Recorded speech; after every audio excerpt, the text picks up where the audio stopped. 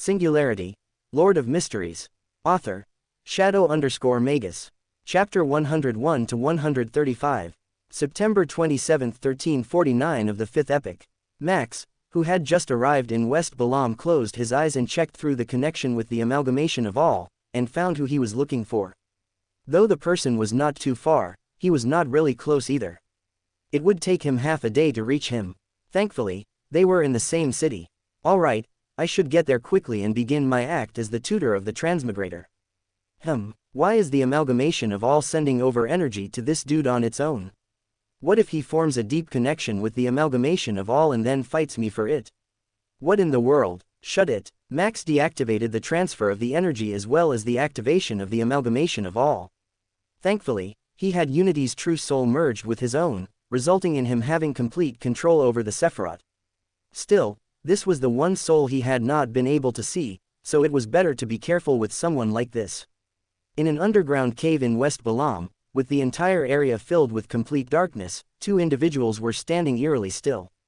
Suddenly, one of them opened their eyes and spoke words in an ancient language which had mysticism properties.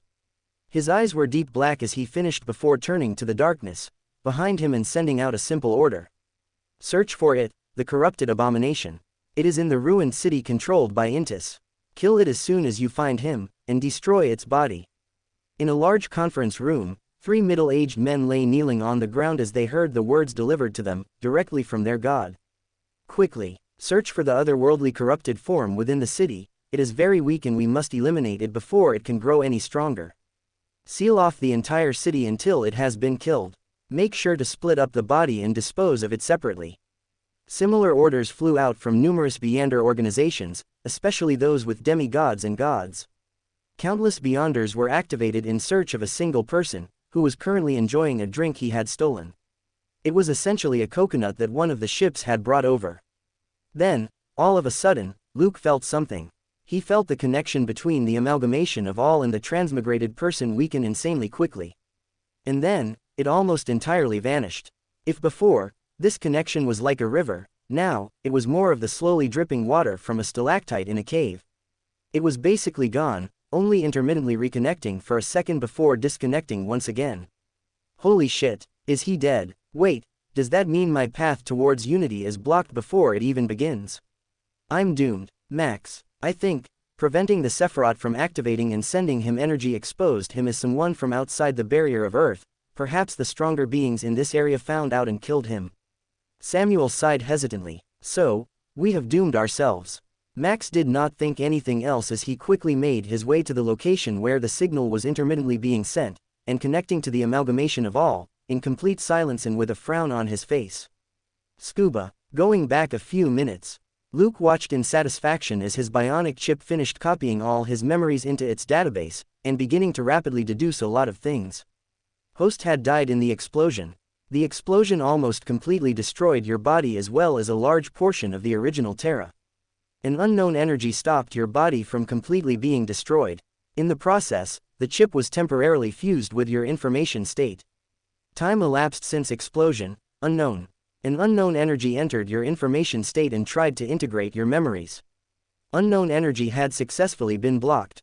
Unknown energy had separated the chip from the host's information state, but the chip had remained in its own information state.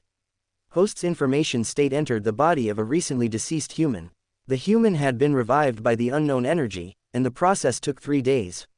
Chip's information state expired and formed a new identical chip in the host's new body. Well, that sure is something. Host is no longer on Terra. Suddenly, Luke felt countless explosions going off around him and he could hear the wailing cries of a child. But it sounded incredibly unnerving and he immediately got up and popped his head out of the alley.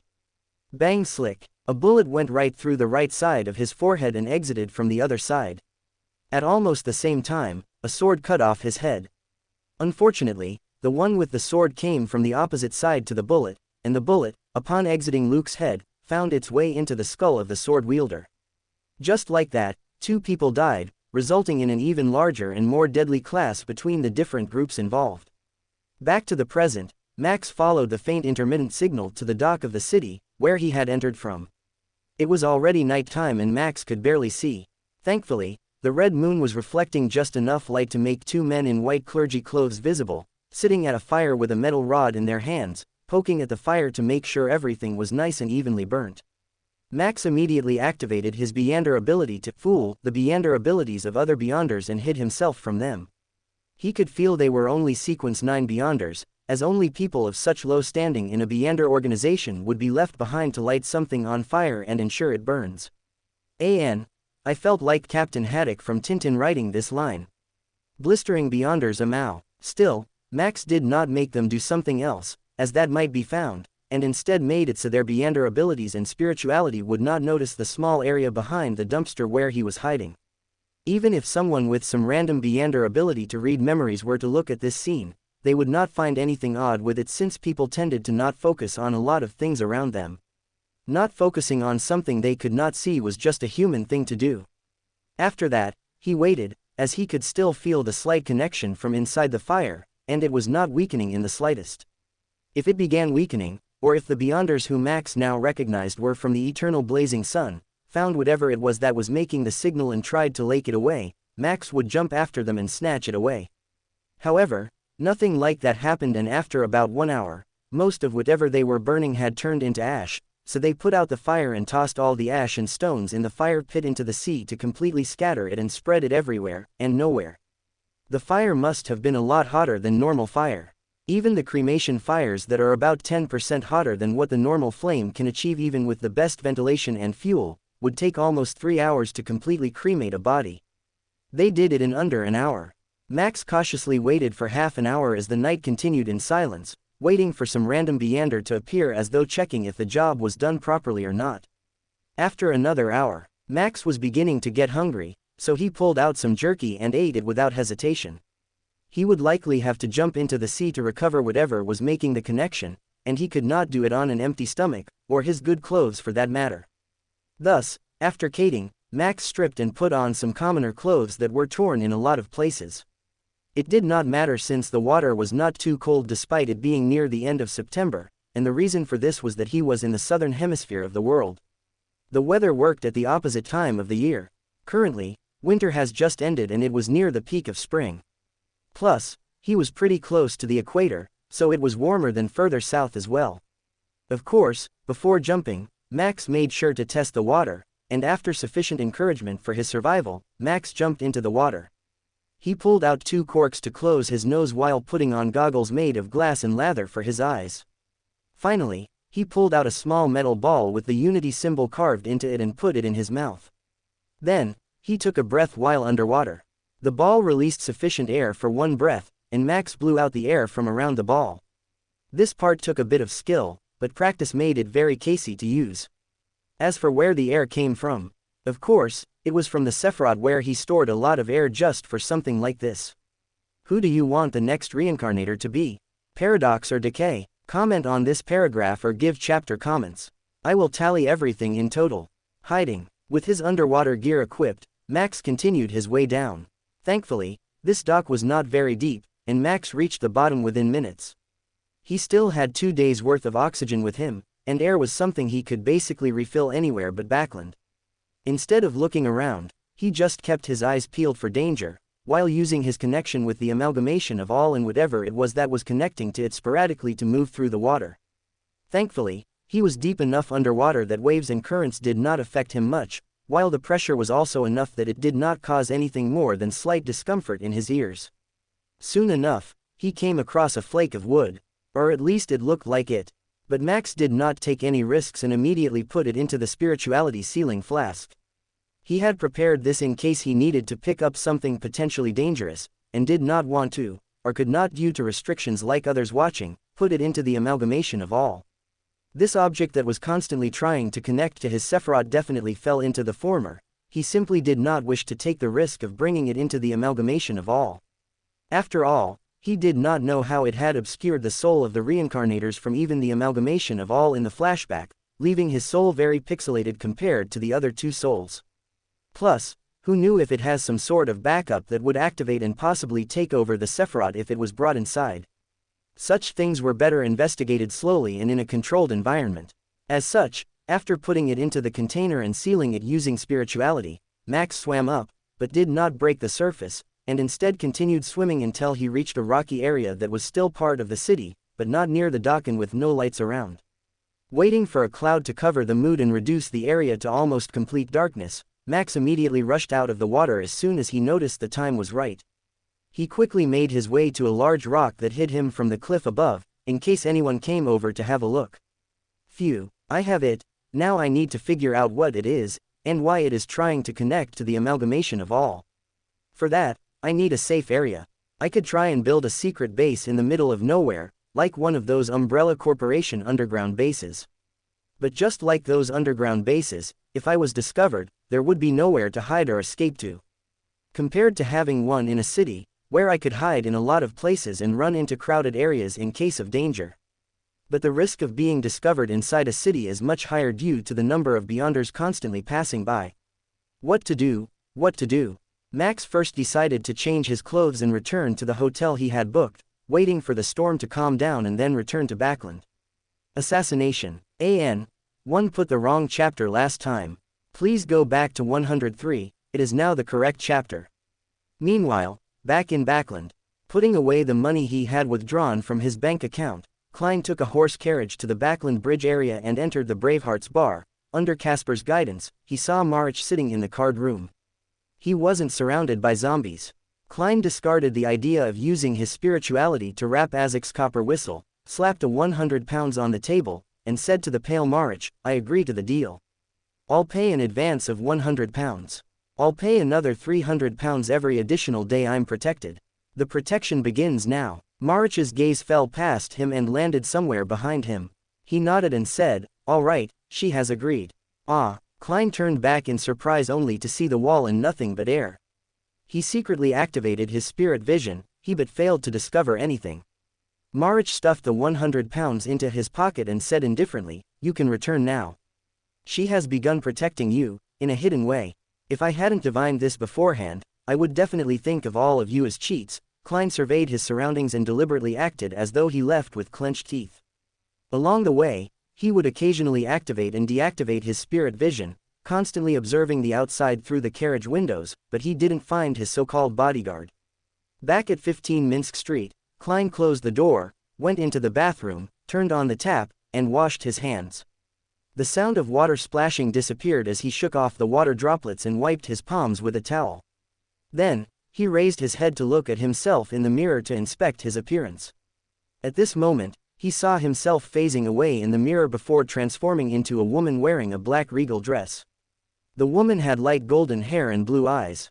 She looked very delicate but her face was abnormally pale. She wore a small black bonnet, lifted her skirt, and bowed at Klein. This, without hiding his surprise, Klein took a few steps back and leaned against the wall. Only then did he realize that this might be the bodyguard he had hired for 1,000 pounds. The image in the mirror quickly dimmed and Klein saw himself again. Everything had been restored back to normal. The figure in the mirror was clear, but it was as though the woman in the black regal dress had never appeared. Klein secretly activated his spirit vision, but didn't find anything. Did I just hire a female ghost as my bodyguard? She's even stranger than a female ghost. At the very least, one can see ghosts with spirit vision. Klein thoughtfully touched Azek's copper whistle in his pocket, feeling nothing but its cold chill. Like before, it didn't have any additional changes. She's unaffected by the copper whistle. Seems like she isn't an undead creature. However, I can't be sure. Back then, the copper whistle was buried with me, but the corpses surrounding me didn't act abnormally. Was it because those buried in the cemetery have experienced a send-off by the priests and bishops? When does it work and when doesn't it? When this business with the ambassador is over, and if I'm still alive, I'll go to the cemetery and try to figure out the scope of its effect and its limits. I can't always carry a time bomb like this. Klein washed his face and walked out of the bathroom. At 15 Minsk Street, Klein paused with his right hand on the handle. He had just heard the truth of the entire situation and how he was caught up in it from little Lan, and now another person was ringing his doorbell. He decided to throw a coin before he opened the door. Since Lan had already come, the revelation that he had seen in the dream had already happened. That meant that danger could come at any moment. While muttering the words, the visitor outside will bring danger, Klein flicked up a quarter pence and watched it fall to his palm, its number side facing up. Negative. Klein muttered to himself as he reached for the handle. However, he didn't let his guard down. He knew that there was a mid-sequence Beander of the same pathway as him on the ambassador's side who could interfere with his divination. If it was that person, it would be normal for me to get the wrong result. It's a pity that I don't have the time or an opportunity to investigate it above the gray fog. Klein looked through the door for a moment with his spirit vision. Realizing that nothing was amiss, he opened the door and took 2 steps back.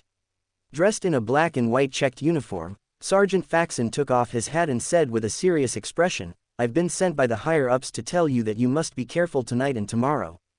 Be careful of strangers." "All right," Klein nodded solemnly. Sergeant Faxon touched his short hair and said, "There are other arrangements. I'll explain them to you in detail, and you can decide on your own." He cast his gaze towards the living room.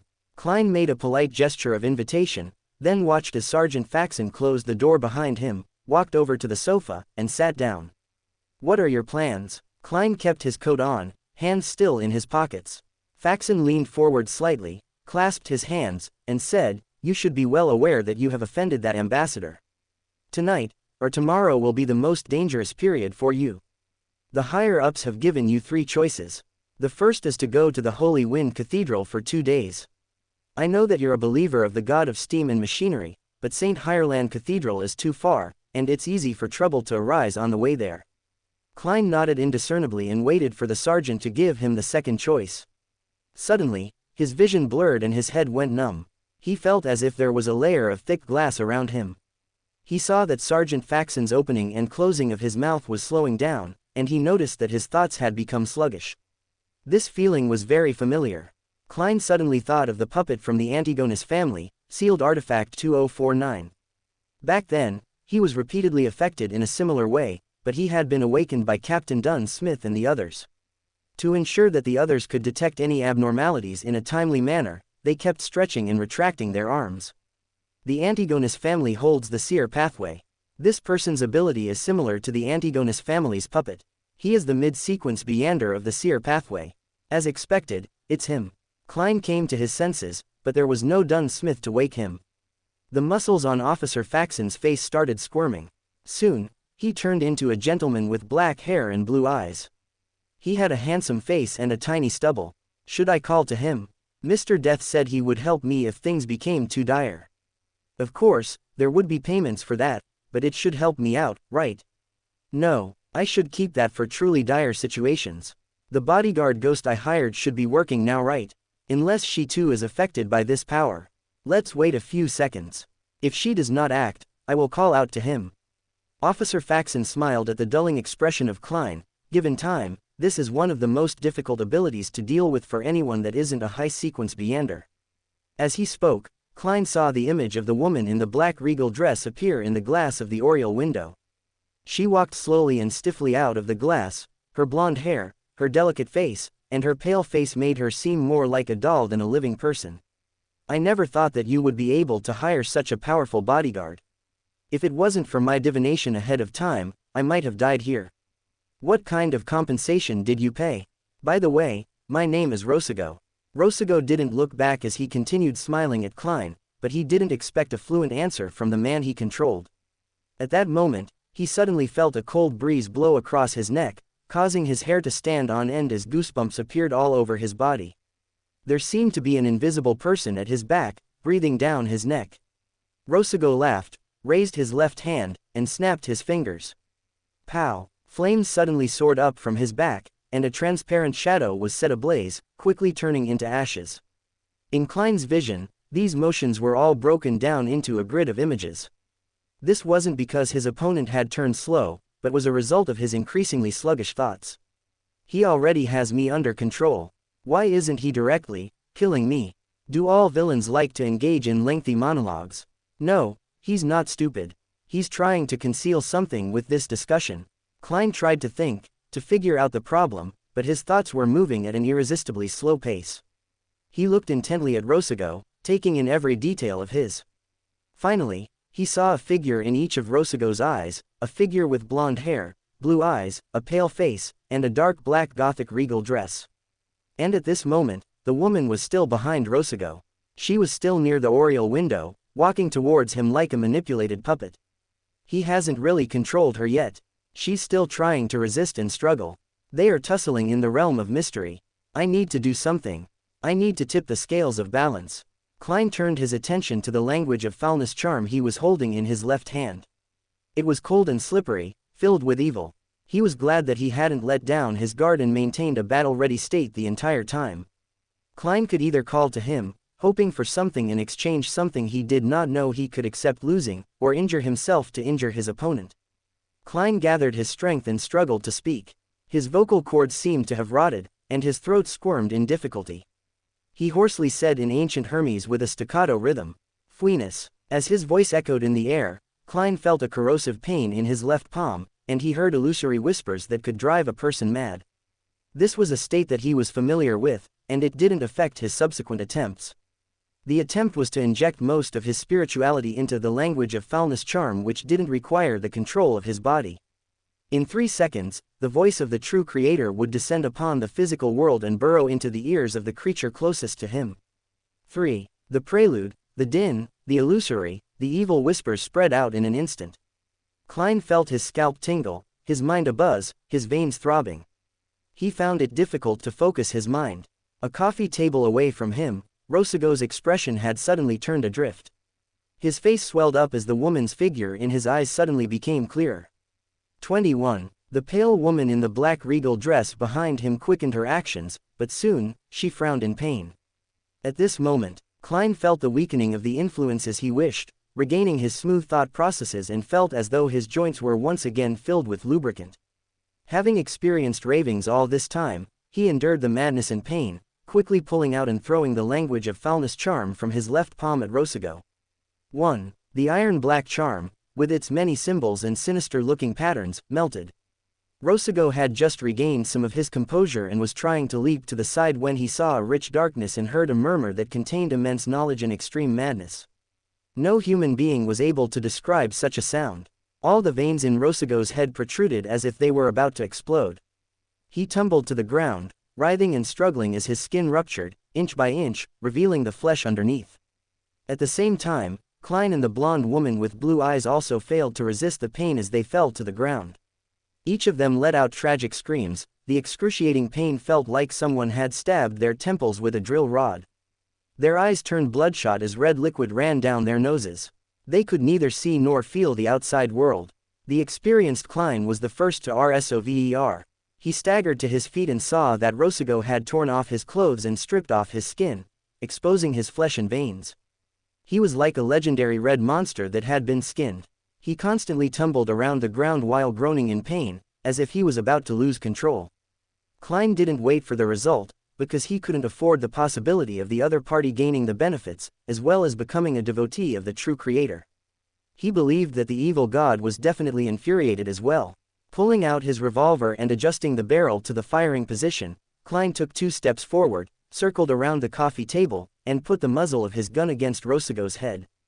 Bang, bang, bang, bang, bang, asterisk. Dressed in his black double-breasted suit, he stared at his enemy intently as he shot 5 rounds in a row, watching his enemy's head swell and explode into a mixture of red, white, and black that splattered all over the floor. "Captain, thank you for demonstrating this to me before," Klein panted while he lowered his revolver before he beamed brightly. In front of him, Rosago's headless corpse faltered a little before collapsing to the side of the sofa. Only then did the woman in the black Gothic regal dress stop her screams. Her struggles and rolling slowed down, but her skin seemed to turn a lot more translucent. Seeing the flesh on Rosago's corpse squirm, Klein didn't hesitate to use his self-created requiem charm. Under the calm and serene atmosphere, the corpse finally stopped moving. Upon seeing this scene, Klein thought of something. He took out another charm and chanted in a low voice, "Crimson." Then, he injected some of his spirituality into it and threw this charm at his bodyguard, the woman with the pale golden hair and pale white face. As the slumbering powers emanated, the woman who was still weakened under the effect of the lingering voices instantly quietened down as she fell into a deep slumber. Just to be sure, Klein threw another slumber charm, afraid that he would be interrupted during what he was planning to do next. 15 Minsk Street once again had its peace. This time, nothing was broken, only the ground was contaminated, as the fight between the 3 parties was mystical and beyond the physical realm. Looking at, Rosago's corpse and then at his sleeping bodyguard, Klein mocked himself, it's also good to court death often. At least I gained some immunity. He didn't attempt the mediumship ritual immediately because Rosago was now tainted by the true creator, and directly communicating with the spirit was tantamount to committing suicide. But that didn't mean Klein had no choice. He planned on doing the mediumship above the gray fog by bringing Rosago with him. After conjuring the appropriate ritual items and setting up a simple altar, Klein quickly began the mediumship ritual. During this process, he was shocked to discover that he no longer needed to pray to anyone to be able to directly communicate with the spirit. It was like he was a real spirit medium. Phew, is this some special power that I possess in the mysterious space above the gray fog? A thought flashed through Klein's mind as he began to recite the divination statement. The potion formulas for the seer pathway. Report an incredulous. Tom, Ashbourne, Mariah, and their leader, Harry sat around a circular table with frowns on their faces. Currently, Tom had his eyes closed and was delivering a lot of information to the primordial unity, while Harry was writing a letter to send to the Backland diocese with all the information they had been able to gather in Tingen and its surrounding towns and villages over the course of their mission. Primordial unity, I pray to you after having completed my mission. Our investigating group of special Nighthawks deployed from Backland to Tingen and its surrounding areas have been successful in understanding what exactly the entire case of the missing people and human trafficking is hiding. As it turns out, someone very important to the Kingdom of Lowen is preparing for their advancement ritual of some kind, and the people will be used for that. Their ultimate fate is unknown, and where they are being held is also unknown. However, for some reason, when we reported this information to the church, they just accepted this information and closed off the entire case from being investigated any further, which is incredibly odd. We also uncovered, matching what we had previously found, that something really bad is going to happen in Backland in a few months' time. This information is currently being reported to the church by my team leader, and we will likely head back to Backland soon. I would like to ask your permission to ask the Mister if we could get a Demisol and his students to leave Backland for a while and hide somewhere safe until the event finishes, as I doubt the current church will put much importance in stopping it given their reaction to the previous information we gave them. However, this information has been confirmed, by mid-sequence Beyonders, to be the work of a Beyonder trying to advance to Sequence 4. Which sequence and who is involved is still unknown, but we do know that it appears to be a duo of two women Beyonders, one of them already being Sequence 4. After giving all the information, Tom observed that Hank was still writing away on the piece of paper, and just sighed before leaning back in his chair.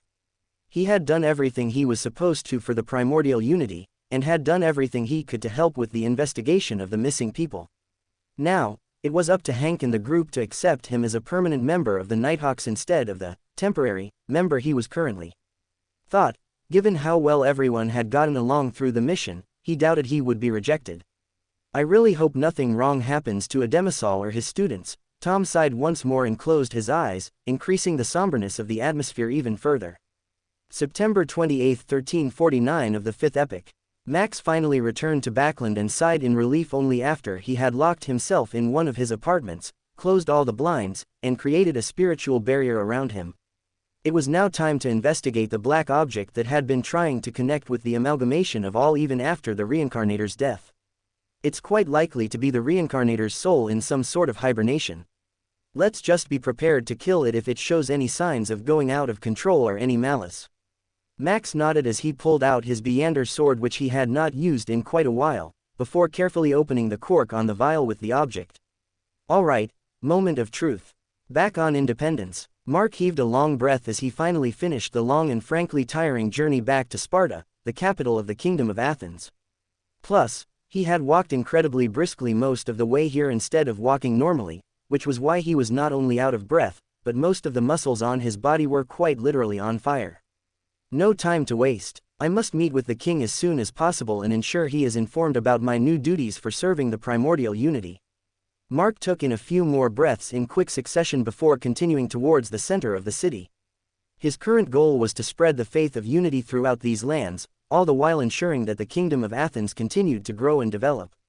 September 29, 1349 of the 5th epoch. Max looked at the object in his hand with an incredulous expression. Heading to W. Street. September 29, 1349 of the 5th epoch. Max looked at the object in his hand with an incredulous expression. It reminded him of a certain chip from his third favorite novel, Warlock of the Magus World. Despite it being the very first web novel he had read, it had been demoted to third place by two really well-written novels. One was obviously Lord of the Mysteries, but the second one was a lot more brutal and cunning novel compared to these. It was Reverend Insanity. Anyway, the object in his palm was constantly communicating with him through the contact they had. After he had experimented with it and thoroughly scanned it using his spirituality, finding nothing dangerous, he had decided to first allow it to connect to the amalgamation of all, instead of touching it directly. However, it could not connect with the Sephiroth, which caused great relief to Max, who had been worrying about it being able to steal the amalgamation of all from his control. However, this very fact also came with its own form of frustration as he could not understand it or make any use of it. Which was finally when he decided it was best to just rick it. After all, he had basically lost his path of advancement to Great Old One. He could not switch over to a path since all the adjacent paths led to the same final destination and were not recorded anywhere like the slates of blasphemy. Perhaps, there might have been a way to switch pathways at sequence 0 after gaining multiple authorities, and splitting himself like the ancient sun god had done, but it would be incredibly difficult, and take too much time to prepare and plan, time that he did not have. As such, he touched it, and a flood of information entered his mind, but with his spirituality, he had been able to stop it all, preventing the chip from doing anything. Then he slowly went through the information as his expression gradually turned incredulous. This thing reminds me of the chip from Warlock of the Magus World. Though it feels a bit more alive than that, it's really too similar. I wonder if those fictional worlds are real as well. Just like, Max's thoughts were cut short by Samuel and Unity working together to seal away these memories in case such realities did really exist and set their eyes on this already perilous world. This included the memory of the more terrifying Reverend Insanity. It's really surprising that spirituality can affect the technology made by the civilization that made this chip. Perhaps, it might even work the other way around, meaning this civilization also had some form of spirituality, or perhaps their technology somehow ended up at some conclusion of using spirituality as a base. Max mused while tapping the side of his head with one finger, with the other hand holding up the small chip that was the size of a fingernail. I have gone through all the retained memories, but it will take some time to copy out all the technologies this thing holds. Even without accurate blueprints, just pointing in the right direction could advance scientific studies by hundreds of years if not more. But I should not use such technology here. It's best to use it on Independence to advance society there as quickly as possible. Alright, Mark has already met the King of Athens and has taken over his duty as advisor to the king. I'll tell him to pay attention to bright minds in that era and to also focus not only on war potential but also on the economy and especially the education. Once enough people are literate, the chances of getting talents would increase many-fold as information can be passed through the kingdom incredibly rapidly. Max nodded at his own plan and pocketed the chip. He needed to maintain physical contact with it to continue to understand the various technological and other advancements like the economy and society as a whole that were locked away in the vague memories of Luke. At least I have the potion formulae for the spectrum pathway. And since I have full control over this pathway, I can give it to some of my subordinates. With this, I essentially control 50% of the Great Old One. Haha. The sense of returning with hope from a doomed mental state caused joy to surge within Max, who smiled brightly as he walked out of the room, and towards his next destination.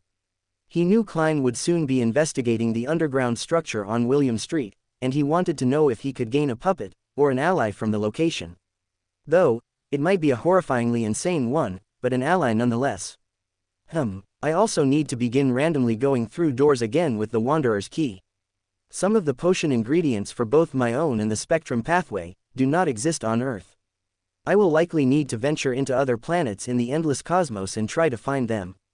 But I will also need to be really careful not to come into contact with any worlds that have strong sequence O's or Great Old Ones, or worse yet, those with other power systems from the power system of pathways. His smile gradually vanished and he continued walking through the fog-filled streets of Backland, heading straight for William Street.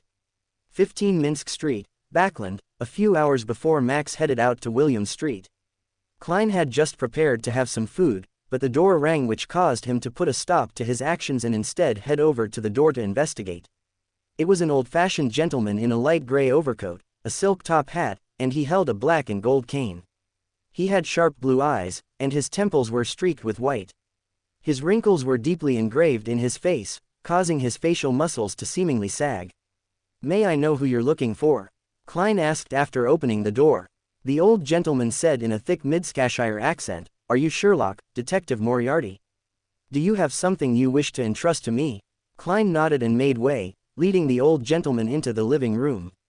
He hesitated for 2 seconds, then asked, "Would you like coffee or tea?"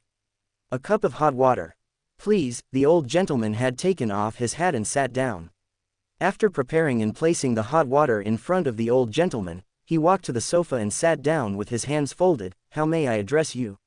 "Millet Carter," the old gentleman answered simply. "Mr. Carter, what would you like to entrust me with?" Klein asked directly without bothering to exchange pleasantries. Millet Carter lifted the white porcelain cup and, while rubbing its surface, said, "The thing is, I've bought a house on William Street. Hey, I come from Midseashire and because of my business, I'll be living in Backland permanently." "William Street, where's that?" Having been in Backland for less than a month, Klein, who had to consult the map or rely on his intuition, tried his best to appear staid and reliable. Millet Carter looked at him, and under his gaze, he continued, "Rumor has it that the house was originally owned by a bankrupt viscount. That was about 2 to 3 decades ago. After a few changes of hands, I finally bought it. I planned on doing some renovations that suited the modern style, but I discovered a hidden secret door in the basement which leads to a very large underground structure. Considering that it might not be safe inside, I temporarily stopped construction, and I prevented the workers and servants from rashly exploring it. I hope that you can help me confirm the situation inside the underground structure." Underground structure, ancient ruins, secret treasure. Klein thought and said, "Why didn't you call the police? The resources that the police can mobilize are more than 100 times that of a private detective like me can muster. The results of the exploration will definitely be better and more reliable." Millet Carter rubbed his nose bridge.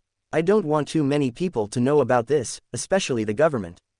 If I confirm that there is no danger within the underground structure, then I intend to use it as part of the structure and repurpose it. I know that this is a high risk for you, and I'm willing to pay £50 for it. But you can't have more than 3 assistants, and I can make up for it later, depending on the circumstances." £50, that's quite a high price. If I were an ordinary detective, that would be equivalent to 2 or 3 months of my income. He's just arrived in Backland and doesn't know any other detectives. He could only read the newspapers to look for hires and ended up coming to me." Klein hesitated for a few seconds. "Let me think about it." He suddenly revealed an apologetic smile, pointed behind him and said, "I need to use the bathroom." Millet Carter nodded slightly and took a sip of hot water. After entering the bathroom and closing the wooden door, Klein looked at the mirror and took out a copper penny. Because he had Miss Bodyguard with him, he couldn't confirm it above the gray fog, so he could only rely on his own divination skills. "I should accept this commission." Klein chanted 7 times and flicked the coin as he watched it tumble down. Thud, the copper coin fell into his palm, and the king's portrait faced up, indicating a positive response. Klein slightly nodded, and whispered into the air, "What does your intuition tell you?" Miss Bodyguard's figure quickly appeared in the mirror. She replied expressionlessly, "There's a certain amount of danger, but it's not great." "Very good." Klein put away the coin, washed his hands, and walked out of the bathroom and into the living room. He looked at Millet Carter and said with a smile, "I'll take this commission." Back to the present. "Good afternoon, might I inquire if you are Detective Moriarty?" "Yes, I have an appointment with Mr. Carter." Klein nodded and followed the manservant into a mansion with a garden and lawn. The house was 2 stories tall. The first floor was in a mess, with a lot of construction materials placed everywhere. There were workers coming in and doing some modifications. Millet Carter wasn't wearing a hat. Covering his nose, he walked over. "I'm very sorry about the mess and dirt here, but I do wish that everything will be fine before my family arrives in Backland. I can only urge them to keep working non-stop." Having said that, he looked at the manservant and instructed, "Continue watching them." It's no wonder that he didn't bring any servants with him. Even his servants have become supervisors. Klein smiled and said, "I know a lot of doctors. They told me that the newly renovated houses weren't suitable for immediate occupation. One has to wait at least 3 months to ventilate it well enough. Otherwise, old people and children who aren't strong enough will easily fall sick." "Is that so?" Millet led Klein to the basement and asked doubtfully. I've never verified it, but I chose to believe in authority. It's said that this originated from the words passed down by Emperor Russell. Klein casually fabricated an excuse. Millet nodded, then turned to look at the door. He couldn't help but frown before asking, "Mr. Detective, you didn't bring an assistant?" "There might be quite a bit of danger in that structure."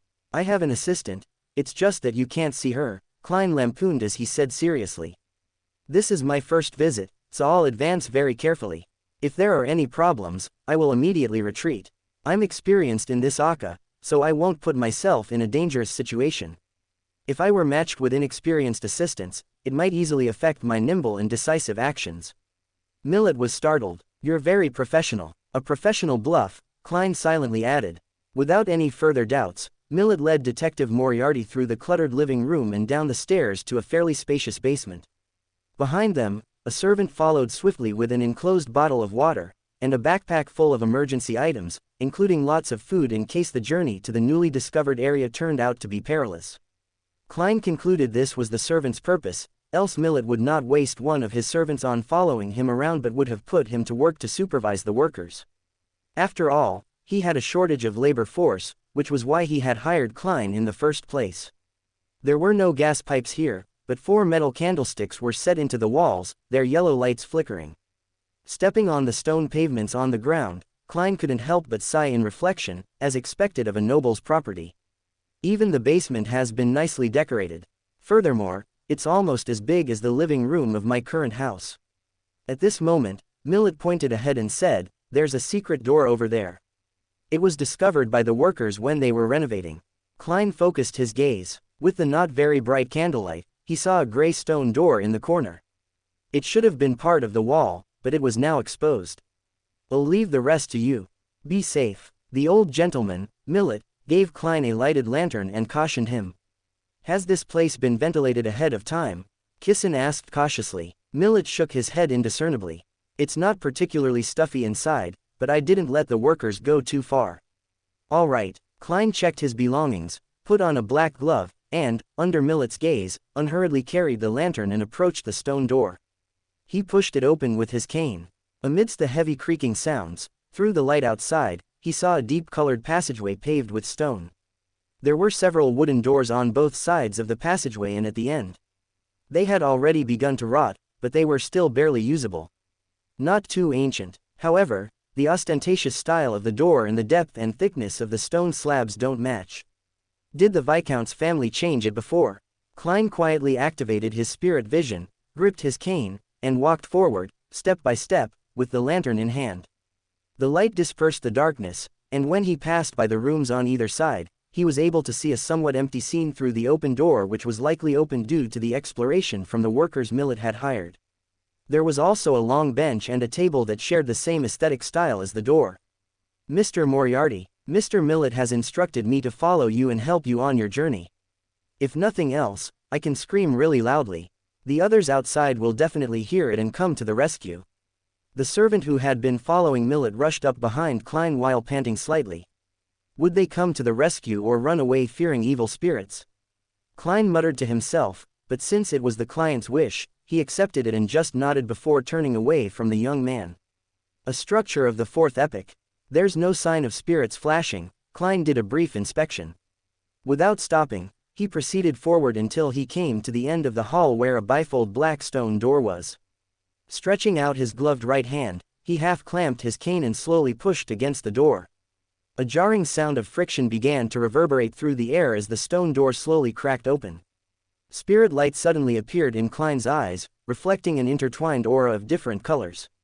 His heart tightened as he pushed the door open, before taking a few steps back.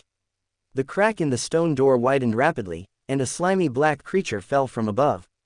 It was a snake with a triangular head and red floral patterns on its head.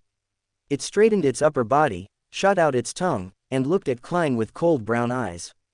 One snake after another fell from above the door as they piled up at the entrance. Klein saw a large hall beyond them. In the middle of the hall, countless snakes of various colors slithered together, forming an exaggerated nest of snakes about 10 meters wide. The slimy, disgusting feeling assaulted his senses. Klein felt his scalp turn numb as he couldn't help but take 2 steps back. He even wanted to look away without daring to look straight ahead. Although he was a man, he was still afraid of snakes. Snakes were the animal that he was most afraid of. This stemmed from a psychological trauma in the past. When he was a child, despite being way past his bedtime, he liked to secretly open the door to his room and watch movies with his parents through a crack. Unfortunately, his parents once watched a snake disaster movie. One scene involved the demolition of a building. The result was the unearthing of a large nest of snakes, and the dense squirming remained deeply imprinted in his mind. Can the slumber charm affect so many snakes? Klein swallowed hard and whispered to the air, making sure the servant could not hear him, "Do you have any solutions?" Miss Bodyguard in her black gothic dress quickly appeared by his side, her mouth tightly closed. She didn't say a thing. Klein looked at her and she looked back at Klein, but no one spoke. However, Klein quickly remembered the servant and hurriedly stood between them, and whispered behind him, "Why are you showing yourself? The servant does not know about Beyonders. He is a normal person." Miss Bodyguard frowned and floated a bit higher to look above Klein's head and see behind him, only to see nothing. She then turned to Klein and her frown deepened. For the first time she pointed behind Klein and spoke, her ethereal voice echoing as though it was far away yet incredibly close at the same time. "There is nobody there." Klein's body froze as sweat began forming on his back. He gradually turned around and noticed there was indeed nobody there. "Oh my God, who was that then? Am I hallucinating? I should ask Mr. Millet once we leave this place. But one thing is for sure, this place is not safe for normal people." Miss Bodyguard didn't bother with the mental deficiencies of her client and just turned to the snake. She floated and suddenly, a cold wind blew in the passageway. Whoosh! The wind howled as it blew into the hall. The temperatures dropped rapidly as it approached the temperatures of the outside world. Whoosh! The densely packed snakes in the middle of the hall suddenly slithered in all directions, searching for a warmer, more suitable spot to survive. 2 to 3 minutes later, a thin layer of frost formed on the surface of the hall and the passageway, and countless snakes had disappeared without much of a trace. Whoosh! This continued as Klein said, chattering, That's quite enough." The surging cold wind slowed down, but the cold didn't subside. Miss Bodyguard's figure disappeared once again. Klein lifted his cane-wielding right hand, covered his mouth and nostrils, and sneezed.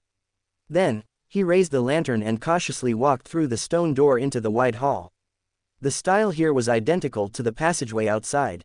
There were 8 circular columns of the same color erected there. Metal poles hung from the high dome, and at the bottom were candlesticks carved into different creatures.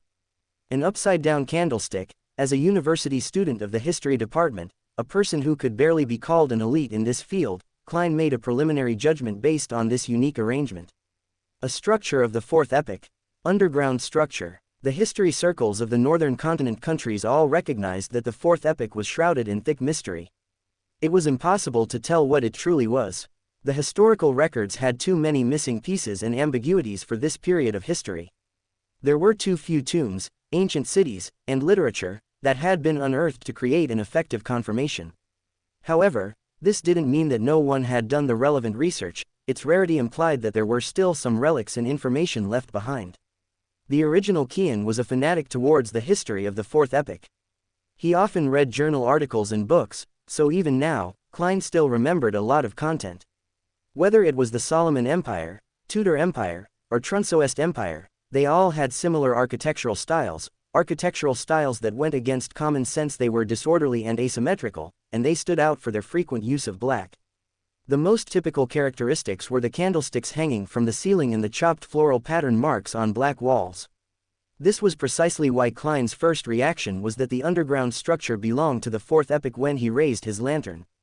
He had seen circular metal poles with candlesticks embedded at the bottom, that ran down from the dome, reminding him of the 4th epoch, which was shrouded in mystery, leaving many historians and archaeologists regretful of the lack of knowledge in that ancient period.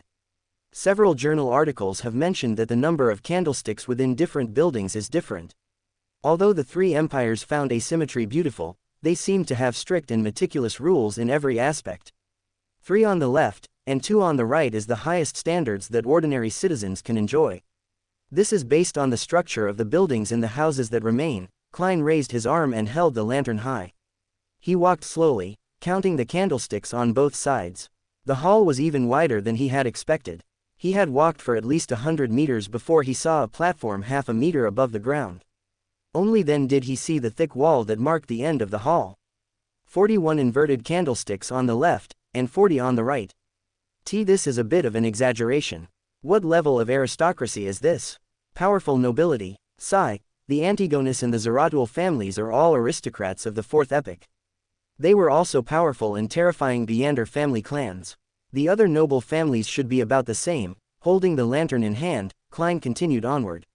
He saw the stairs at the side of the half-height platform and saw the scuffing on the black stone liles. Is this really a relic of the fourth epoch? A thought flashed through Klein's mind.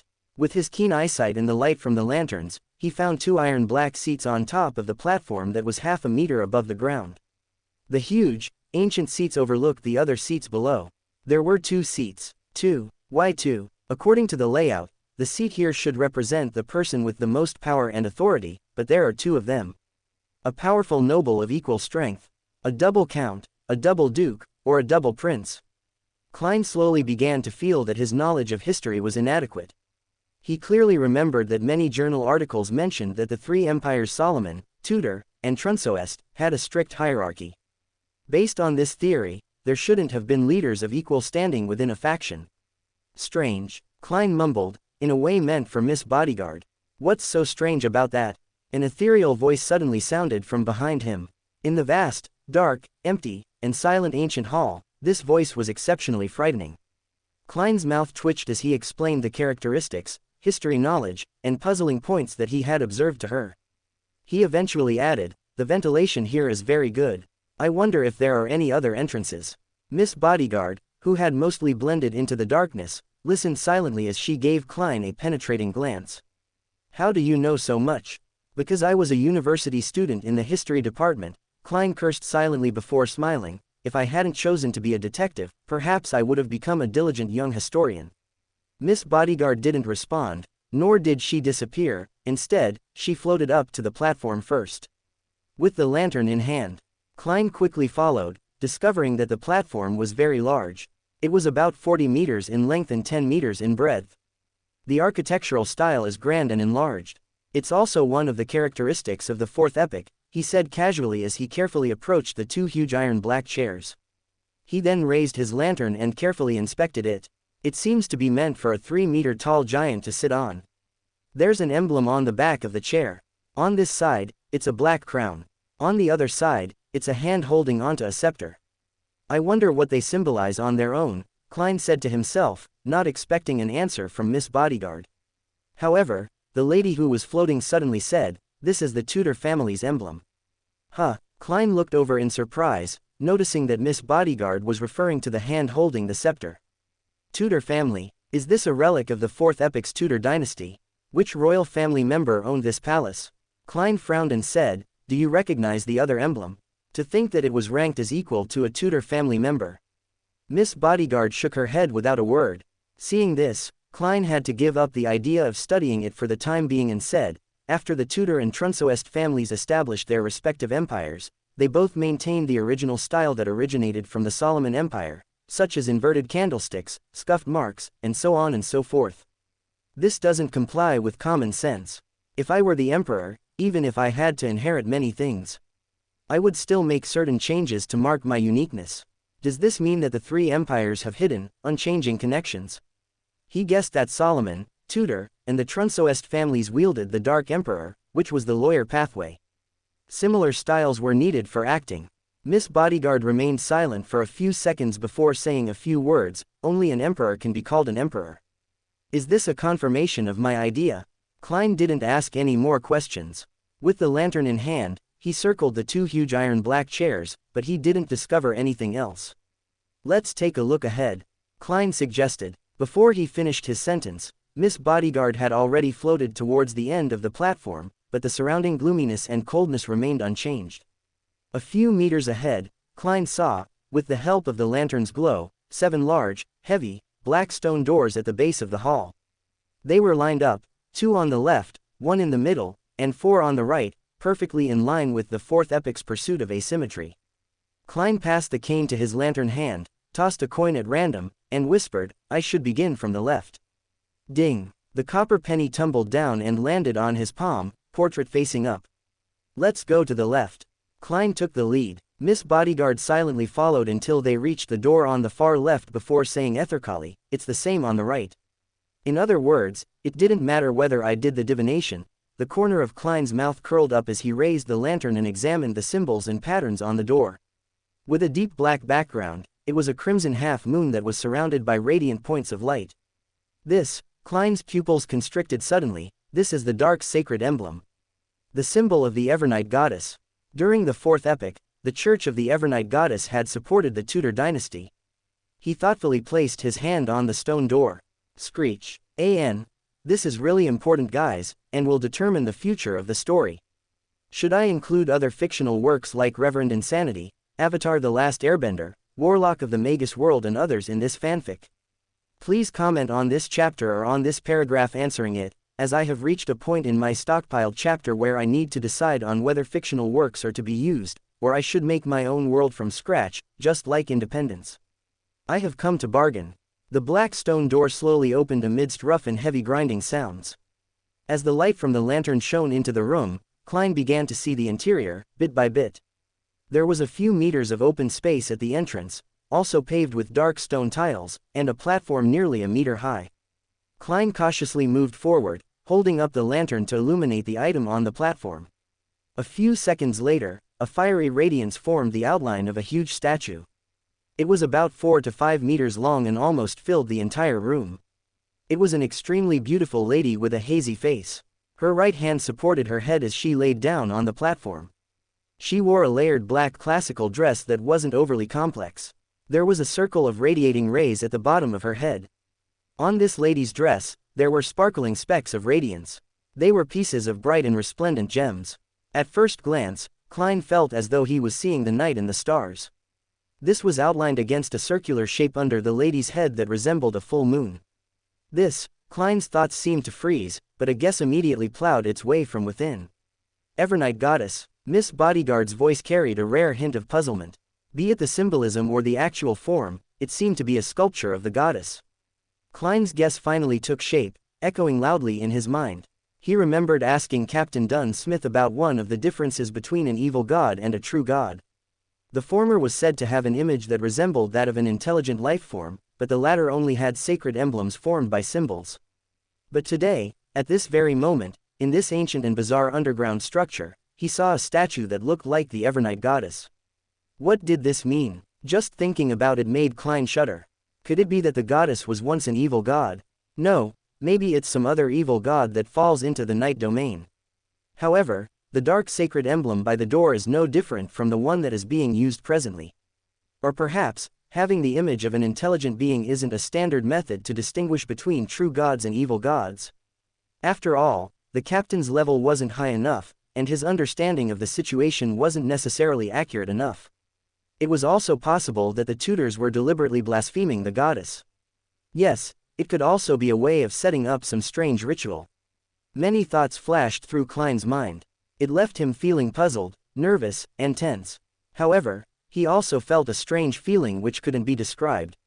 After looking around, Klein, who didn't see anything else, took a deep breath and said, "Let's go to the other doors and take a look. I wonder what the other 6 doors correspond to. Would it be equally strange and evil?" He thought gravely. Miss Bodyguard nodded slowly. Following that, Klein found the symbols and subsequent statues of Mother Earth, the Lord of Storms, the Eternal Blazing Sun, the God of Combat, and the God of Knowledge and Wisdom. Apart from the God of Steam and Machinery, there were 6 humanoid statues of the Orthodox gods in this strange hall. Considering the weak position of the Church of the God of Steam and Machinery before the appearance of Russell, there seemed to be some sort of explanation regarding this problem. "This is really strange," Klein exclaimed with a sigh, partially because he couldn't stop it, and partially because he was testing Miss Bodyguard's reaction. This grand hall, which was 100 meters deep, actually had 6 of the Orthodox gods collected within it. This was something unimaginable in the current era. How could the Church of the 6 True Gods allow their gods to live in the same structure as the other gods? This was a custom that only existed during the Fourth Epoch. Also, what's with those humanoid statues? Although they look normal, unlike the sinister primordial demoness and the true creator statues, they still give off weird vibes. Just what had happened to make the images of the 6 gods evolve into abstract symbols in this day of age? No, Perhaps it's been like this all this time, but the master of this place, a noble who's suspected to be a member of the Tudor family, purposely created statues of the 6 deities for some purpose. I thought of an item from a novel from my previous life, the 6-soul banner. While he waited for Miss Bodyguard's reply, Klein's mind wandered. Miss Bodyguard didn't answer his query and instead said blandly, "There's another door." That's right, Klein suddenly felt fear. From his point of view, doors placed in the middle often had a special meaning, perhaps the core region of this ancient structure. Of course, this also likely implied the highest amount of danger. In his opinion, doors placed in the center often had a special meaning, perhaps the core of this ancient building. Of course, this also meant that the situation was most likely the most dangerous. What are your thoughts on that area? Klein hesitated for 2 seconds and directly asked. Under the situation of not being able to use the gray fog to eliminate any interference, he felt that Miss Bodyguard's spiritual perception and spiritual instincts were more reliable than his divination means at present. After all, she was in a very special state, close to that of a spiritual body, allowing her to communicate with the spirit world without any obstruction to gain revelations. Miss Bodyguard closed her eyes and replied a few seconds later, "Very dangerous. But the danger is subdued. Once you venture deeper, don't touch anything."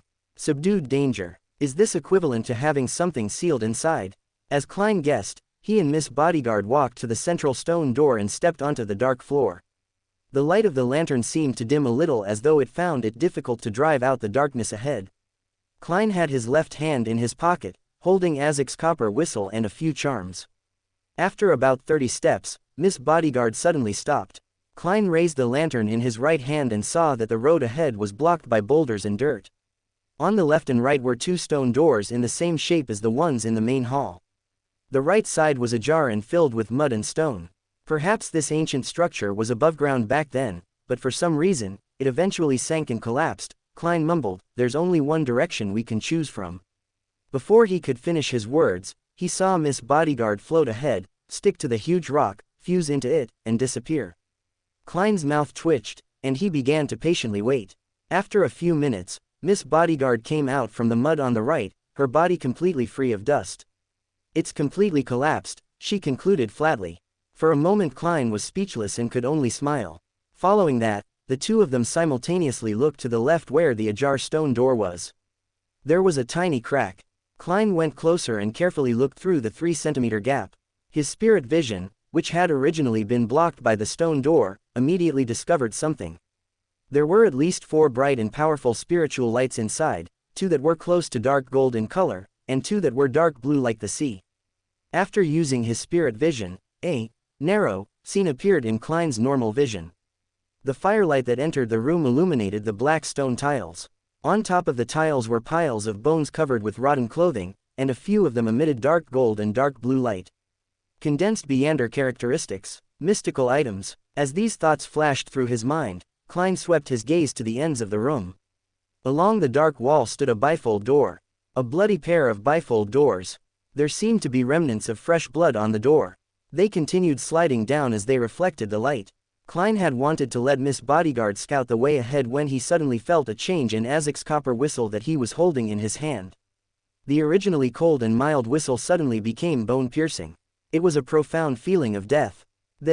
Klein narrowed his eyes and instinctively took a step back. Then, he noticed that his right forearm was numb and itchy and that it was beginning to swell. A scene flashed through his mind as he immediately took out a tarot card with his left hand and slashed it across his arm. What surged out from his wound wasn't blood, but tiny black squirming worms. Sizzle. When these worms fell to the ground, they eroded into smoke. They struggled and huddled, but in the end, they melted under the glow of the lanterns. After a few seconds, all the black worms in Klein's wound finally flowed out, leaving only crimson liquid. He wriggled his muscles to control the small wound and prevented the blood from flowing further. Miss Bodyguard watched this scene quietly, her pretty eyebrows creasing into a rarely seen frown. Klein was just about to speak when he discovered the coldness and deadliness of Azek's copper whistle hadn't abated. At the same time, his gaze landed on Miss Bodyguard's shadow. She never had a shadow, to begin with. "Run!" Klein shouted and immediately ran towards the hall. Miss Bodyguard quickly floated up, and the two of them saw the lantern light in front of them gradually being swallowed up by a black shadow. Tap tap tap. Klein ran like a hurricane as fast as he could while the light around him faded away. Tap tap tap, the shadow grew bigger and bigger, closer and closer, thicker and thicker. The light from the flame was about to be completely engulfed, and at that moment, the door was still a few meters away. At that moment, Klein instinctively rushed forward and then rolled across the stone door. The light from the fire suddenly brightened, and the uneasiness in his heart instantly disappeared. Isaac's copper whistle also returned to its mild and cold state. Miss Bodyguard floated beside him as she turned around and looked at the passageway which had once again sunk into darkness. She said with an uncertain tone, "Evil spirit. Evil spirit." Klein almost drew a deep breath when he heard that. Fortunately, as a clown, he was good at controlling his expression and reactions. In the field of mysticism, evil spirits were extremely terrifying monsters. The best of them could even be said to be on the same level as high-sequence beyonders. An evil spirit is wandering within this ancient structure. For some reason, it's bound or imprisoned within that room. If it was an evil spirit, that explains why Mr. Isaac's copper whistle responded. An evil spirit can be considered as an undead creature. Klein stood up and also looked at the path which was now submerged in darkness. He felt as if there was a pair of cold eyes staring at him. Klein quickly left after instructing Mr. Millet not to enter or allow others to enter, and that he would return after being more prepared to deal with the incredibly large amount of snakes inside. While leaving, Klein couldn't help but ask, "Mr. Millet, who was the servant you sent over to accompany me?" "Servant? All my servants is busy organizing the workers and making sure the work is done correctly." The man then turned to his head butler and questioned seriously, "Is there anyone who is not working currently?" "No, sir. Everyone is at their positions and have been since morning, sir." The butler bowed slightly. "All right, continue the work then." He then turned to Klein with a helpless smile, "As you saw, everyone is accounted for." Klein felt another chill run down his spine, and he placed both his hands in his pockets. One of his hands touched Isaac's copper whistle and his other Beander artifacts and trinkets, while the other, which should not have touched anything, felt something smooth. Klein froze and pulled out the object. It was a card, much like a tarot card. However, instead of a design on the back, it had an odd shape on it. It looked like a symbol he had seen before, but he couldn't quite put his finger on it. Turning the card around, a pale skeleton knight in pitch black armor riding on a white horse was revealed. The knight was holding a black flag with the same symbol as the back of the tarot card, and all around the knight were countless dead bodies. Death. Suddenly, Klein recalled where he had seen the symbol at the back of the card, but he did not dare to think of this being right now and instead decided to return home first before anything. This place was definitely not safe. As Klein left, a figure walked out of the shadow to the side. He pulled off the brown hair wig he was wearing and revealed his lustrous silver hair, and a smile formed on his face. It was really funny seeing Klein scurry around in fright like that. It felt like he was watching a clown performing. Suddenly, the smile on Max's face vanished. He is a clown right now. And he is acting like it. He is advancing really quickly. I need to also begin my plans for advancement. Plus, I need to get the ingredients for the next potion. So much to do, and not enough time to do it. Max sighed before turning to the closed door behind which lay the evil spirit, as Klein called it. In reality, it was something far worse. It was Sauron Einhorn Medici, the buy on get 2 free package deal of utterly insane angels, or at least former angels. Mental breakdown. Medici, Sauron, Einhorn, I have come to bargain. While saying so, Max pulled out the decapitated head of a person. Rafter Pound was a man his early 40s with light blue eyes and brown hair, but the sides of his hair had turned white. He had puffy eyes and clear wrinkles on his face, and yet all color had long since drained from his face. Max had made a demisol locate the man, who had once again forwarded this mission to his students. A demisol is gradually becoming lazier and lazier. If this continues, I will have to do more work. I should get him to do some work as well, Max mused as he recalled how he had to rush over to this person, kidnap him, extract some of his blood for safekeeping, and then kill him before bringing his head here, all while ensuring he did not arrive too late. Thankfully, it had all worked out, with him arriving about 20 minutes before Klein, and then disguising as a servant to follow the duo of Klein and his bodyguard. Thankfully, using his a little unity energy to duel his ability to fool allowed him not just to hide from her spirit vision, which was what she used to see everything around her, but also get the final push to finish digesting his potion. Now, He was in his peak state at sequence 8 of the Singularity pathway, Fool's End. The head twitched for a few seconds before coming, alive, and opening its eyes. You have come to die, the voice had changed mid-sentence. Max sighed. At least this poor fellow did not change one bit. Max felt sorry for this abomination, more importantly, he felt sorry for Medici. He quite liked this character, and wanted to see if he could save him from his predicament. Well, if it didn't work, he would either force him to work for him, or erase him and take away any loot he could get off him. Medici, I give you 3 options. Kill yourself. ... Medici, the expert provoker, felt at a loss for words. Let me kill you. ... Again, Medici felt speechless. What was this kid going to do? Or work for me, forever? You see, I'm really lazy and I want others to work for me. Also, I'm not very scheming, so having someone like you, well, the 3 of you would help out a lot. You guys can handle all scheming matters, and I can just go around and beat up whoever you want me to beat up. But that will all take quite some time. For now, I suppose I should show you some of my power. And with that, Max placed a finger on the head's forehead, and pushed slightly. His own pitch-black unity energy pushed out the disgusting black energy of the evil spirit instantly. He then grasped at the air with the unity energy surrounding his palm. Without much effort, he successfully grasped the evil spirit, or at least the portion of it that had entered the head, and gradually pumped it with large quantities of unity energy, completely reducing it to nothingness. Silence returned to the area, but Max just retreated a few steps back and said, "Why are you running? Look, now I'm so far away. Being a weak Beander, I will not be able to reach the head before you can pull your energy back to your main body, right? Come on, we have lots to talk about. Don't hide from me. Come out, wherever you are, little hotpot of souls. What do you want? Are you deaf, or just stupid, or right? You must have gone insane from the years of confinement with 2 others madmen. Anyway, what I want from you is to work for me. If you don't, I will either kill you or you will kill yourself. Kiki, you are the madman. You aren't even a Beyond idiot. If he is not a Beander, then I am the ancient sun god." What was the ridiculous energy he just used, huh? Medici was brutally interrupted by another voice. Max was not sure if it was Einhorn or Sauron, but a strange thought came to his mind. Medici was a male, but Einhorn and Sauron were females. Does that mean that Medici has been in a demigod-level threesome for countless years? Putting the random thoughts aside, Max began speaking eloquently. I am a Beander, but it is not something you can sense. I will tell you this, my pathway has no other Beander. And I have full control over an adjacent pathway as well. You should know what this means, right? ...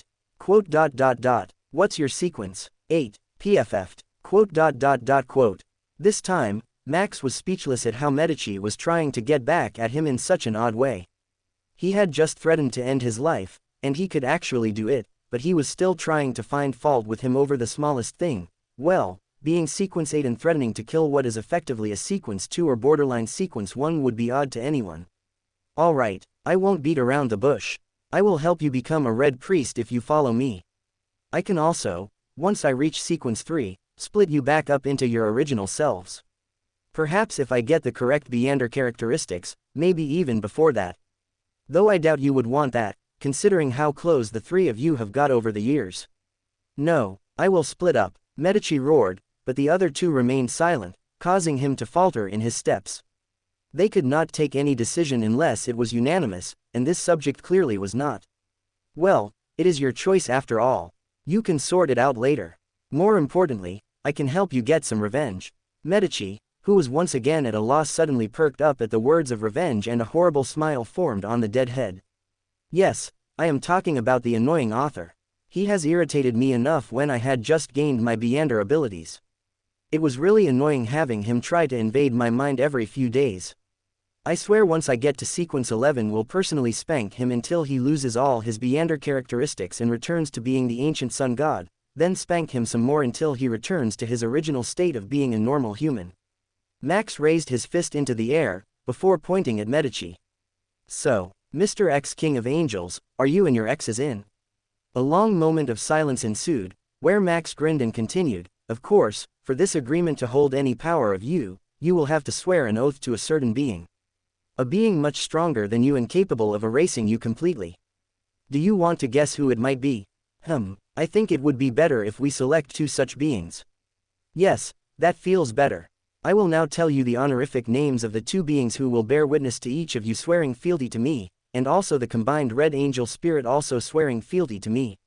Mother Goddess of Depravity, origin of evil, the indestructible. The red moon above the underground structure glowed for a bit before returning to normal, but this was unseen by all 4 beings inside. The unity of the creation, the almighty singularity, the endless spectrum, universal amalgamation of all. Max had changed his honorific name since he had now effectively gained ownership over Spectrum, and he intended on changing his name gradually closer to the honorific name of the real unity as he gained ownership of the other pathways. The red angel spirit was silenced completely upon hearing the sequence 8 child call out one of the most terrifying beings in existence and be completely unaffected, and also call out another existence whose honorific name sounded even more powerful somehow, and still be completely fine. What happened to this world while we were sealed? Since when did such existences support a sequence 8, and since when did they start working together? The 3-in-1 spirit began having a mental breakdown. At 3 in the afternoon, rays of light shot out from the palace that resembled a giant's residence. Justice, the Hanged Man, Death, and the Sun, each projected a blurry silhouette dyed in crimson. Good afternoon, Mr. Fool. Good afternoon. Audrey was about to greet every member of the Tarot Club when her gaze suddenly fell upon the figure seated at the very end. It was a stranger wearing a hooded black robe. He was also illusory and hazy. This is... Audrey looked at Mr. Fool with both puzzlement and delight. Has the Tarot Club grown bigger again? Is it Furs or Zio? No, the height doesn't match. Is it someone else? While Audrey was deep in thought, Klein leisurely leaned back and said, "This is a new member, Mr. World." At the same time, through his gray fog-augmented spirit vision, he discovered that the surface color of the sun's astral projection had become a little purer, but it had yet to reach the standards of Sequence 8. His initial judgment was that the sun had completely digested the barred potion. "Hello," Audrey greeted politely, curiously scrutinizing the new member. She quickly read some of the corresponding details through the hazy fog. Mr. World is a person who is reserved. He seldom moves and always wears a straight face. I wonder where he's from. Lowen, Intis, or a place as mysterious as the City of Silver. Audrey nodded thoughtfully. After so many gatherings, she had deduced one thing from the fact that the sun couldn't engage in their conversations, that he was most likely not speaking the Lowen language and that the information that he heard was most likely translated by Mr. Fool. After the Hanged Man, Alger, and the Sun, Derek, and Death, greeted the world respectively, to which the newcomer gave a rather cold response, Klein looked at Justice and said, "The 2 candidates you have nominated are still under examination. I'll give you a simple task. You can entrust it to them in your name. This is part of the examination. It should be this strict." Not only was Audrey not disappointed, she even felt that it was only necessary. The members of the Tarot Club must be strictly selected, not just anyone can become one. She thought proudly before adding in a somewhat guilty tone, "And for me to be pulled in by Mr. Fool at the very beginning shows that I was lucky, and luck is a unique quality as well." "All right, please issue the mission." Audrey gave an affirmative answer. Klein stretched out his right hand and placed it on the table, showing a picture of Lenevis in his dressing. "Investigate the man in the painting. He's in Backland." Klein had the portrait appear in front of Miss Justice. Audrey looked over and saw a young man with neatly combed black hair and round glasses. He had a full forehead. It was a colored oil painting, with taunting brown eyes that seemed abnormally protruded, and at the bottom were the words, "Formerly known alias, Lenevis," and other information. It's a simple mission, which means that the target isn't strong. However, there must be something special about him that makes Mr. Fool aware of his existence. Although it's a simple mission, there might be a deeper purpose behind it. For someone as powerful as him, it shouldn't just be a test. Audrey momentarily allowed her to throng her mind. Only after a few seconds did she say, "I'll entrust it to them." The 2 ladies seemed to have many connections in Backland which would serve to help in finding Lenevis. After confirming the matters pertaining to his revenge, Klein fell silent, and he deliberately allowed his smurf to take center stage. The world surveyed the area and spoke with a hoarse voice. "Mr. Fool told me that I can issue missions and gather ingredients here, is that so?" "Yes," Audrey elegantly nodded and said, "however, you need to wait patiently. What's going to happen next is Mr. Fool's reading time. I completed my mission to assassinate Intis Ambassador Bakerland, but I didn't even mention it to occupy this period of time, she thought, raising her chin slightly. Klein looked away, amused, and looked over at the hanged man. Alger Wilson didn't speak blindly because of the appearance of a new member. He remained silent and observed in secret. At this moment, when he saw Mr. Fool looking at him, he quickly and humbly bowed and said, "This time, there are still 6 pages. The final page will be given to you next time." "Sure." Klein nodded. The hanged man quickly focused his mind, recalled the contents, and expressed them with his mind. He quickly finished writing 6 pages of the diary and saw them suddenly vanish and appear in Klein's hands. Klein looked down and swept through the contents of the first page. "Miss Justice, well done. You finished Bakerland in less than a week. According to the agreement, what kind of payment do you want?" "Bakerland is dead, that fast." Alger had left the islands in the past few days and hadn't received the appropriate information. He was astonished for a moment, which made Audrey, who was secretly observing him, feel delighted. Even if Alger was in the capital of the Rorstad archipelago, the city of generosity, by him, he might not have been informed in a timely fashion. After all, cable telegraphs could only transmit limited information.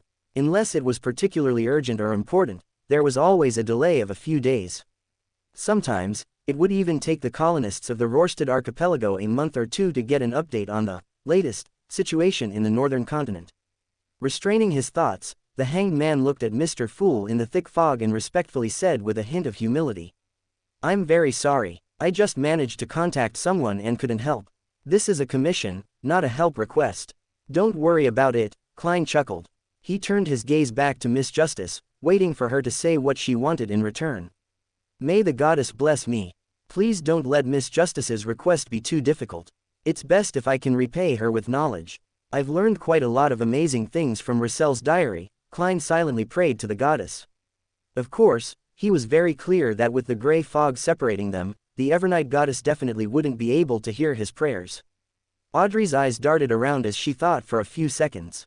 "Be honest and not greedy, Audrey, and stick to your principles." She gave a faint smile and said, "No, I'm actually the one still owing you."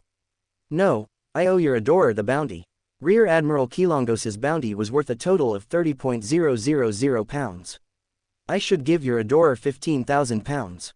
Killing Bakerland cost £10,000, so I still need to pay an additional £5,000. However, due to the matter with Bakerland, my finances have recently quite tight. I can only pay this bounty in a few months." "Mr. Fool, is that all right?" After she finished speaking, Audrey quietly exhaled. She felt that the little stone pressing against her heart was finally gone. "Oh, so, our dear old beggar Beander finally has some Monsi. I swear, how has he not been able to find a good place to invest his money? Then again, the plot does not give him time like I was given, where I was not attacked or hunted down by anything or anyone." Max mused internally while a smirk appeared on his lips, but it was hidden by his palms. "Sure." Upon hearing Mr. Fool's response, Audrey's graceful seating posture remained the same, but her heart was completely relaxed. At that moment, Klein leaned back in his chair and fell silent. Then, he manipulated his smurf secretly from a commandeering position. The world coughed and said, "Can I speak now?" Audrey looked at Mr. Fool and seeing that he didn't say a thing, she nodded slightly and said, "Sure. I wish to obtain the true root of a mist treant, at least 60 milliliters of its juice, as well as the spring of the elves' marrow crystals and the complete spinal fluid of a dark-patterned black panther. Which one of you can provide it, or provide any relevant clues? What do you wish to exchange them for?" Klein added the Beander ingredient needed by the apothecary to his commission so that the Tarot Club members wouldn't be able to guess the main ingredients of the formula he wanted. Before Justice and the hanged man could react, the son, who had been silent the entire time, finally opened his mouth and said, "I know where Mistreants are and I can help you obtain the materials.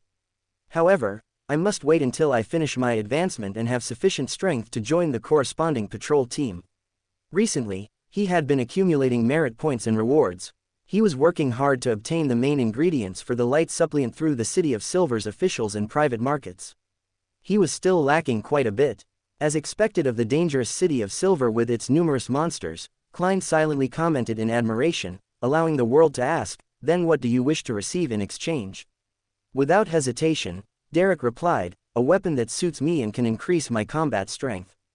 The reason why he didn't mention the corresponding ingredients for light supplement was because City of Silver had them all. They could be obtained through his own hard work. Upon hearing this request, Klein immediately thought of the inscribed steel sword that had appeared at the Beander gathering organized by the elderly gentleman, Eye of Wisdom. It was sharp enough, had the effect of exorcism and purification, and could be used for 3 years. It was valued at £500, perfectly matching the son's described requirements. Why didn't you say so earlier? It has already been bought by someone else. Klein silently stared at the members, while the world nodded and said, I will find a weapon that meets your requirements as soon as possible. Is this transaction to be witnessed by Mr. Fool? Klein nodded slightly to express his agreement. At that moment, Audrey shot a glance at the sun and warned him. Apart from the mist treants juice, Mr. World's requested ingredients correspond to a sequence 7. The rough price is about £500 to £700. A sequence 7 formula is about £800, Alger added. He had an instinctive aversion towards new members. Klein translated with great difficulty, for he didn't know what the currency unit of the pound corresponded to in the City of Silver, and could only use a Series 9 potion formula as a unit. I understand. Derek slightly nodded, and then quietly added, Thank you. The world maintained his silent and staid temperament and didn't comment on what had just happened. At this moment, Max spoke up. I can provide the spring of the elves' marrow crystals and the complete spinal fluid of a dark patterned Black Panther. I have both of them, just not on hand. It will take me a few days to collect it. Mr. World, the puppet, nodded and asked, And what do you want in return? Max's grin increased to the point it was now visible through his interlocked fingers that were trying to cover his mouth. He turned to Klein for but an instant and returned to Mr. World. I will speak to you directly in person. You should have found the gist I left for you when we ran into each other the other day. Mr. World did not react, but Klein's face hidden under the thick gray fog was twitching violently. Why must you be like that? We are both fellow transmigrators, but you treat me like a clown. Then a thought struck him and he froze in his place. I am a clown. Audrey thought for a few seconds and said, Potion formula for psychiatrist and their corresponding Beander ingredients. That's sequence 7 of the spectator pathway. You can gather the information first, and there's no rush to purchase them. Once I have clues regarding the dark patterned Black Panther and spring of the elves' marrow crystals, we can proceed. If you are willing to exchange it for gold pounds, you can buy it at any time. Although I'm out of money recently, I can still raise quite a bit if it's urgent, Audrey comforted herself. Alger said in a deep voice, Potion formula of the Sailor Pathways sequence 6 Wind Blessed. This will be more expensive than the Beander ingredients that you want combined. If you find it, you can think of the additional payment needed to make up for the difference. I can't guarantee that I'll be able to help you gather those ingredients. Even if it's just one of them, you don't need to expend any resources ahead of time. Mr. Hanged Man should have a close relationship with the Church of the Lord of Storms. He should be able to get the Wind-Blessed formula normally, right? Is he trying to hide the fact that he's digesting the Seafarer potion quickly? Klein was startled. Meanwhile, Alger and Audrey, who did not have someone to complete their mission unlike the lucky Mr. World, wrote down their requests and added them to the board that was created when Max wanted people to collect ingredients for him, and to search for the monster potion formula. Yes, I no longer need to know the potion formula for monster. I already have it. Of course, I will have to test it out on someone to ensure it is not fake.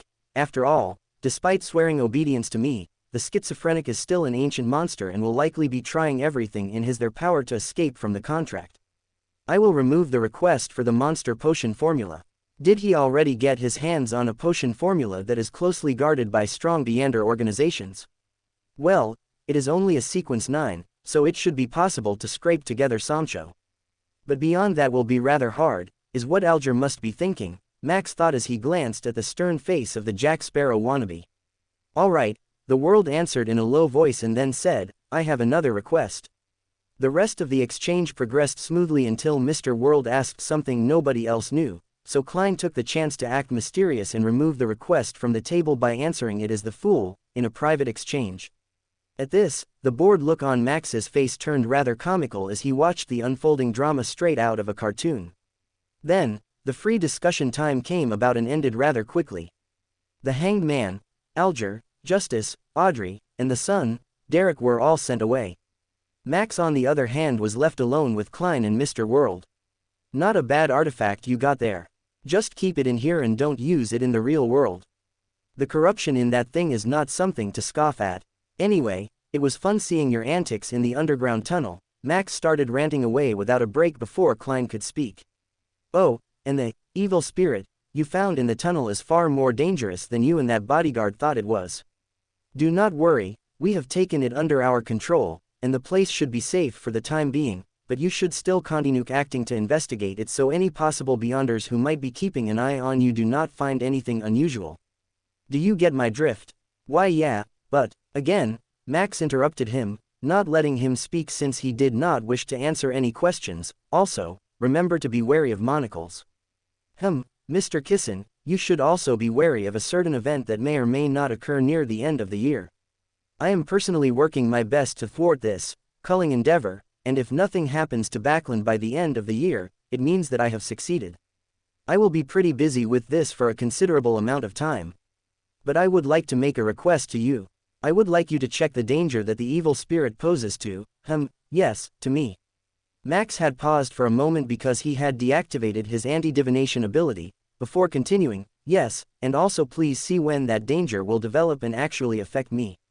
Please do it as quickly as possible, a lot of people would be in danger if things do not work out properly. Klein frowned and then waved his hand, and what can you give me in return? Help. Help at a crucial moment in the future. That time will not be decided by you, but I will be there when you need it the most. Once, only OPSS. Alright, a moment of thought later, Klein accepted the deal and closed his eyes while raising a piece of topaz and dangling it from his left hand, and then muttering softly. A really long chapter because large parts of it were taken from the original, but a lot was also made up by me. Still, it will only count as a single chapter. I hope things are getting more and more interesting for all of you. Who is your favorite character from Avatar: The Last Airbender? Give a comment. I have started writing the next volume where we will be exploring this world more, chapter 141 onwards. So please do look forward to it. Red Angel. Using spirit dowsing to determine whether the evil spirit would cause harm to Max was rather simple. Klein repeated it 7 times, and then the pendulum began spinning clockwise, but it was considerably slow. So, it will harm me, but not too much. Or perhaps it might kill me, but not anytime soon, Max deduced before nodding to Klein. Now please check when it will harm me and how. I think dream divination would work. Here, use me as the medium, it will bring more accurate results. Max extended his hand, and Klein took it, then tilted his head back and repeated his divination 7 times before entering a state of cogitation. Then, several images flashed past his eyes and the Saphira castle trembled slightly. Klein's body gradually turned into gray-black tentacles which began to emerge from his orifices. Max felt the connection with Unity and realized Klein was likely being corrupted by his future self, so this information was better not told to Klein. Which means he already had enough information. Time travel and anything related to it are really odd things to understand. Thankfully, as long as I decide from this moment on, that when Klein from the past sees me, and he has seen enough information, I will corrupt his sight to prevent him from seeing anything further, this should reach a closed loop, right? But what if Klein was not seeing into the future, but as it is depicted in the book, just seeing possibilities? Then this corruption should not have worked. Perhaps, even the possibilities are entire worlds that exist to some extent, and only when people make decisions do all the other possible worlds cease to exist. Or perhaps, they might even continue unaffected. I have to uncorrupt him, or else he might end up like Russell. Max raised his hand and immediately the Unity energy stopped writhing with Klein. The gray-black tentacles transformed into pure black Unity energy and instead flowed out of him, and into the gray fog in the distance, going straight to the small crack that was leaking pitch-black energy. Sorry about that, but what did you see? Max questioned the panting Klein.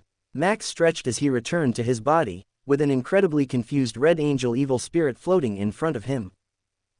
How are you connected to mysteries? Max smirked and did not respond, causing the panic in the 3-in-1 to rapidly increase. At first, he had only thought of this guy having access to a pathway from the endless cosmos, but now, it seemed very different. He also had a connection with the dormant Lord of Mysterix, which made things a lot more different. Plus, there was that strange energy that could have killed his soul, reducing it to nothingness, which was at the very least at the power level of a Great Old One. Added to the fact that he had two other Great Old Ones support him rather openly, it made for a truly terrifying being who, despite being so much weaker than him, could pressure him into serving him. It feels like all the most powerful beings in the world are watching this kid. Ouroboros would likely find something interesting in connection to his fate. Sighing at their currently bleak fate, Sauron Einhorn Medici asked, "So, what do we do now?" Right, what do we do? I don't want to do anything." All three parts of the spirit spoke simultaneously, and Max just ignored the third lazy one. They would have to listen to him anyway, there was no use in disobeying. "We find you a body, one that will not deteriorate too quickly, and then work to find Beander characteristics for you.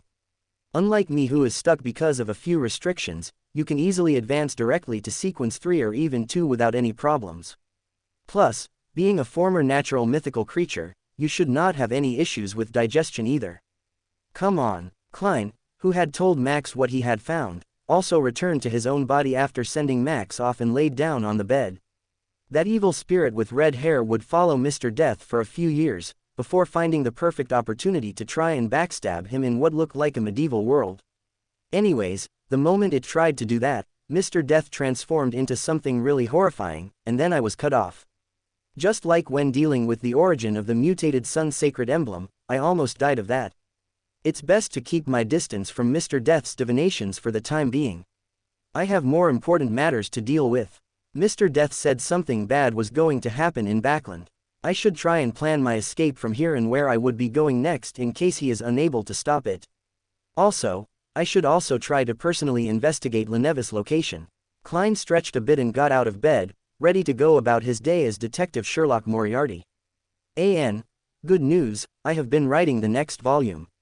I have finished chapter 143, and am halfway through 144. The Avatar arc feels like it's going well, but from my understanding, it will not be too long. Perhaps 20 to 40 chapters. The rest will likely involve me returning to Earth or just other POVs from Earth, as the original plot still needs to progress even without the Mick. I hope everyone will like it. Diary of the Missionary Part 3. On the isolated planet that stably revolved around a young star, a world that had been named Independence by its first outsider since the native species first formed, a harvest festival ceremony was currently being conducted on the small nation of Athens. Tell me, Bishop Mark, how helpful will the method the primordial unity bestowed to you be in growing the crops?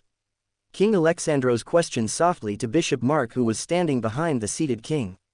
It should increase it, that is a certainty. Depending on the weather and possible accidents, the increased amount should be anywhere between an extra third for each unit of crops, all the way to triple the crop production. That should increase the amount of tax we collect by a lot. My king, I would like to recommend another aspect. The reduction of taxes on the common folk. For the first time, the king, who had been watching the proceedings and waving at the hundreds of common folk that were passing by on the streets below in celebration, paused in his actions. However, he quickly resumed his act while softly gesturing to Mark. I'm listening. Bruce, the personal aide to the king, and also the captain of the city guard, frowned. He did not understand much of the financials of the country, but he knew reducing taxes would cause reduced budgets for the ragtag group of part-timers they called as army, further weakening their nation. Which was bad. Well, the only thing you carn from the peasants is food, and a lot of it is just stored and used as currency, which is incredibly wasteful. Using a perishable good as currency, and one that everyone can create, if bound to cause a lot of problems. Like in seasons where a lot of crops are produced, exchanging grain for anything like a pod made of mud could require up to a large sack of food. Meanwhile, in times of bad harvest, the same pot could be bought with but a handful of grain. This causes a lot of confusion as to the real prices of things. As such, I would also like to propose a system of currency for Athens, which is already in the works. But more importantly, the tax needs to be reduced, especially if you are no longer using grain as a currency. Introducing a new form of currency, it will cause a lot of problems. In the short term, my king. But in the future, especially for your descendants, it would create a powerful control they can have over the nation, a control not instilled through the fear of armies like in the other nations, but fueled through our own greed of possessing. By wanting to own the currency instead of needing to own grain, since it is more valuable than grain, and being the only source of the currency, the royal family would be able to control a lot of the nation without forcing the peasants. King Alexandros softly exclaimed as his eyes widened in understanding. Yes, my king, but more importantly, reducing the taxes will increase the living conditions of the peasants. And why would I want to improve the living conditions of the peasants? A brief moment of silence ensued before Mark spoke again. Are you fond of riddles, my king? Why, am I about to hear one? King Alexandros leaned back in his high-back throne and asked with a nasal voice. Mark chuckled a bit before continuing. 3 great men sit in a room. A rich man, a priest, and a wise man. Between them stands a peasant, but that peasant has a sword. And what do you know?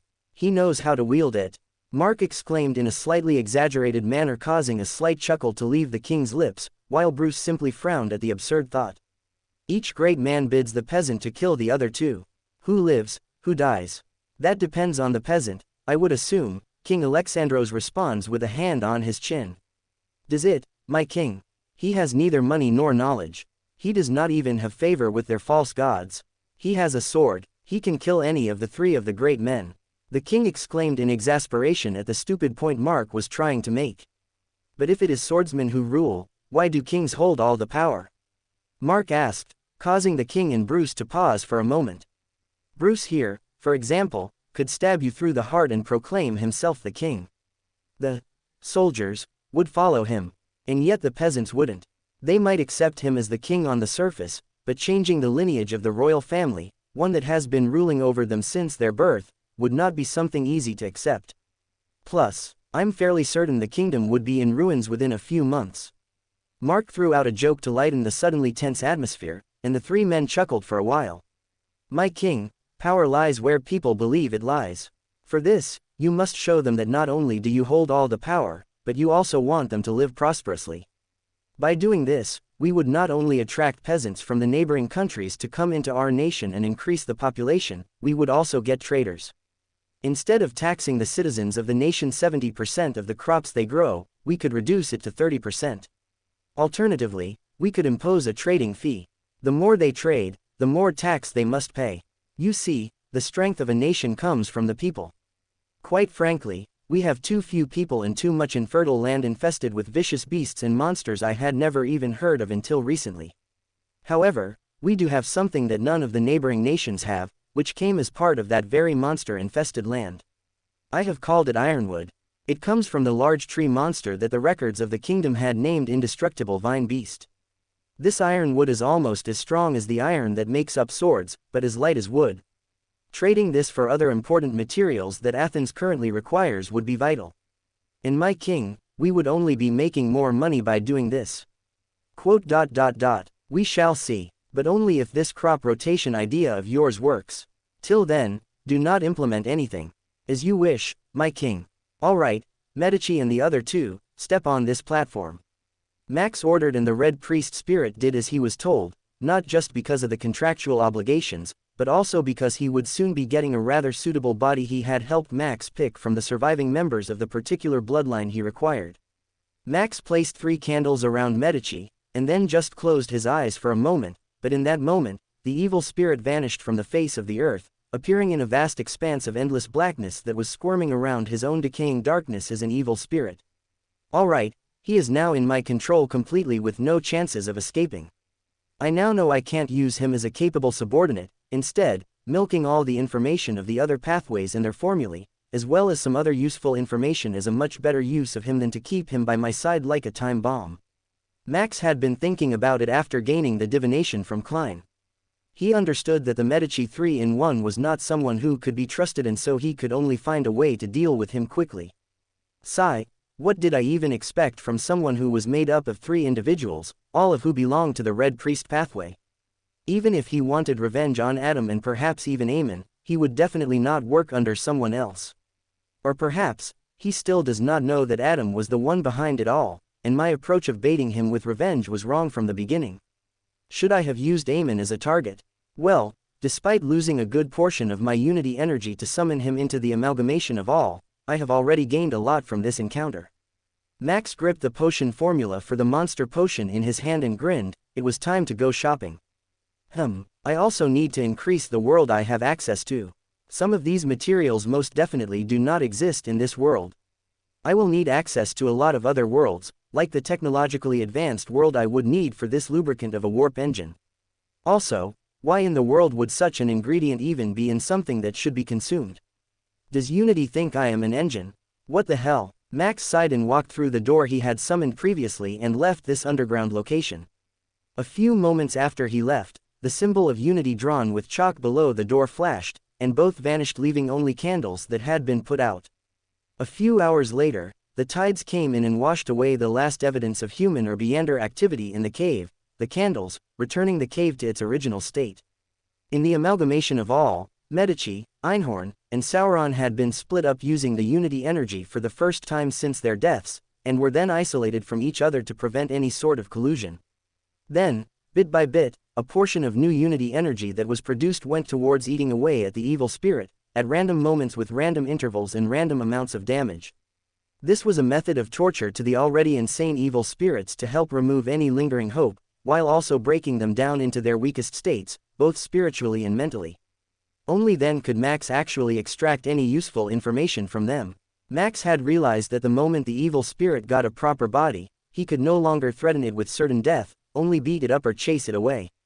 Plus, if the evil spirit ran away from him, it would likely grow stronger and come back for revenge. Thus, he had to nip this thread in the bud, and since he could deal with the spirit in its spirit form, that is exactly what he did without any thoughts. Despite being one of Max's favorite characters, that fact did not stop him from killing or worse torturing the character to get what he wanted. October 7, 1349 of the 5th epoch. After Lenevis had reached Backland, the true creator suddenly combined with the sapling in his body, which made him become the vessel of the true creator. Lenevis wanted to report to the police, however, he was warned and controlled strictly by the members of the Aurora Order. Meanwhile, Klein had only recently entrusted a mission to search for Lenevis' whereabouts to Miss Justice, and after discovering Lenevis' situation, he urgently let her notify the Church of the Evernight Goddess, who decided to send out Crestet Sesimir, one of the 9 high-ranking deacons of the Church of the Evernight Goddess, in a sequence for Nightwatcher with the Beyonder title, Goddess's Sword. He was also one of the 3 powerhouses of the Red Gloves and possessed a holy white bone sword. This enhanced his combat strength beyond that of a normal sequence 4. Crestet Sesimir led 2 Nighthawks to the Dock Union and underwent a brutal battle against 3 Aurora Order members, and with the help of sealed artifact 1-63, he was able to defeat all 3 Aurora Order members, all well as Lansvis.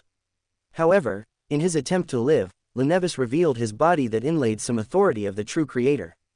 Suffering a serious injury in the process, Sesimir successfully removed the authority of the true creator but failed to stop Lenevis from escaping into the sewers.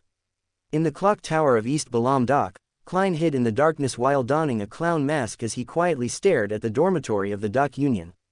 An airship floated above. He couldn't see the details of the battle, and he had no way of knowing the developments of the operation in the red brick building. All he could do was endure and determine the situation by observing the changes in the surroundings and the occasional black dot that passed by. Just then, he saw all the gas lamps in the area extinguish. All of them had been extinguished. It was pitch black there. Right on the heels of that, a feeling that left an extremely deep impression on him exploded from the small red brick building. Even from a long distance away, Klein couldn't help but tremble all over, his legs went soft, and he bent his waist. It was the feeling of being looked down upon, a feeling that repressed one's spirit. It was a feeling that was impossible to resist or face. No, don't look directly at God. In his adrift thoughts, Klein seemed to recall the time when he was in the hall of the Blackthorn Security Company. It was like when he was about to activate his spirit vision to probe the mental state of Megos and the baby in her womb. That feeling was exactly the same as it was now. No, it's even more extreme and terrifying right now. How could this be? Wasn't Lenevis just bestowed with a little bit of the true creator's godhood? At most, he would be given 1 or 2 other corresponding items. Why does it feel like an evil god is about to descend? Before Klein could shake off the trembling of his body and the numbing of his thoughts, he suddenly felt a deep, serene, and profound darkness engulfing the feeling that couldn't be looked at, probed or resisted. The 2 sensations were obliterated at the same time, causing the gas lamps in the surrounding area to light up once again. The airship, which couldn't stop itself from plummeting, floated back up again.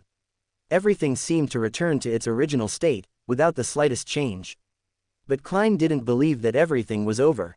He stood up with all his might, knowing that something important had happened in the red brick building. The feeling that exceeds a Beyonder, at a fundamental level, is no longer there, nor is there the feeling of the descent of an evil god. This means that the true creator or Lenevis's plot has failed. However, the Nighthawks must have suffered some sort of serious blow as well.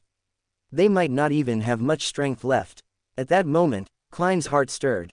He quickly took out the spirit pendulum inside his left sleeve, holding it with one hand as he said in a low voice, "Lenevis is no longer dangerous at the moment." After quickly repeating it 7 times, he opened his CYCS and saw that the topaz pendant was rotating counterclockwise. However, its frequency wasn't fast, and its amplitude wasn't large. This showed that Lenevis was still a dangerous man, but to a lesser degree. What caught Klein's attention was something else. The divination hadn't failed again. This meant that Lenevis had been separated from the godhood bestowed upon him by the true creator. Maybe I can do something. He suddenly had this thought and no longer hesitated. He took 4 steps counterclockwise in the dark clock tower and went above the gray fog. Without wasting any time, he sat down and conjured a piece of yellowish-brown goatskin parchment and wrote Al divination statement, Lenevis's escape route. Klein leaned back, quickly chanted the statement, and entered a deep dream. In that illusory, separated, misty world, he saw the slush-filled sewers with their dark, dirty tunnels and rusty metal pipes. It was cramped and sealed. It's the sewers. Klein immediately woke up, enveloped his body with spirituality, and descended into the gray fog.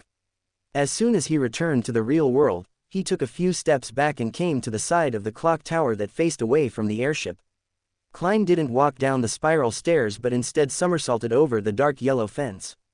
With the help of the platform, the bulging spots, and the decorations on the surface of the building, he jumped down level by level. His body was so balanced it was as though he was walking on the ground.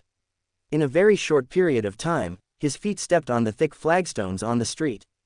Cough, cough, cough. Lenevis spat out a mouthful of foul blood, seemingly recovering some of his mobility.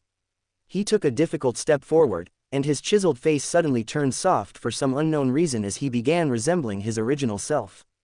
Lenevis reached out to the staircase's handrail and laughed tauntingly, "Thankfully, if the true creator wishes to fully descend and completely replace me, he'll need large amounts of pessimism, despair, numbness, resentment and primitive evil. Only Backland, only East Borough, the factory and dock area, could satisfy his requirements." This gave me a chance to interact with others. I knew that it was unrealistic to report this to the police simply through the people I interacted with, because the people I come in contact with could very well be members of the Aurora Order. I initially wanted to instigate a strike to get the police to notice me, but I was warned by someone from the Aurora Order. After being tortured, I could only hastily end it. I acted as though I was on the brink of losing control and had gained the opportunity to head into the sewers to vent. During this process, I secretly used my blood to corrupt the creatures living in there, turning them into terrifying mutated monsters. Unfortunately, before you could fully investigate the reason behind it, it was discovered by the Aurora Order. Apparently, a member of theirs died under a mutated monster. Sigh, now that I no longer have the godhood or the sapling, my blood no longer has such effects. After that, I was controlled even more strictly, but I still found an opportunity. I killed a prostitute and used the cruelest method to attract the attention of the police, but who would have thought that the people of the Aurora Order would disguise the case as part of a series of serial murders? I still failed to receive the rescue I needed. Out of similar opportunities, I could only use a more ingenious method. I took the initiative to request for the fiercest, craziest, most radical member of the Aurora Order to watch me, and this suited their thoughts. Hee, can't they use their brains? Such a lunatic would get into trouble at any moment. As expected, you guys came. Lenevis somersaulted out the red brick building through the window of the washroom at the end of the corridor. Soon after, he opened a manhole cover along the streets and quickly climbed into the sewers. Lenevis seemed to be very familiar with this place. Even though it was dark, he could still run, jump, and turn, quickly fleeing deep into the maze of sewers. Suddenly, he instinctively stopped and leaned back. Oof! A card had stabbed deep into his right chest and blood began dripping profusely from its edge. Lenevis looked up, and with his ability to see in the dark, he saw his attacker. It was a medium-sized man in a worker's uniform, wearing a mask with a raised mouth and red nose. It was a happy clown. There are so few chapter or paragraph comments. Are people not reading my FIC? Should I just stop uploading? A sad clown. The moment their eyes met, Lenevis suddenly ducked and rolled forward. Clang. A tarot card, with an angel and trumpet, shot out sharply like a dagger, embedding itself into the wall of the sewer, and its position was at the same height as Lenevis's neck just moments before. Clang clang clang. Lenevis either rolled, jumped to his side, or threw himself forward, nimbly avoiding the 3 cards that came in succession with abnormal agility.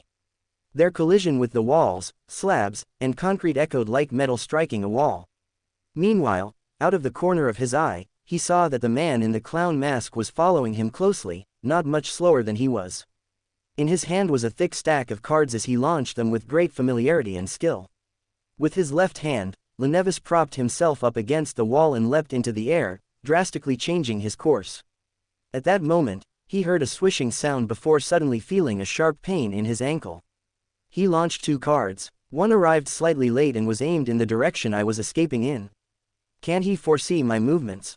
The moment he landed on the ground, Lenevis endured the pain and rolled once again. Clang. Another tarot card embedded itself into his original position, resonating constantly in response to the impact. It was only then that Lenevis noticed a card deeply embedded in his right ankle. Lenevis didn't even have the luxury of time to think or treat his injuries. One after another, the cards turned into seemingly sharp flying daggers, shooting at different parts of his body. Very soon, the injuries on his right leg and chest, and the remnant effects from the hole in his chest, as well as the prior demigod-level clash caused this Sequence 9 Marauder to turn sluggish. This was in contrast to the nimbleness and speed that Marauders were known for. Pow! He sent a card flying, but a deep laceration tore through his wrist, one that kept bleeding profusely. The Nighthawks and the military will be coming soon. I can't delay any longer. At this moment, Lenevis's mind was very clear. Suddenly, he stopped in his tracks and stopped dodging, allowing a card depicting the devil to strike him squarely in the neck. In almost an instant, the cards sticking out from his body were sent flying. The hideous wounds on his neck, right chest, wrist, and ankle were all squirming madly, sprouting one meat tendril after another in disgusting shapes. On his skin, numerous small goosebumps appeared. These goosebumps had a metallic tint to them as if they had turned into a set of armor.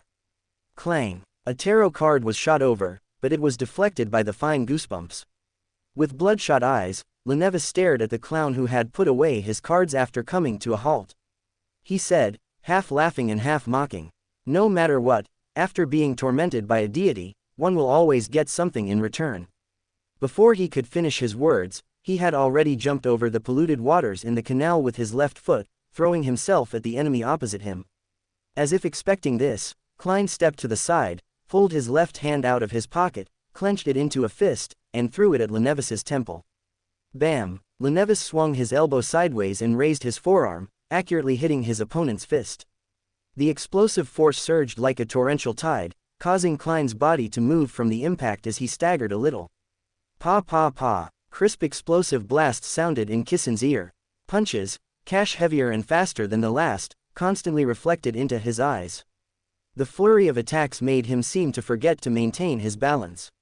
He staggered and fell to the side, then, with the support of his left elbow, he rolled in a different direction. Smack smack smack! Lenevis's punches and kicks came quickly and furiously, almost hitting Klein quite a few times, but thanks to his exaggerated balance and movements that defied common sense, he managed to dodge successfully. At times, he would be on the wall and at other times, on the ground. It was as though he was performing an acrobatic act. He appeared very calm without the slightest bit of impatience. It was as though he had decided to drag out the battle as long as possible until the Nighthawks and the military arrived.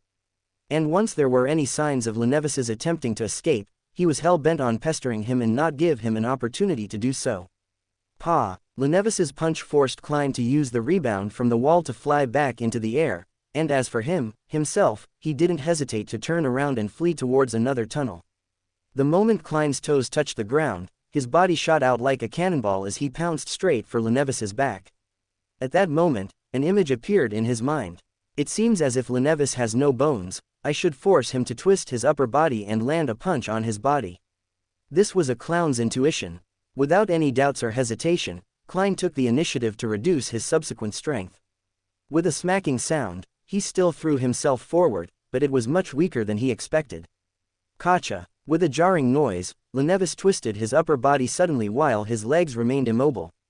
His face faced backward as his toes pointed forward. In such a terrifying scene, Lenevis threw a punch towards Klein's head. The force of the punch was so strong that even the air produced an explosive boom. His fist hit nothing but air, and his fist was still 20 or 30 centimeters from Klein's face. The winds, that stirred from the punch, blew through Klein's hair, but he didn't take the opportunity to attack the enemy. Instead, he croaked a single word in ancient Hermes, crimson. A charm. Lenevis scrunched his face as he immediately jumped to the side in a bid to dodge the impending attack. However, Klein had yet to throw out the charm. Instead, he clenched his left fist tightly and followed in the direction of Lenevis. He similarly threw himself to the side and rolled on the ground as well, causing the distance between them to only widen slightly. It was a bluff. Just as this thought flashed through his mind, the highly raised corners of the clown's mouth were clearly reflected in his eyes. There was also a dark red flame which had unknowingly ignited in the clown's left fist. This, Lenevis's gaze immediately froze. A light crackling sound entered his ears, and a calm, tranquil feeling emanated instantly, enveloping him and Klein. What is he trying to do? He wants both of us to be affected at the same time, to allow for the Nighthawks and military to rush here in time. Lenevis's eyelids drooped heavily, and the fatigue and weakness he had been suppressing began to rear their heads uncontrollably.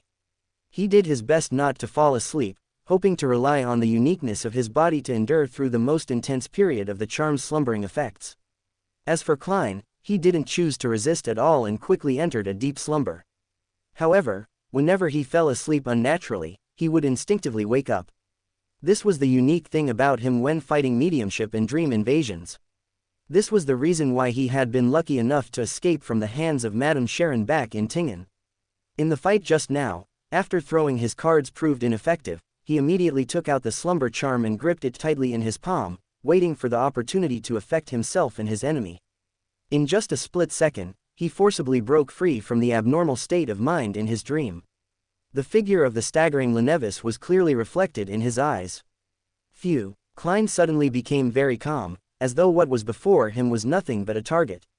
He took a deep breath, turned his waist, and pulled back his shoulder before thrusting his fist forward with all his strength. Bam Kacha! His fist landed ruthlessly at Lenevis's throat, breaking his bones and splattering his flesh. Lenevis took 2 steps back and leaned against the wall. That intense pain finally allowed him to extricate himself from the slumbering effects, but the fine iron-colored goosebumps on his body were all gone.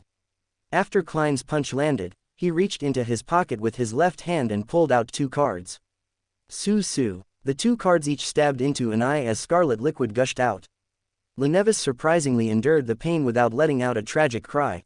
Instead, he abruptly threw himself forward in a bid to make his last stand. Klein didn't take advantage of the situation to attack.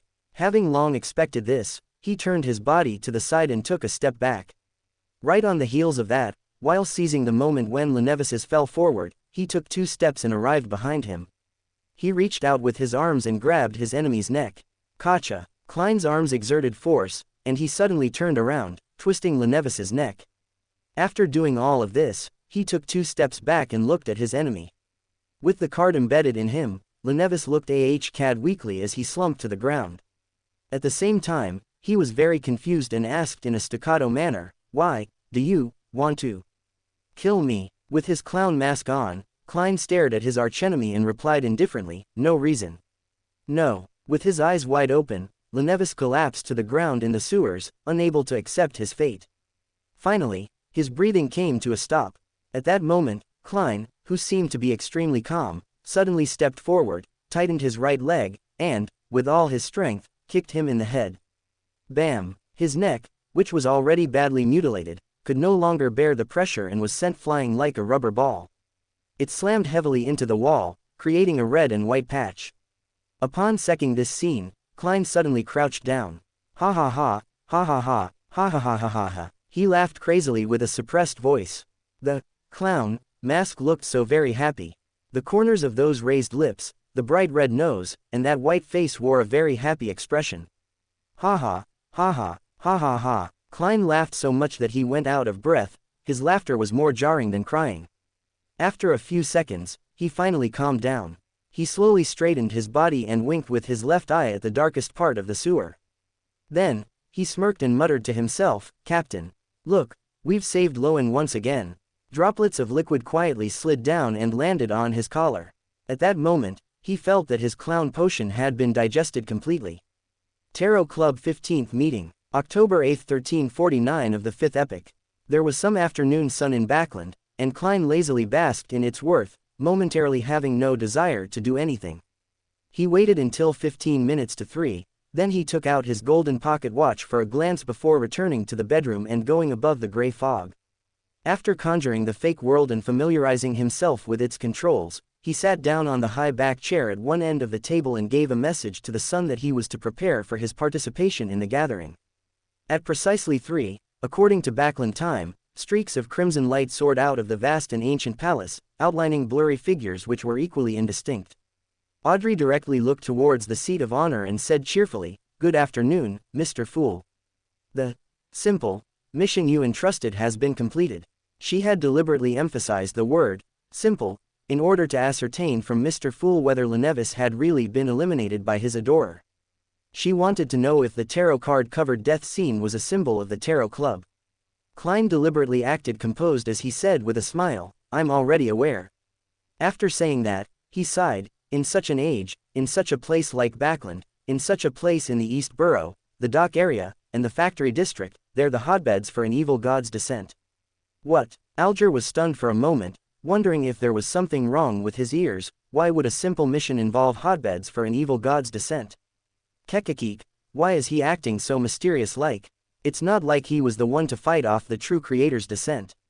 That would be poor Crestet, who was deeply injured in the process. And what does Mr. Fool here do? Steal his glory. That's what. I wonder if I should write a novel depicting all the illicit actions for Mr. Fool in his early days as a Beander and fake mysterious existence, Max mused while smiling. His good mood was from the large amounts of information and potion formulae he had received from the evil spirit 3-in-1 combination. Although it was a fat shame that he had not been able to get him as a subordinate, a King of Angel level subordinate, it was still a benefit in the form of potion formulae and other information. At this moment, the gloomy and reserved world let out a chuckle and said, "Yes, every time I see and hear about a large number of child laborers dying in their teens, and how most workers rarely live past 30 due to extreme exhaustion in the terrible environment, or how after barely surviving the previous tests and as a result of their old age and the loss of their jobs, they can only wander the streets and die of hunger and cold, I have no doubt about the existence of an evil god. These gods are on the ground, in East Borough, the dock area, and the factory area. Well, there's even been a report that some factory workers have a hard time surviving 5 years. In the East Borough of Backland, there's a saying that among the people who live there, without exception, any person who's a grandfather must be from the countryside. The meaning of this sentence is that people living there won't have a third generation as they can't have grandchildren. Poverty and hunger make their children very thin. Work that's difficult to adapt to causes them to quickly wither away in Backland, much less getting married and conceiving the next generation. At the end of the long bronze table, Klein quietly observed Miss Justice's reaction. He had purposely lamented a while ago and used his smurf, the world, to give a detailed explanation.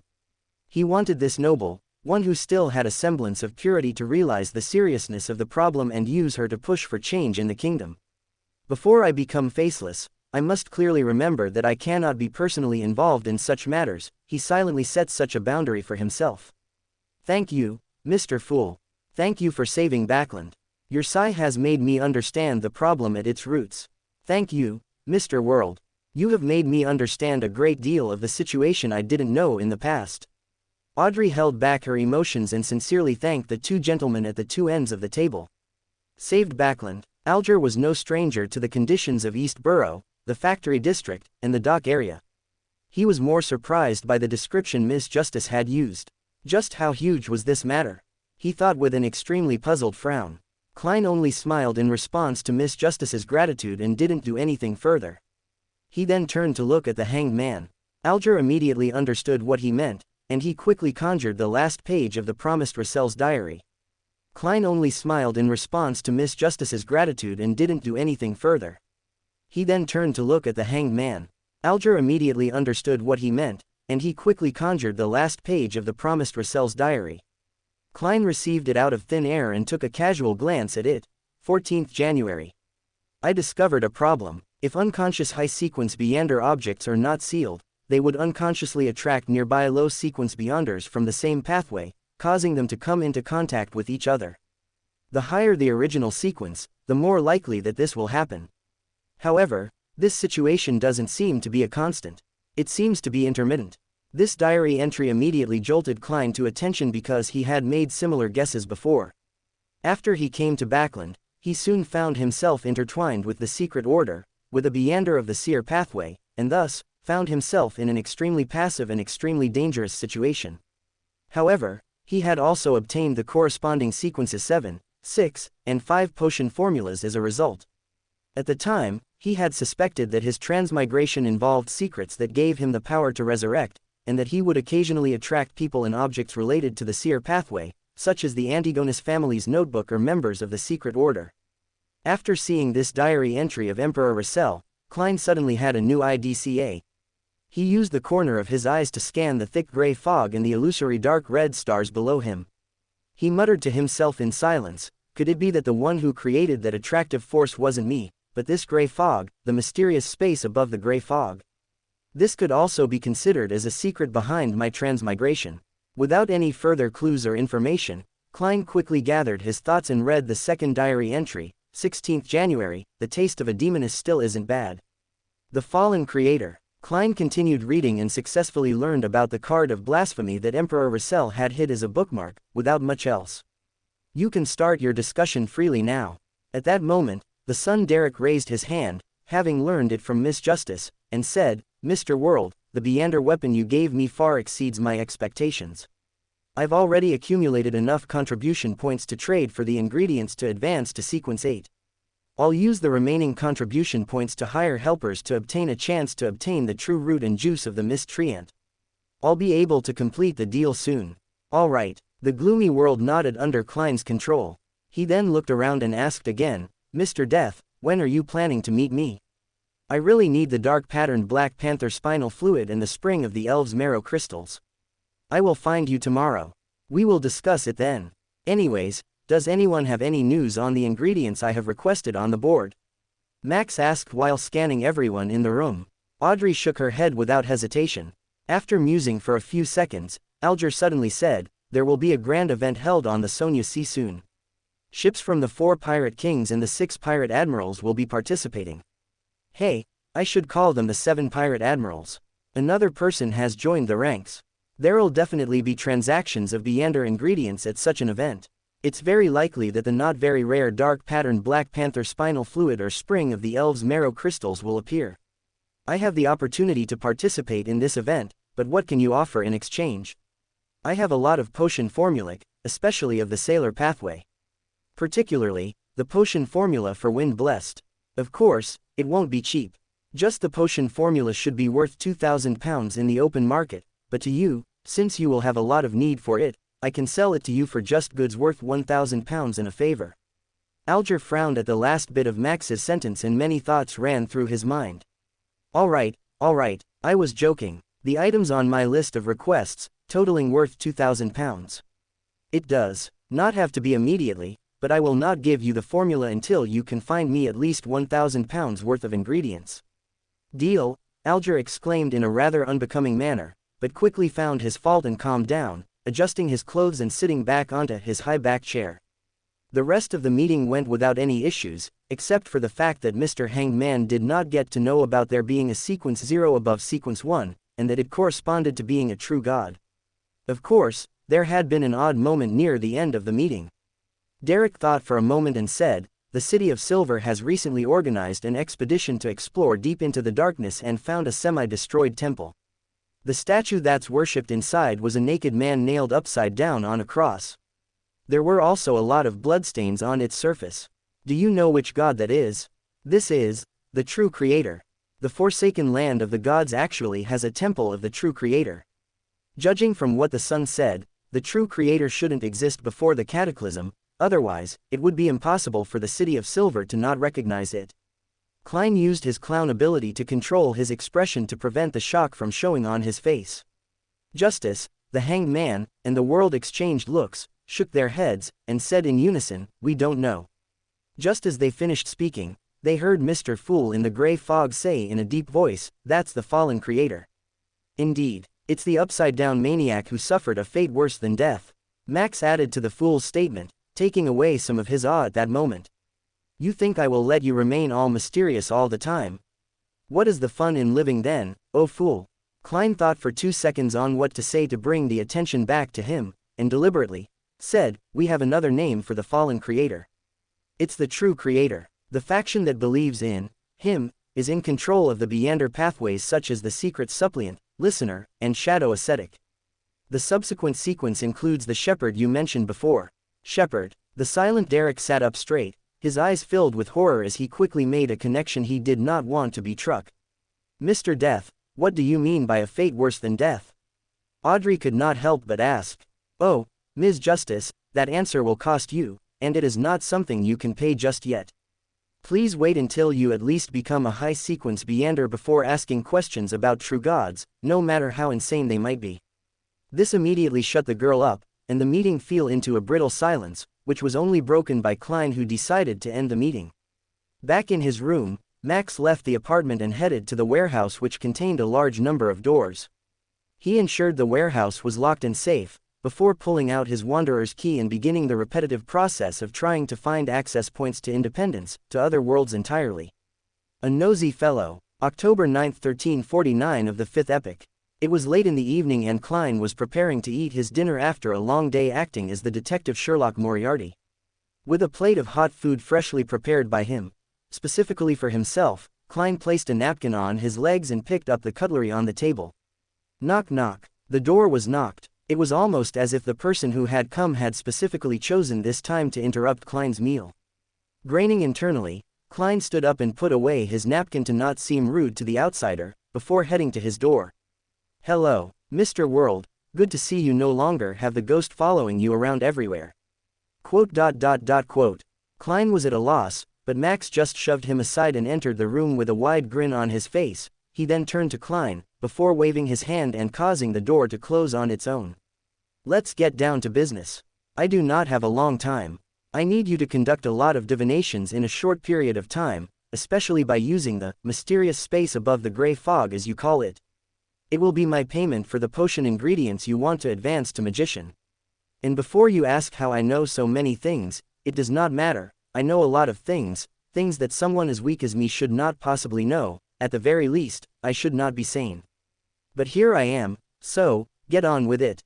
Here is a list of things you need to divine. And here are the 2 ingredients I promised." Max placed 2 jars filled with 2 completely different kinds of items, as well as a parchment with a dozen or so items listed on it. Klein scrutinized Max's face before nodding. He took 4 steps and entered the space above the gray fog, but made sure to also bring Max with him, to prevent the fellow from doing anything untoward to his unconscious body. He conducted 3 dream divinations and got the results Max wanted, but on the 4th one, he was corrupted by Unity, and Max just grinned as he sent the Unity energy to the crack on the real Saphira castle, increasing its size and his control over the Sephiroth. Klein took a while to recollect himself and explain what he saw to Max, before continuing. He had realized that the power that was almost throwing him into the territory of losing control was somehow able to be controlled by Max. Perhaps, this is something that originated from Max himself, and only affects those who are prying into his secrets of his fate. Klein came to a conclusion he did not like, as he still had a long list of dream divinations to complete. Sighing, he got to it, and once again, he was corrupted. The process repeated until Klein could no longer safely conduct dream divinations. "All right, I will leave the ingredients here. Bring me to the gray fog when you are more collected and ready to conduct the remaining 3 divinations. I must inform you not to conduct the divinations without me present." "All right, thanks Mr. Fool." Max shook Klein's frail hand and walked towards the door. Klein, whose rapid breathing was already slowing down, turned to Max's back and used spirit vision on him. But right at that moment, Max suddenly vanished from his view, and Max also felt that his ability to fool Beyonder abilities was activated. He instantly became on guard and felt how much of his spirituality was being used. It was not much, which meant it was a weak Beyonder, at the most, the same sequence as himself. Then a thought came to mind and he turned to Klein and noticed he had activated his spirit vision. What a nosy fellow. Max grunted, turned to the door, and just blasted it off its hinges before leaving a stunned Klein, who had returned to normal vision and noticed a gloating Max merrily skipping away into the distance. Kekaki, the one chapter I really liked in this novel, an action chapter after a really long time, is going to be coming up in a few chaps. I hope everyone likes it. And also, it is not some long drawn-out battle, just a single chapter. In fact, slightly less than a chapter, but I really put a lot of emotions into that chapter. Key of Light, October 14, 1349 of the 5th epic. Are you sure about this, Mr. Ademisal asked with a confused expression. He had already consumed the monster potion and finally reached sequence 9. But for some reason, the feeling of complete digestion that the Mr. had taught him, the click one would feel upon integrating themselves with the potion, was also felt by him only moments after ingesting the potion. As such, Max had spent the past few days collecting the potion ingredients for sequence 8 of the monster pathway, robot, and finally made the potion.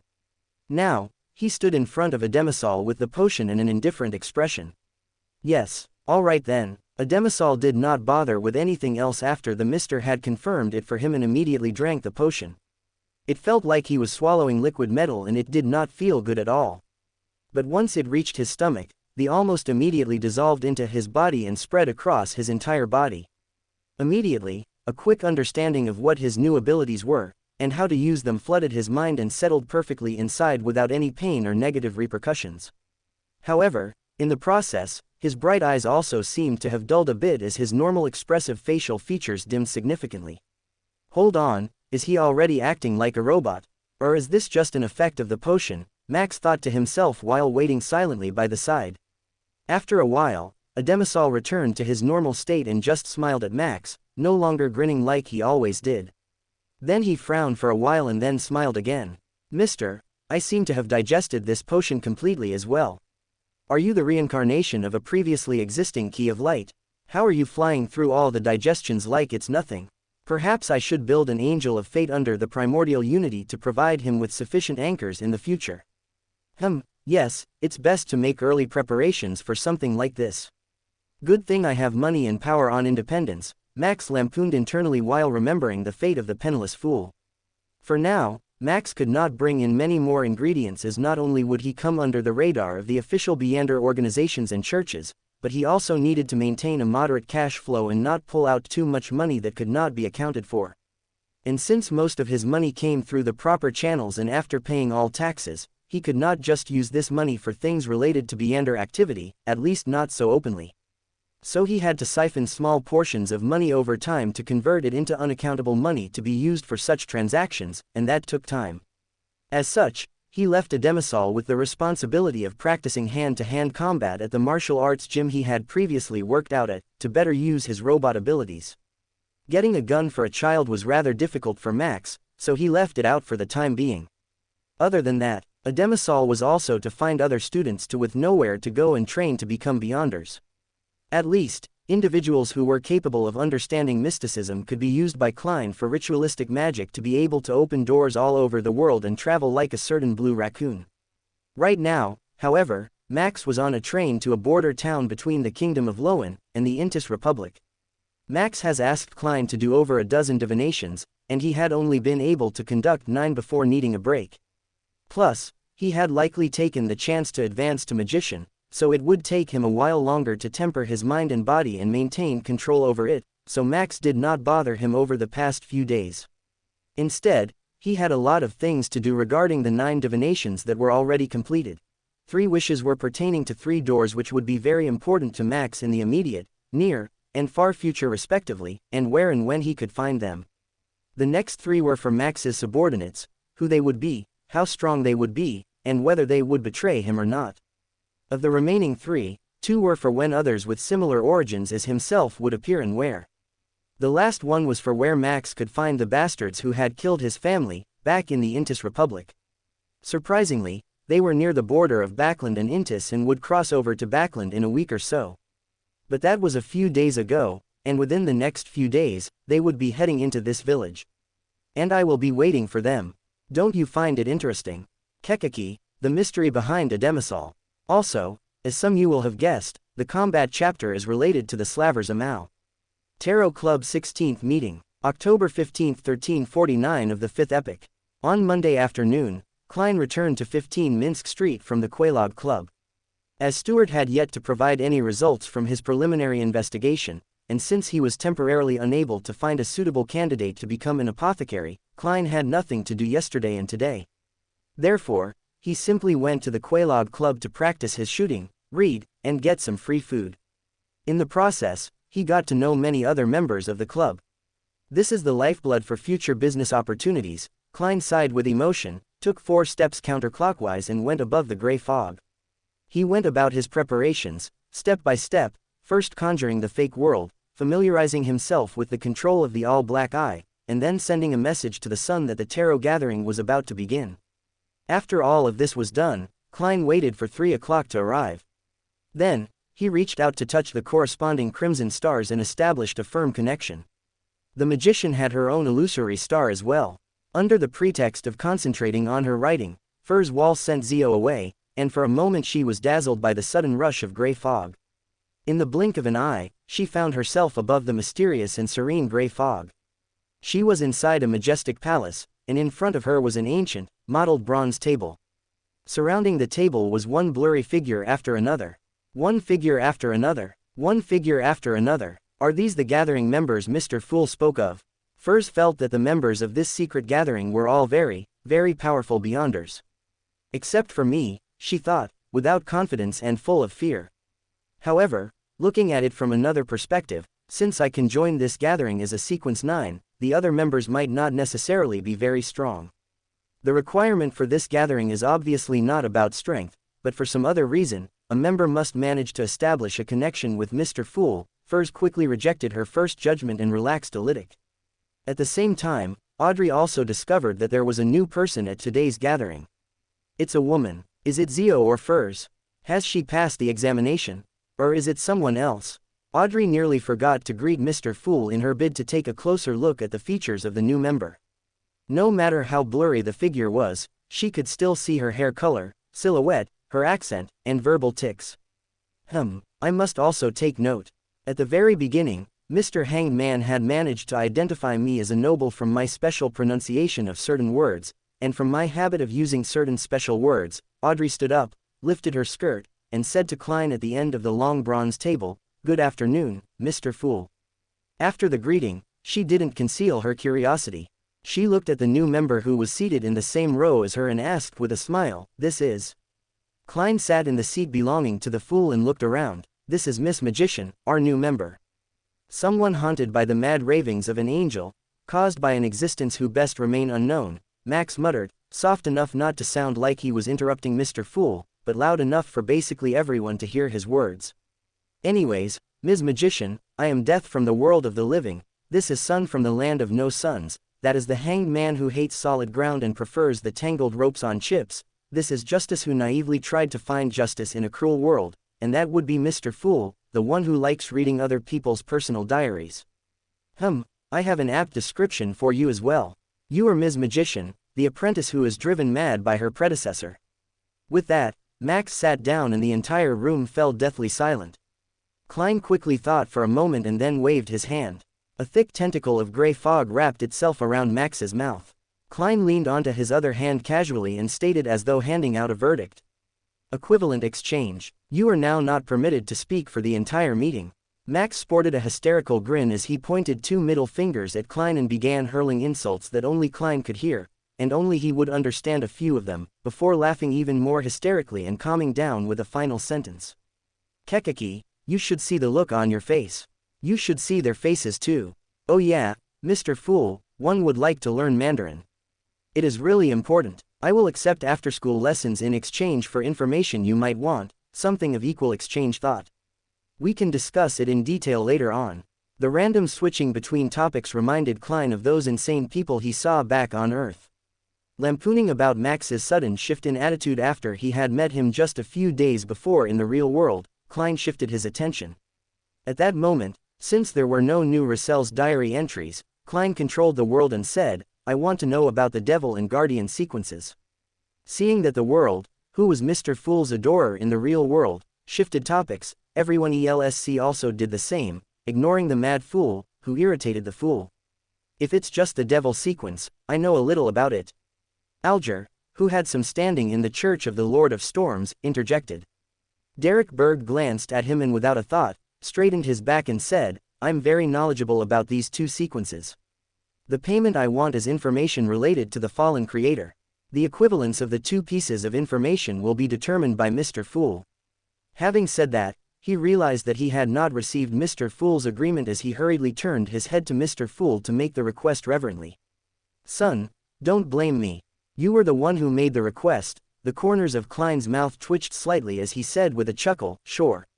Furthermore, when it comes to the understanding of the true creator, none of the ladies and gentlemen present can compare to me, he added boldly in his heart. While they were discussing this matter, the magician Furs was stunned upon hearing the conversation. The devil sequence is the devil pathway. Which sequence number is it? What is the guardian pathway? Which sequence number is it? I've never heard of it. Fallen creator, the true creator, God, they are actually exchanging information regarding the true creator. That deity is known as the most ancient and powerful existence among the deities. What kind of organization did I join? After receiving a positive reply from the fool, the world said without any hesitation, deal.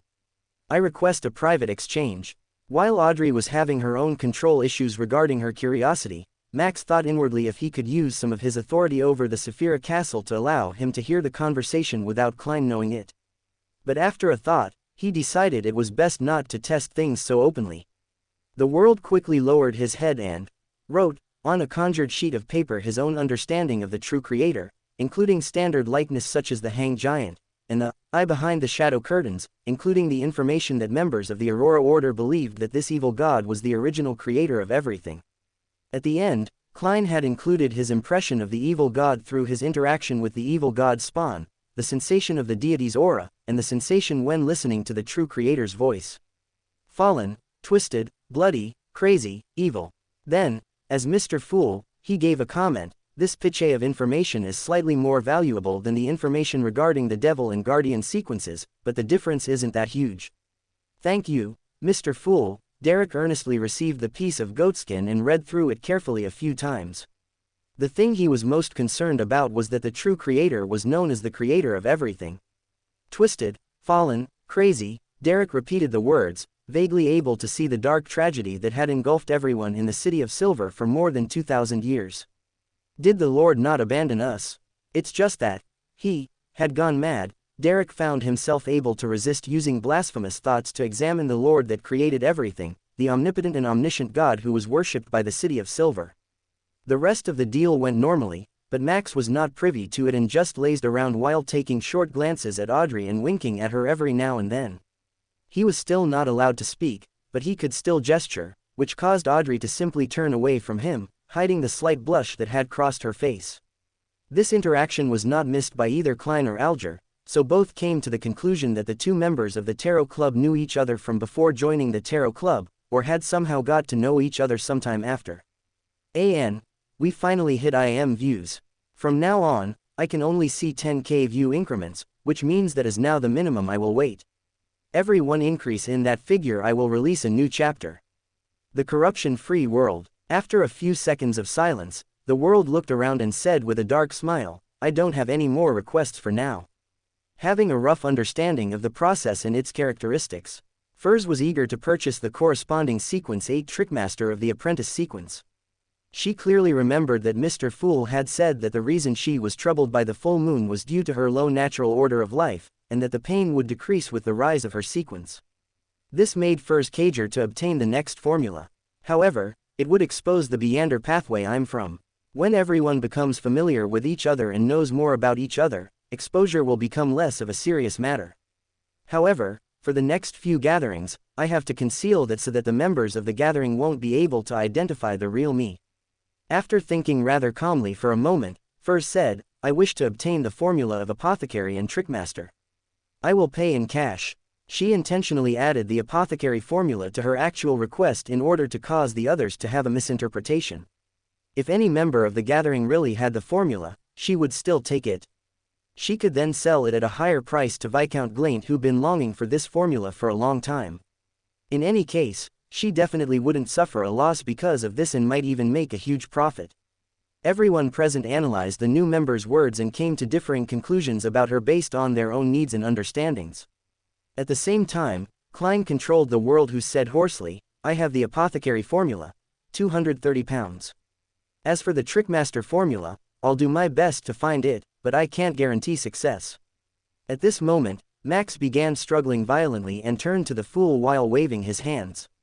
Of course, he was not saying anything, but to the other people other than Klein, it felt like he was trying to say that he had the potion formula for Ms. Magician, who also looked over at Mr. Fool as though asking for permission.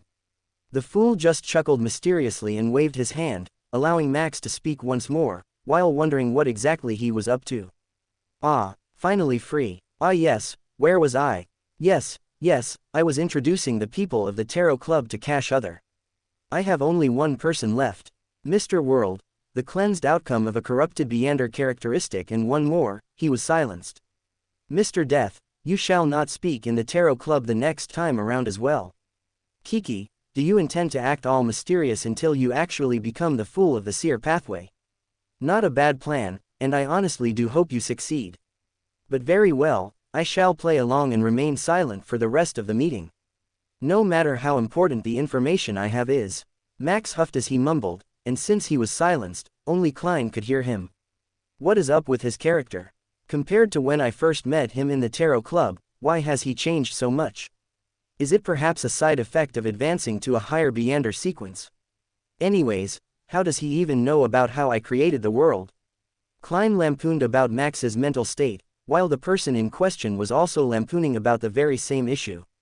"The mind-altering corruption is back, and with a vengeance. It's stronger than before I advanced. I should quickly finish my plans to deny the demoness her, or his advancement ritual. I'll get a demisol to investigate these matters without reporting it to anyone. When the time comes, I will personally also play a part in destroying her plans, or his." Sigh, even talking about someone from that pathway gets confusing. And the rest of the Tarot Club meeting went without a hitch, allowing Max to return to his cabin on the train without the payment of the remaining 3 divinations due to his behavior. But he did not mind, since they were not very important divinations. After sending the message via Castle Black to a demisol, Max returned to the more important matter at hand, investigating the whereabouts of that B*TCH. Of course, right before that, he made sure to douse himself with unity energy to get rid of that blasted corruption. Some people say revenge leaves you with an empty feeling, but Samuel's experience of getting revenge on all those who wronged him after climbing high enough has proven otherwise. Revenge is a thrill, a feeling of satisfaction, a completeness that cannot be accomplished otherwise.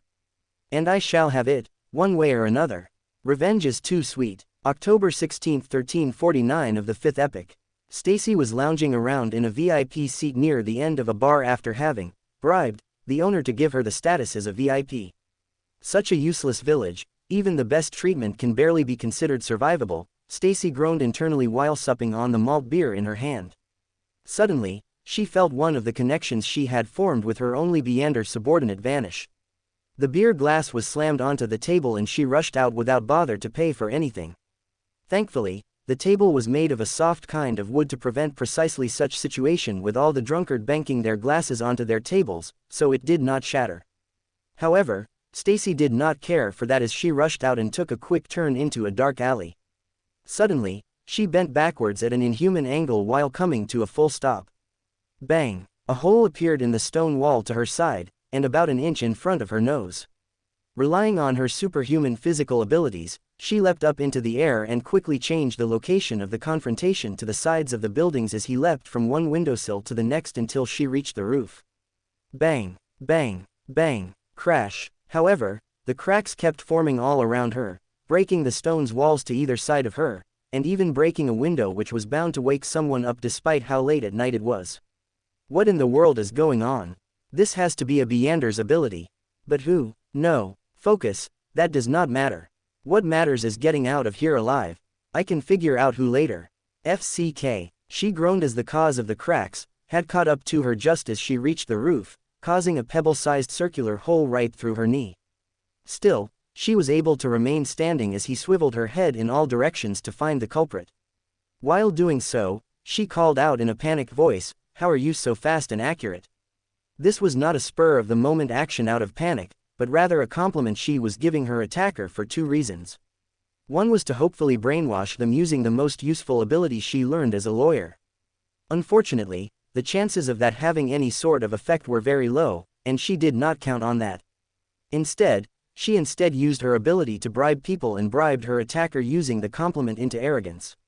Using a weakness effect at first might have seemed like the thing to do, but that was also something that would be easily felt by her attacker, and they might either run away, which was not good for her as they could attack her again at any moment, while she did not know who her attacker was, or they might launch an all-out attack and kill her instantly. Arrogance on the other hand would not be so easy to understand for the attacker and might give her the necessary time to use more of her abilities on her attacker. Bang! Rather unfortunately for her, another hole appeared on her other leg, and this time, she collapsed onto the ground, unable to move any of her legs. Still, with adrenaline coursing through her body at inhuman levels due to her barbarian physique, she used her hands to prop herself up and noticed a figure walking towards her. Panic finally set in as she noticed that her arrogant bribe had not taken effect on her attacker, which could only mean they were of a higher sequence than her. However, she was not resigned to her fate as she pulled out a black and rusted nail that was clearly some sort of Beyonder artifact. She had spent a considerable amount of her savings to exchange this item from those madmen, specifically for a time like this. Squeezing it in one hand, she stabbed the nail into her hand, creating a squelching sound of metal piercing flesh as it went from her palm to the back of her hand. In an instant, black shadowy tentacles emerged from the newly formed hole in her palm as she pulled out the artifact and threw it to the ground so she could use her other hand to prop herself up to face the enemy. I am not afraid of you," she said to boost her own morale as she controlled the shadows that greedily absorbed her own blood and moved rapidly towards her, attacking in an attempt to bind them. And yet, under the crimson moonlight, a sword's reflection appeared in her vision as it easily cut through all the shadowy tentacles she had sent over, but the attacker was still casually approaching her. All the cut tentacles fell powerlessly to the ground, being corrupted as red fleshy veins appeared on each of them before crumbling into nothingness. Then you will die braver than most. The attacker, who could now be identified as a male, slowly walked towards her while dealing with all the tentacles that came his way. Stacy was currently powerless and could only feel fear. The man bent down to her eye level, with the sword raised in the air, as he spoke softly, just enough for her to hear. Do you remember? There was a house back in Intis. A house of two loving parents, and an innocent child. A workshop where they built things together, and made just enough money to survive. Yet, they were happy. Stacy was still confused as where this was going, but she quickly used these few moments of respite to try and heal her own body to be able to escape when the chance came. And yet, some idiots thought they could take it all away and were beaten up by the parents. A show of perseverance in the face of adversity. Was that not something to be rewarded in this cruel and unforgiving world? Without warning, the sword found its way into her only uninjured limb, her hand causing her immense pain, not just physically but also spiritually, as red veins formed on her hand and on her very soul. But a Beyonder came along and decided to intervene directly in the affairs of normal humans. She not only killed the strong-willed parents to make a show of the others living around them but also made sure to sell the child to slave traders heading to Backland. Unfortunately, you have made me use my sword, so you will have to die. But only your body. Your soul on the other hand. Kekaki, it's coming with me. Let's see how long your will can survive before it is extinguished completely. With trembling and watery sighs, Stacy turned to look at her attacker and saw someone she did not recognize at first. But then she recognized the silver hair and blood-red eyes as that of the female she had killed and then got scolded for a few long minutes as her unique traits would have made her a prized possession. She matched the face of the only remaining family member, the child with the bloodied and creepily smiling face of the young man in front of her, and was stunned as it was impossible for him to have grown so old in such a short amount of time. That was the last thing she saw as the sword made its way directly through her face and out the back of her head, killing her without a change of revival as Max made sure to take her soul and send it to the amalgamation of all for safekeeping.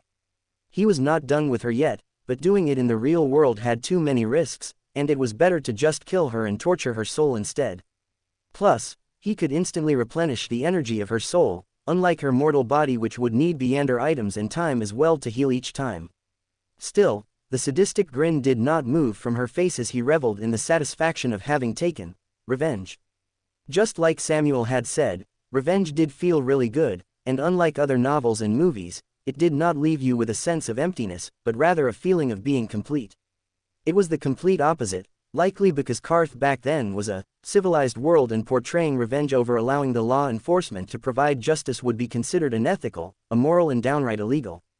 Perhaps that was why entertainment portrayed revenge as something that would never bring you joy, and it was an absolute lie. Or perhaps our minds are just twisted like that, Samuel commented nonchalantly, and Max simply shrugged. If it is so, then all the better. I don't need morality to survive in this world. All those with a just moral compass either fall behind those without or are just outright killed. Unity and Samuel simply nodded approvingly as Max sacrificed Stacy's body to his Sephiroth, as well as her Beander characteristic. Nice, I got Sequence 7, Briber Beander characteristic of the Black Emperor pathway, and a Sequence 8, Archaeologist Beander characteristic of the Paragon pathway. It's unfortunate that the Sequence 7, Shadow Ascetic Beander artifact was a one-time item, but I still got a lot of good stuff. Now, I wonder if I should just hand over these characteristics for Ademisol's future students to help in advance, or if I should keep it and try to make Beander artifacts. Yeah, let's just keep it. After all, Ademisol had only just found another 2 students and it would take time to teach them about mysticism, especially if Ademisol had to investigate the Great Backland Smog incident. I'll decide when they actually are ready to become Beyonders. After thinking for a while, Max left this area and returned to his room with no proof that the fight had even occurred, other than the small holes in the bricks and that one broken window. Since he had meticulously cleaned the area using Unity energy, no local Beyonders would feel anything wrong with the scene and just treat it as someone using special bullets in their gun and ignore the matter, leaving it to the local police. How was this, guys? This was my first proper action scene that I wrote myself without any copying or skipping over of major incidents in the fight itself.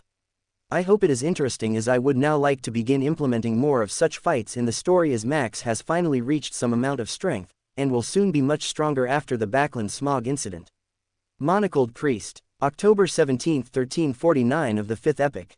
To keep up appearances for the local authorities, Max headed to the local auction house and bought a few useless items the next morning, claiming one of them was his reason for traveling all the way here, and swiftly returned to Backland. On the train back, Max had a rather ridiculous thought. What if I plan to perfectly thwart my own ascension ritual, as thus succeed in ascending? Huh, Samuel asked in doubt, as he thought Max was now losing it after finally getting his revenge. Hear me out now. What if I plan to destroy my own plan to destroy the demoness, advancement ritual, and hide the memories in the amalgamation of all? Then, just before I activate my plan to thwart the demoness plan, I receive my own memories of not wanting to do that, which would perfectly thwart my original plan to thwart the demoness advancement ritual.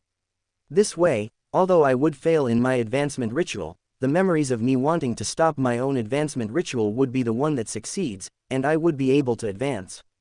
Right, Unity. The rest of the train ride was spent in utter silence at the simply idiotic plan, that somehow made just enough sense to be considered, leaving everyone present within Max's 3-in-1 perfectly merged soul in stunned silence. When they finally returned to Backland, Max decided to hold on to these thoughts of failing my own advancement ritual and scowl them in case the possibility of succeeding in destroying the demoness plan actually failed, or had a high likelihood of failure, in which case he could take this gamble. After that, he returned to his apartment for a night's rest, as he had been traveling for half a day, then spent the night tracking down one of Stacy's Beander subordinates, and killed him, and then lured her to a place her could kill her as well. Then he only had 2 hours of sleep before having to wake up and attend an auction, before traveling again for half a day. His mind and body were tired, and so he peacefully went to sleep. The next morning, Max got out of bed and went to have some breakfast at the restaurant across the street, but while he was in the middle of crossing the cobbled street, all the colors around him suddenly saturated rapidly. Then, but a moment later, they all lost their color completely, and Max could see 2 figures in the sky, looking down on him with their mocking gazes. One was Adam, wearing his priest robes and his golden hair. He spoke softly, but Max could hear it. You killed him. This was not meant to be. I had warned you not to interfere with my story. The other man also looked like Adam, wearing the same clothes and with the same gentle demeanor. However, only a moment later, he pulled out a monocle from his breast pocket and fitted it to his face. His entire aura changed to that of a chaotic mess that would remind anyone of a malicious entity. A devilish grin appeared on his face as Max also pulled out a monocle, the same one he kept to ward away potential angel-level individuals, and put it on his face without wanting to do so. The grin that Eamon sported was now plastered on Max's face as well. Now, let us see why exactly you killed poor Medici. Just as the monocled Adam and the normal Adam reached out their hands to cover Max's face, his world blacked out and he opened his eyes again, right in his bed drenched in cold sweat, and the cupboard with his Beander sword rattling away as though some ghost was trying to escape. It was all a dream, the nightmare that follows the usage of the Beander sword. However, Max did not let his guard down as he immediately pulled down some unity energy and washed his entire being with it to get rid of the corruption before pulling out his Beander sword in case of emergencies, and then left his apartment, heading straight for one of his more recent purchases, the apartment that was on the same street as that of the Evernight Church's headquarters. Only after he successfully sneaked into the apartment did he relax and contact a Demisol for a status update on the investigation.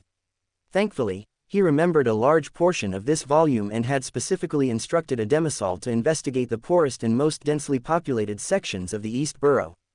As a Sequence 8 robot, a Demisol should not be in any danger from normal humans who might want to try and kidnap or loot him, and for Beyonders, he should be able to sense the danger and escape in time for most cases. Time continued to pass as the investigation gradually bore fruit and Max had put all the important pluses in place, and finally made a plan. October 22, th. 1349 of the 5th epoch. The sight of the towering stone pillars that supported a high dome and the mottled and ancient long table that appeared to have been placed there since hundreds, if not more than 1,000 years ago entered the eyes. Although Audrey Hall had seen this scene many times, she would still feel a kind of shock that came from the bottom of her heart the moment she arrived above the gray fog. Out of the corner of her eye, she scanned the surroundings and didn't see any new members. She then looked up and bowed to the person in the thick gray fog. "Good afternoon, Mr. Fool." As she spoke, she suddenly saw a card covered with a complicated pattern on the table to the right of the Fool. It was lying there quietly, casually, like an ordinary object. Is that the card of blasphemy? A card of blasphemy that hides one of the paths of the divine. Audrey immediately understood. Audrey quickly deduced from everyone's reactions that, other than Mr. Fool, the card of blasphemy was known only to herself. This made her feel quite proud. Audrey took the initiative to raise her hand after the magician, the sun, and the others did their greetings. "Honorable Mr. Fool, I have something one would like to report to you alone." Klein nodded slightly and said, "Sure."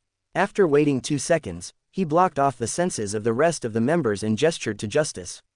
Audrey sat with a dignified posture and said with a sincere attitude, "Mr. Fool, as I had asked to purchase the spectator formula at a Beander gathering, there has been 2 suspected members of the psychology alchemists who came into contact with me recently through certain nobles. I'm inclined to join them, but only if I can guarantee my own safety. What is your opinion on this? I've attached great importance to this." Many thoughts flashed past Klein's mind as he finally said with a smile, "If you think it's suitable, you can do so. If you encounter a problem, you can seek help from the Tarot Club." "Thank you for your suggestion." Audrey instantly felt relieved. Klein thought for a moment and added using a calm and leisurely tone, "Inside the psychology alchemists, there are people planted by the churches, such as informants of the mandated punishers and nighthawks. You have to know how to hide and conceal yourself." After reporting the matter of the psychology alchemists, Audrey wasn't in a hurry to end the conversation. Instead, she said, "Mr. Fool, I've memorized another 2 pages of Russell's diary." Klein knocked gratefully on the edge of the long bronze table to help Miss Justice conjure the diary pages. When he had the 2 pages in hand, he cast his eyes over, only to have his smile gradually stiffen. The first line of the journal read, "The 6th of March. Damn it, I'm almost constipated from eating the food here. This is what I saw at the Russell Memorial Exhibition." Klein hid his expression and turned to the second page. He found that the contents were still the complaints and novel experiences of Russell's early days of his transmigration. They were of no practical use. He controlled his expression and smiled. "Do you wish to deduct from the gold pounds you have yet to pay, or do you wish to get something else in return?" Audrey said without any hesitation, "Mr. Fool, I would like to know which path of the divine that card of blasphemy is." "You really treat money as dirt." Klein silently sighed, as he didn't hide his smile as he said, "That is the Dark Emperor card. The corresponding sequence 9 is lawyer." After the private conversation ended, the magician, Furs, looked eagerly at the World who sat right at the other end. "Mr. World, I will try my best to gather a mystical item or powerful Beyonder weapon in the Sun domain. What kind of deal did you two make in private? Despite feeling very familiar with Furs, Audrey wasn't aware of this, so she couldn't help but ask. Furs let out a sigh and said, Mr. World has helped me find the formula to Trickmaster. The World laughed hoarsely when faced with the numerous gazes that were staring at him. Miss Magician, before you purchase it, it's best that you chant Mr. Fool's honorable name and request that he pass the relevant information to me.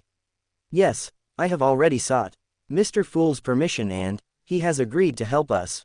If I'm not satisfied with the items that you have set your eyes on, perhaps I will consider switching to another request. Klein now had 3 alternatives for the items in the Sun domain, so he planned to compare them before making any finalization.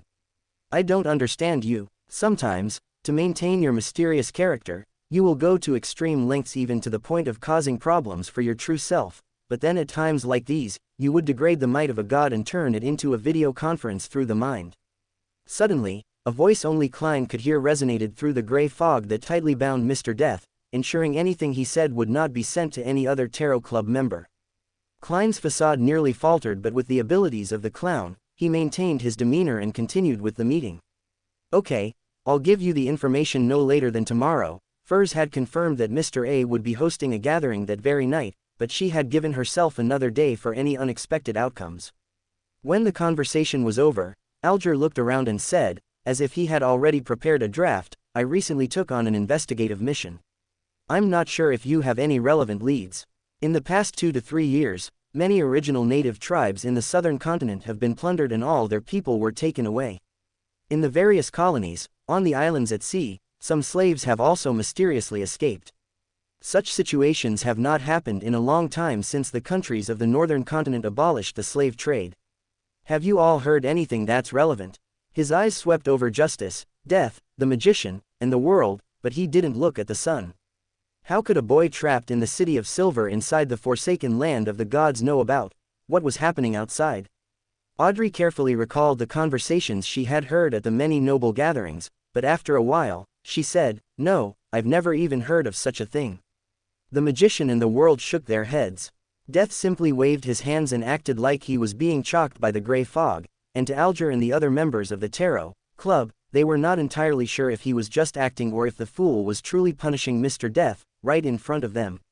However, unlike the original novel, since Max had interfered before, Alger did not ask for the wind-blessed potion as he was just about to get the last ingredient on Max's list, which would make the total to 1,000 pounds worth of Beyonder ingredients, and thus he would gain access to the potion formula any moment now. After the hanged man finished announcing his mission, Derek raised his hand and said with some apprehension, I've been assigned to go on a mission. I will be heading to the half-destroyed temple that I mentioned previously, in the near future, yes, the one related to the fallen creator. The leader responsible for this operation is Shepherd Elder Levia. Do you have any suggestions? The rest of the mechting went as before, and Derek the Son was receiving his weekly guidance on survival from the resident survivalist and shrewd Beyonder, Alger, when Max turned to the fool. I have something important to tell him. It is for his own survival. Klein looked at the serious expression on Max's face and waved his hand, dismissing the gray fog around his mouth to allow him to speak. Little son, what I am about to tell you is very important. If not when you come across a man who wears a monocle, and he tries to kill you, just scream out the name, Adam. And it should give you enough for a chance to call for help. Do not fight him no matter what. That is an angel-level being, so run as far as you can. Got it? Derek could only nod, not understanding why Mr. Death was telling him this information. Meanwhile, Klein was stunned as he recalled the warning about a similar being given to him, but it was a lot vaguer than this warning. After the rather grim warning involving an angel-level existence, the meeting continued as it had in the original, and everyone logged off their group call and returned to their lives. October 26, 1349 of the 5th epoch. The City of Silver. After a thorough examination of Derek Berg, who had experienced hallucinations both visually and auditory through the method taught to him by his unofficial life mentor, Mr. Hanged Man, he was brought to the bottom of the spire. This place took in residents who showed signs of losing control, and various methods were used to save them. Walking in the gloomy and creepy corridor, he suddenly felt a strange chill. Help! A sharp shrill voice suddenly sounded from a sealed room. Help! The voice came to a sudden halt, and then there was silence. In the eerie silence, the first thought Derek Berg had when he came back to his senses was to rescue that person. However, the two guards that held him in the middle didn't show any reaction to it, as if everything that had just happened was just his imagination. "Someone is calling out for help," the young Derek informed the two Dawn Paladins. On his left, a tall knight clad in silver armor calmly replied, "Don't be fooled. That's just the normal behavior of those Beyonders who are on the verge of losing control." "Is that so? Maybe he cried out for help because he just isn't willing to give up and lose control and become a monster," Derek thought sorrowfully. Following the change in his mood, the illusory, buzzing sound in his ears became more distinct. After silently taking a few steps forward, the Dawn Paladin from before pointed to a door on the left and said, "You will be staying here for the time being. We will bring you your food and medicine on time." As he spoke, he took out an iron black bottle. This bottle was constructed from the remnants of the straw-like objects left over from the City of Silver's staple food, black-faced grass. Upon encountering a liquid, it would produce a thin film, thereby achieving a waterproof and sealing effect. Derek took the bottle and gulped it down, feeling a cool sensation slide down his esophagus and into his stomach. His entire being rapidly became quiet. The swaying scenes before his eyes stabilized, and the auditory hallucinations in his cars gradually weakened. Creak. At the sound of the iron door closing and locking, Derek entered his own room. The first thing he saw was a candle flickering with a faint yellow light, and then he made out a low bed, a chair, and a square table. Other than that, there was nothing else. However, the walls, including the door, were all engraved with complicated and mysterious symbols and labels. They seemed to form a complete seal. Derek's emotions were also suppressed by the medicine. He sat down on the bed without the slightest hint of curiosity before lying down. After an unknown period of time, he suddenly heard the sound of someone banging on his door. However, this didn't come from outside his room, but from his neighboring cell. Derek sat up and listened. He heard a sharp, high-pitched wail from the knocking. His hair stood on end as he abruptly stood up, taking an extremely defensive stance. At this moment, thumping sounds spread to the metal walls that were separated by two rooms, slowly smashing a protrusion. Derek was about to pray for holy light when the scene before his eyes suddenly lit up. It seemed as if the entire space around him had been moved to the outside world, just in time for the lightning to streak past. The sound of the wall being smashed beside him had vanished, and the bottom of the spire regained its silence. It wasn't an absolute silence. Rather, the sound of light footsteps echoed for a long distance. It only turned silent after the echoes continued on for a long time. Derek was wondering what had happened to the Beyonder in the neighboring cell when someone knocked on the metal wall on the other side. Talk, talk, talk. It was as if someone had bent their finger and was tapping lightly. "Who is it?" Derek asked, raising his voice in slight alarm. The knocking immediately stopped, and after a few seconds, a deep yet rather old voice was faintly transmitted. "So, it turns out to be a young fellow. You are." Seeing that the other person could communicate rationally, Derek leaned against the wall and pressed his car against the cold metal. The elderly voice chuckled and said, "The person next to you almost lost control several times. He ultimately couldn't be saved today." Derek asked through the metal wall, "So he's become a monster now?" "No, not a monster, but a corpse. He was finished off by the items scaled in here." The elderly voice sighed, "I've been here for 42 years. Yes, those guards told me that they've seen too many similar incidents." Derek was surprised and returned with a question, "You've been here for 42 years?" The elderly voice immediately chuckled and said, "That's right, I also didn't expect that I would stay here for 42 years. I don't have any signs of losing control, but they believe I'm rather dangerous and can turn into a monster at any time." Derek frowned slightly and asked curiously, "What happened 42 years ago?" The elderly voice was silent for a moment before saying, "I was once the captain of an exploration team. We found a destroyed city about half a month away from the City of Silver. Hey, this was calculated based on our speed. That city was similar to our City of Silver. It clearly has traces of it being ruled by giants, and it also believed in the Lord that created everything, the omnipotent and omniscient God. Unfortunately, they were destroyed countless years ago." Derek wasn't a stranger to such matters. He immediately guessed, because you encountered some strange incidents there, you were determined to be at risk of losing control. "More or less," the elderly voice chuckled. After we explored the core area, we discovered that the city was attempting to change faiths. They created deities that they imagined would save them. However, it was useless, even the statues of those deities were destroyed and spilled all across the land. At this point, his tone suddenly became heavy. However, we met a person there. This is the first time in the past 2,000 years that our City of Silver has met someone who didn't belong to our city. Outside City of Silver, in the depths of the endless darkness, there really was someone still alive. Derek subconsciously asked, "You brought him back to the City of Silver?" The elderly voice said after 2 seconds, "Don't you feel shocked? The reason why our City of Silver works so hard to explore the surroundings is to find humans like us. We finally found them 42 years ago." Derek scratched his head, and without much experience, he pretended to be shocked. I didn't notice this point. This is truly unbelievable. Other than the residents of the City of Silver, there are actually other people. The elderly voice remained silent for a while before saying, "Has the City of Silver's education become so terrible?" Without waiting for Derek to speak, he sighed and said to himself, "We very warily invited that person to the City of Silver as a guest."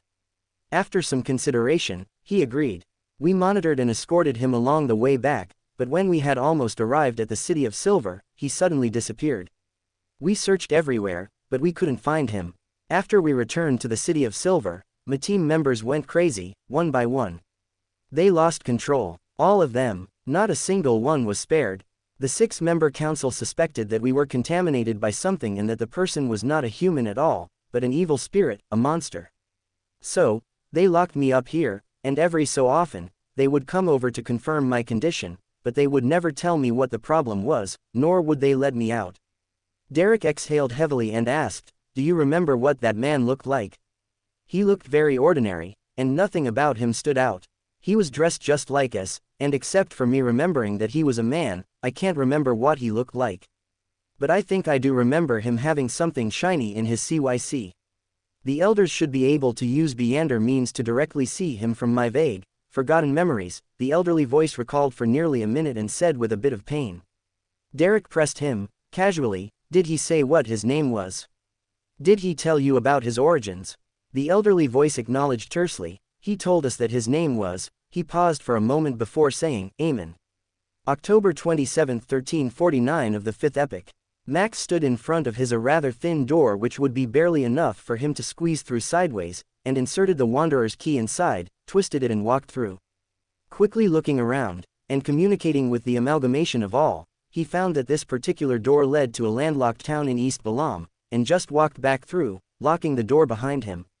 He engraved where it led to onto the wood of the door so it would not be confused with the countless other doors he had sifted through and placed in his Sephiroth, before doing exactly that and sacrificing the door into the Sephiroth. He walked up to the next door in his large warehouse of doors, and repeated the same process again. This time, however, upon walking through he was almost immediately assaulted by a chunk of dirt being flung at him at immense speed. Immediately, he dodged it since he did not know if this new world had superpowers. As such, stopping a rock in the middle of the air might just cause him to be labeled a witch or worse a demon and hunted down. Rolling on the floor to the side, Max looked up and noticed his attacker, a brown-skinned child with a skinny yet tired expression. But he was already punching the ground and stomping his feet in a rather rhythmic yet forceful manner. And then, like magic, another piece of rock the size of a baseball lifted into the air. Before the child could launch the rock at Max, he grinned in his mind as he lifted his hand, and repelled the stone straight onto the forehead of the child. Thwack! The child fell unconscious instantly and Max finally stood up. He turned around and closed the door behind him.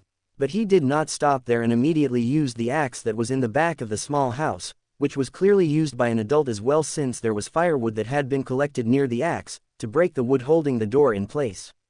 Alright, now that the door is safely put away in the amalgamation of all, I think it's time to check this world out. While thinking so, Max closed his eyes and entered his Sephiroth, before looking at the world he was currently in from above. An absolute mess. Just like Earth, this world has a normal world, a spirit world, and a little space in between. However, unlike the odd spirits in the spirit world of the Earth, the spirit world of this planet is far more terrifying. There are true god-level mythical creatures, though barely any, but they exist. There are far more king of angel and angel-level mythical creatures. It's odd, but there are no humans who have been able to reach any sort of power. They all seem to be borrowing the power of the King of Angels, mythical creatures that do not exist in the spirit world, but rather in the material world. This is the Avatar world, Samuel commented offhandedly as he heard Max's musing. Ah, now that I think about it, that world does fit the description. But then, would it not be possible for other worlds to exist as well? Yes, and it's better not to think about many of them. Sure, but I think those strong existences can sense us. Thankfully they not only seem to be unable to enter the material world easily, but also cannot leave the spirit realm to explore the outside universe. Yeah, it's definitely a prison for them. From the original story, the Avatar definitely did not have enough power to seal the spirit world. He had only just closed off the connection between the spirit world and the material world. So, things might be different from the storyline, or perhaps not. Max mused internally while returning to his body. Now, what to do with you? Max thought out loud as he observed the groaning child that was slowly regaining his consciousness. His tattered green clothing betrayed his origins as a child of the Earth Kingdom, and his sunken cheeks and skeleton-like arms meant he had not eaten anything in a while. They don't appear to be wearing modern clothing, which means it is likely before the events of Avatar Korra. This is good since society has not evolved to depend on science just yet, which means as long as I can take over the world, I can push them all to following the primordial unity. I will need a spokesperson in this world. But Mark would suffice on independence since there did not appear to be any people with power, so someone knowledgeable could handle representing me. But in this world, that person needs to be at least as strong as the Avatar. Why don't I find someone to take up the other half of the Avatar's spirit? What was it called again? Vatu. No, Vatu, Vase sounds about right. Well then, I can come back to this world after advancing, and then find a way to reach the spirit with someone deathly loyal to me. But first, this kid knows too much. Why don't I find someone to take up the other half of the Avatar's spirit? What was it called again? Vatu. No, Vatu, yes sounds about right. Well then, I can come back to this world after advancing, and then find a way to reach the spirit with someone deathly loyal to me. But first, this kid knows too much. Without much of an expression, Mark reached out to the kid, and twisted his neck, killing him painlessly. He then sacrificed the body so as not to leave behind any evidence. After all, a missing child, most likely a runaway, would be given a lot less attention than a murdered child. After that, he continued walking into the forest. Soon, he came across a large cave and recalled a comical scene that he still remembered to this day, and hummed it while merrily walking through the dark tunnel. #2 lovers, forbidden from one another. A war divides their people, and a mountain divides them apart. Built a path to be together, and die. Secret tunnel, through the mountain. Secret tunnel. Soon, he found he was sufficiently deep within the cave, repelled a bit of earth of a wall into the karth around it to create a tougher rock, and with a rectangle-shaped hole perfectly enough to fit the door into. Then, he used his Wanderer's key and returned to Earth, only to step foot into the new world of Benders after having reached Sequence 7. Tarot Club 18th Meeting, October 29, 1349 of the 5th Epoch. At 3 o'clock sharp, while the chiming of the hanging clock was still reverberating through the air, Audrey had already appeared inside the majestic palace via the dark red, illusory light and found herself beside the ancient long table. She smiled, stood up, and bowed in the direction of the seat of honor. "Good afternoon, Mr. Fool." Having received a light nod in response, she then respectively greeted the Hanged Man, the world, and company. She keenly noticed that the sun seemed to be a little uneasy. "What are you worried about?" Audrey asked. This spared Klein's need to speak, having also noticed that Little Sun didn't seem right. Entering this mysterious space ahead of time, he tidied the items on the table, tossing them into a corner along with Azek's copper whistle, the biological poison bottle, Numinous Episcopat's copper whistle, and other things. He had then covered them with a thick fog. Presently, there was only the Dark Emperor card on the table before him. This was an item that matched the identity of the fool. Only Derek didn't hide anything and immediately recounted his successful malingering, and how he was sent to the bottom of the spire to be isolated for treatment. Finally, he asked, "Honorable Mr. Fool, will that mystical item detect my participation in the Tarot Club?" Klein tapped his finger on the edge of the long bronze table and replied in a relaxed manner, generally speaking, it wouldn't make any discoveries. But some mystical items possess special effects.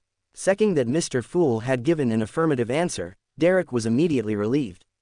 He tersely gave acknowledgement and said, I'm not sure of its special effects either. It's one of the City of Silver's top secrets. At this point, he suddenly thought of what the former captain of the exploration team had told him. He blurted out a question, have any of you heard of a person named Amon? Amon. After a moment's thought, Klein remembered the source of the familiarity. But he didn't answer in a hurry. Instead, he looked at the Hanged Man, knowing full well that this middle-ranking member of the Church of the Lord of Storms also knew Amon, and perhaps he knew even more than he did. He did not turn to Mr. Death, since he himself has stopped the man from speaking this time around as well.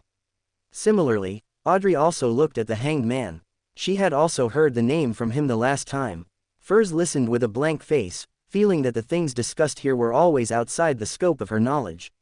Alger frowned and asked in confusion, you ran into a man who called himself Amon while you were exploring the surrounding areas of the City of Silver? Or perhaps, you discovered related records? Derek nodded seriously and said, yes, 42 years ago, an exploratory team encountered a man claiming to be Amon in the depths of the darkness. After they returned to the City of Silver, they lost control one after another. Only one of them was left, and he was imprisoned at the bottom of the spire, in the cell next to me. Maybe he went mad too and that was just a figment of his imagination. Furs, with a wealth of novel creation experience, postulated a guess. Alger glanced at Mr. Fool who sat at the end of the table. Seeing him appear staid and without expressing anything, he boldly said, imagination is a possibility, but one shouldn't imagine the name, Amon, for no reason. He turned his head to the sun and said, in the fourth epoch, about 1500 years ago in the kingdom we live in, there was a family with strange powers. They belonged to the Tudor dynasty, and their surname was Amon. Even in an era with numerous high-sequence beyonders, the surname of the clan was taboo. Meanwhile, Max pulled out the golden monocle he had with him, but it was bright red, just like his own projection. Still, he put it on and turned to Mr. Fool while pointing at it exaggeratedly. Klein waved his hand and lifted the mute on Max with a sigh, but he still did so because he recalled the warning about the monocle. Beware the monocled menace, for it will steal you. It corrupts your mind and soul until you join it as a monocled menace. Think, and it is too late, you no longer remember what you thought. Act, and it is too late because you no longer remember what you were going to do. Know him, and it is too late, he is already inside you. Beware the monoseed menace Amon, for he is the closest thing to error. With that, he closed his mouth and grinned, no longer speaking anything but his words caused cold sweat to trickle down Alger's, Klein's, and little son Derek's backs. What kind of terrifying existence was that, he could steal you? Knowing him meant he was inside you. Was he a Beander or a rapist? But then, Max turned to the son and added softly, remember the advice I told you. Even if you reach sequence 1, just run from it if it appears before you. Scream at him to get a chance to escape. And if he asks who told you this information, tell him the primordial unity and the mother goddess of depravity told you. But remember, use the name for anything or anyone other than Amon, and both those existences will simply turn their attention to you because of a missing target of Amon, and you will just lose control instantly. So do be careful, little son. Then, Max finally returned to absolute silence, and he also put away his golden monocle, crossing his hands in front of his chest, and silence descended on the meeting room. After a while, the son, slightly afraid of Mr. Death, turned to Mr. Hanged Man and asked more about Amon. Alger gave him a brief of who the 5 great families of the Tudor dynasty were, and how Amon was the most mysterious family of them all. Plus, they called themselves the descendants of the ancient sun god. Thankfully, this time around, Alger did not tell him to communicate with the man since he understood the gravity of the situation where even sequence 1 angels needed to run from the monocled menace. Then Audrey asked for a private exchange and gave more pages of Russell's diary. Audrey had already long thought of her question. She remained reserved for a second before saying, Mr. Fool, I wish to ask one question. Why is it said that the cards of blasphemy hide the profound secrets of the deities? Great question. Klein smiled secretly, giving her a look for her to figure it out herself. He said deeply and calmly, Sequence 0, Dark Emperor. Sequence 0. There's still a Sequence 07, there's a Sequence 0 above Sequence 1. Is that a sequence representing a god? The Dark Emperor is a god. A series of questions suddenly surfaced in Audrey's mind. This caused her to be pleasantly surprised, satisfied, and shocked. Restraining her agitation and unconcealable excitement, she took a deep breath and conjured the 3 pages of Russell's diary. Klein began reading it silently, all the while Max was grinning rapidly. Yesterday, he had had a masterful idea, and tested it. Surprisingly, it had worked. He had used the memories of the Chinese writing in the pages of the notebook, as well as the translations of those pages he recalled from the novel. Then he used the chip from the Spectrum Beander, who was rather unfortunately killed, to make a proper translation for anything he wrote, thought about, and entered into the chip, and the way those worlds would look in simplified Chinese. Still, it had taken him a day and a half, and he had only been able to make a single page of nonsense. This meant, he no longer needed to learn Chinese from Klein, but as long as he did not start learning the language from the fellow, he would keep thinking that he really did not know the language, and would not suspect the writing in the pages he would hand over. After Klein finished reading the page in his hand, Max finally spoke. Of course, he was sealed from the other members and only Klein heard him. I got a page if you are interested. Just give me some extra divinations in the future. Deal. Klein sis not say anything but waved his hand, and Max just concentrated on the page and finished in a few seconds. Klein took the page and began reading. I just learned something interesting. Apparently, there was this crazy person called the Angel of Time, Amen. The monocled menace. I just learned something interesting. Apparently, there was this crazy person called the Angel of Time, Amen. Apparently all his believers are himself, all his family members are himself. And yet, their process of deciding things is well beyond the current era. They perform a democratic voting for making important decisions.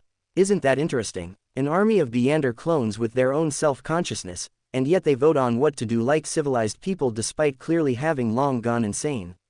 The page did not have a lot of information, but it caused Klein's mouth to twitch uncontrollably while also causing cold sweat to break out on his back. A wave of irony and fear washed Klein's body, but he did not react much and simply turned the paper back into the gray mist and nodded at Max. The rest of the meeting went as normal, and everyone returned to their lives right after. Derek returned to the real world and found himself in the dark, cramped room. He sat on the ground cautiously for a few seconds, but he didn't discover any unusual changes. He was finally able to let out a sigh of relief. Remembering that Mr. Hanged Man had advised him to stay away from his neighbor, Derek walked to the opposite metal wall, and just remained silent, vigilantly watching the metal wall between him and his neighbor. He took quick breaths to calm down his racing heart as he recalled the strangeness of the Amen family, and how dangerous he could be. At this moment, an elderly and fleeting voice came from the bed beside him. Are you looking for me? The moment the voice entered his ears, Derek froze. His skin tensed up, and his hair stood on end. Why is he beside me? Why is he in my room? What happened to the seal? What about the effects of the mystical items? His forehead dripped with cold sweat, and he subconsciously wanted to turn around to take a look.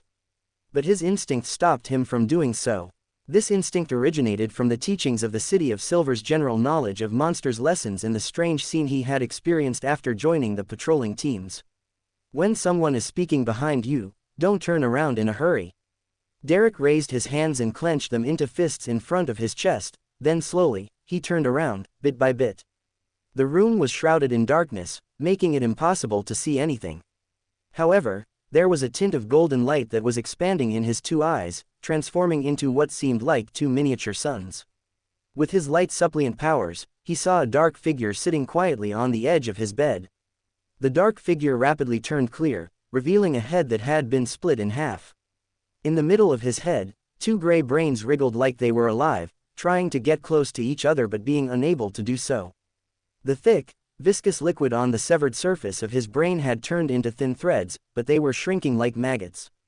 Each CYC that was on the 2 separate sides were distanced apart, and the nose bridge was separated from the middle. The color of the blood was bright and evident. The left side of his mouth was open, but the right side of his mouth was tightly shut. This terrifying monster was naked, and there were numerous dark red wounds on its body. The countless wounds had torn open savagely, revealing rows and rows of white teeth. They said the same sentence in quick succession, "Are you looking for me?" It paused for a moment, the corners of its mouth and the edges of its wounds were curling up. "Look, am I not normal?"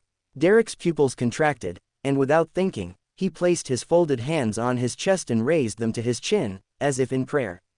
Meanwhile, he recalled the words of Mr. Death, and just blurted out the name, Adam. This caused the monster's grinning mouths to pause for a moment. But that very moment was enough for Derek. The small room suddenly became bright, and a pure beam of light, swirling with fire, fell from the roof and onto the monster's body. The beam was not as grand as the one used by Derek outside the spire. This was because of the seal here and the mystical item which left him isolated from the spire's exterior.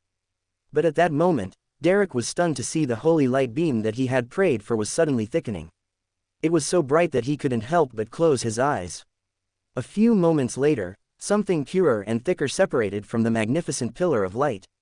It was like a man made of light with no facial features and no clothes. The man of light suddenly coruscated and pounced on the monster. All the mouths on the monster suddenly opened, as if it was letting out a blood-curdling screech. Yet, Derek heard nothing.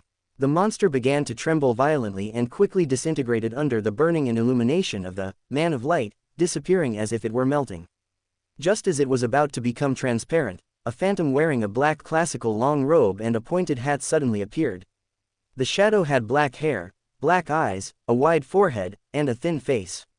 It wore a monocle carved from crystal. As soon as he appeared, the man of light exploded, and Derek's vision was filled with whiteness. When his eyesight was restored, he found himself outside the room, in the corridor with the metal lamp set in it, in the dim light of the setting sun. He tilted his head blankly and looked into the GUM. He saw a tall, muscular figure in dark trousers and a brown coat. In front of this figure was the bed which Derek had been sleeping in. Dawn-like rays of light condensed onto a white leg bone, turning it into a pure white, sharp sword. Next to the straight sword lay a translucent worm. It was only the length of a thumb, and its slimness was almost that of a child's finger. One ring after another, of completely transparent colors, divided it into many sections. It was a flecting scene, and without specially counting the number of rings, he had a vague feeling that there were about 10 of them. The tall figure which had its back facing him reached out his hand to pick up the strange translucent worm. As he turned around, he sighed. It was close. At that moment, Derek finally saw the face of the tall figure. His hair was grizzled, unkempt, and rather disheveled. He had deep wrinkles around his cheeks, but there were no wrinkles at the corners of his eyes. Some old scars, that were either deep or twisted, remained on his cheeks. He was dressed in a flaxen-colored shirt with a checkered leather belt around his waist, and his pale blue eyes were deep and weathered, like a book full of stories.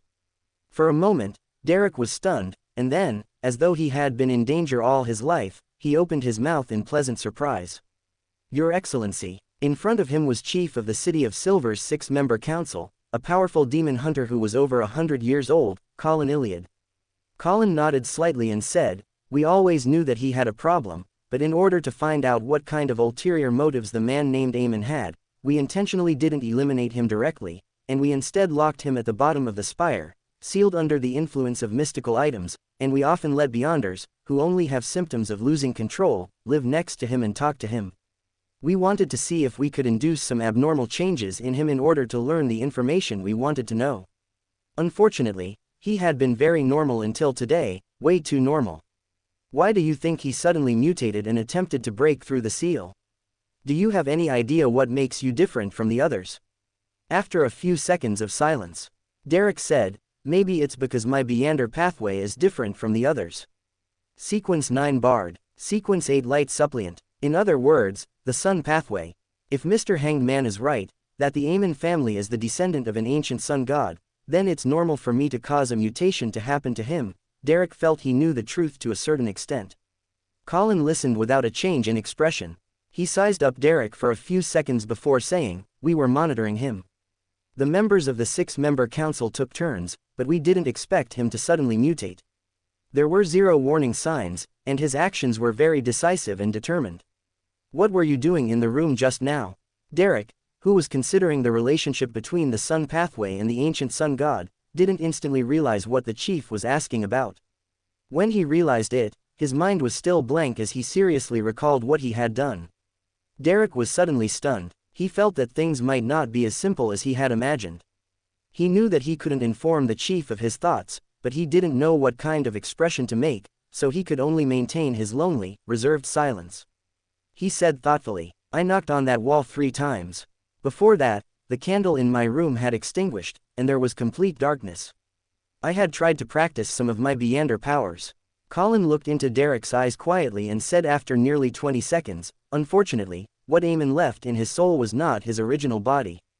Moreover, this matter happened too suddenly, so we were unable to obtain the desired result. Before his mutation, did you sense anything amiss?"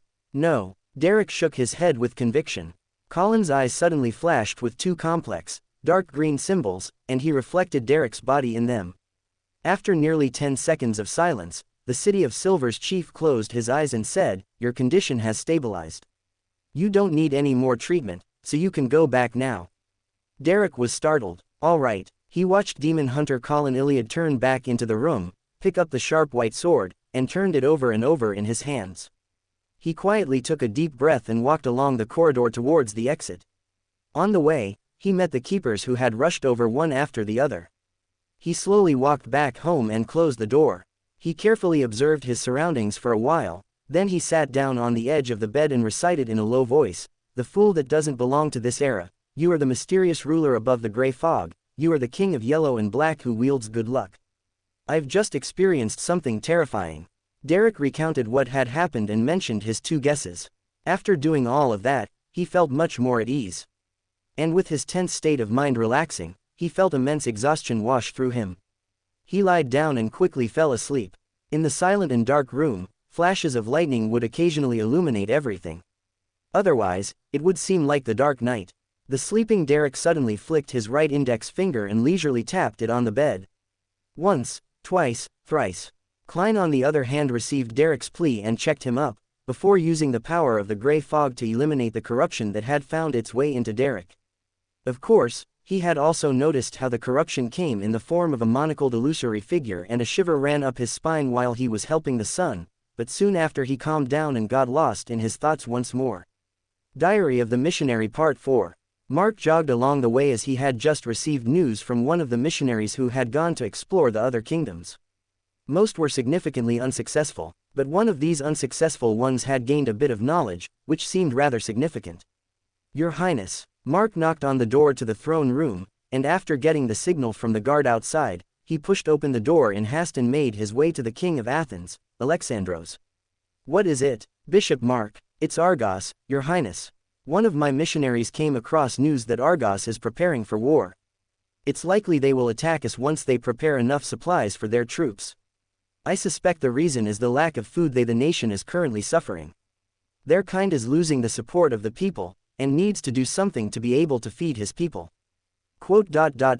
Is this news reliable? "Not entirely. It's just the rumors going around there.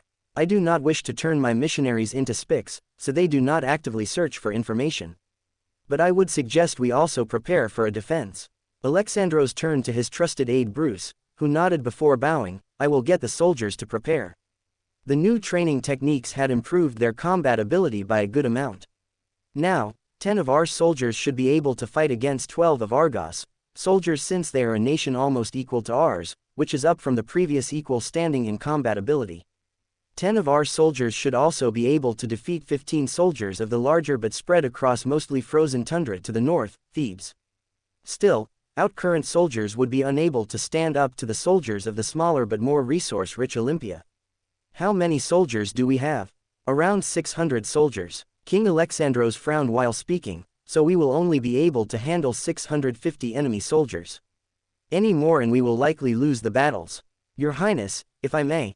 "Go on." "Since we are the defending forces, the primordial unity has graciously given some knowledge. It is knowledge about a war tactic to be used in cases of a numerically superior force attacking a numerically weaker force.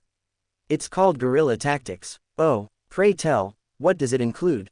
Mark proceeded to explain how they should split up their entire army into groups of no more than 30, and have them rest in an alternative pattern. Meanwhile, those who are not resting can go and attack the enemy forces, before retreating as quickly as possible. They should pick off those who have separated from the main group and cause the most damage without losing any troops. This would cause the enemies to travel in a large group rather than smaller groups or a long line. Then, All their soldiers needed to do was to conduct hourly raids on the enemies, throwing rocks or flaming balls of oil-soaked robe, preventing the enemy soldiers from resting. Of course, the moment the enemy soldiers finally decided to rest from the extreme tiredness, all soldiers should come back together and launch a sneak attack on them, killing a large proportion of them before the battle even began. Then, the rest of the battle would be rather simple. That is an incredible plan. Bruce's eyes widened in understanding, but a hint of fear crossed his face as well. He recognized how horrifying this method of battle could be, and he would definitely did not wish to be on the receiving end of such a ruthless tactic. Your Majesty, I pray the war efforts will go well. But I also have other matters to discuss. Alexandros just waved his hand and Mark continued, I have recently discovered some iron veins, and would like your permission to purchase the mining rights of those veins in order to make necessities for the churches, and make armor for our guardsmen. Please do not worry, we will only require around 2 able-bodied men per church for its own safety as of now. After all, the population of the nation is very low, and we cannot be leeching off the able-bodied men. King Alexandros thought for a moment, before agreeing, all right, but you will have to pay an equivalent amount of gold or silver for however much you extract at half the market value, since you will be mining them and that causes expenses. It will be handed over directly to the royal family. I accept, but Your Highness, in the future, once we settle all such situations, instead of forcing anyone to effectively purchase their own mined materials, you should instead tax them on the extraction. And then tax them on the sale of such goods. It would encourage the mining of metals like iron and bronze, and make it not only more abundant in the nation, but also cheaper. Taxation of productivity rather than forcing them to pay the price directly is more efficient and leads to better outcomes. An interesting idea. I will give it some thought. Other than that, I would also like to begin holding fortnightly sermons to bring everyone closer to God. However, these are not compulsory as I do not wish to disrupt the working schedules of people. That's why we will be conducting the sermons twice a week for the convenience of those who cannot make it to one of them. I'm fairly certain I had given the permission to your high priest. Yes, but I wanted to take permission once again before putting it into effect. After all, I am not the high priest who, with the blessings of the primordial unity, can kill monsters with the flick of a hand. Bruce, behind the king, nodded silently, while the king had a confused expression on his face and motioned Mark to explain. Well, there was this monstrous beast almost as tall as a village house that was attacking our village. The able-bodied men of our village had left to hunt it down after it killed 5 of our villagers, but it had somehow missed us and reached the village while we were hunting for it. I was not there, but the villagers told me that the high priest, in his dirty gray robe, appeared in front of the beast, and stopped its maddening charge with one hand. Then, without doing anything, the creature just fell to the ground, dead. But what was more incredible was this other monster for which I was present. A gigantic ape twice the size of the boar had attacked a village, was preaching to as a missionary, and I asked the primordial unity for help. In mere moment, the high priest reached my location through a strange doorway, and forced the beast to bow before him in seconds, without ever touching it. And then, he rode it like a steed into the forest. I saw it with my own eyes.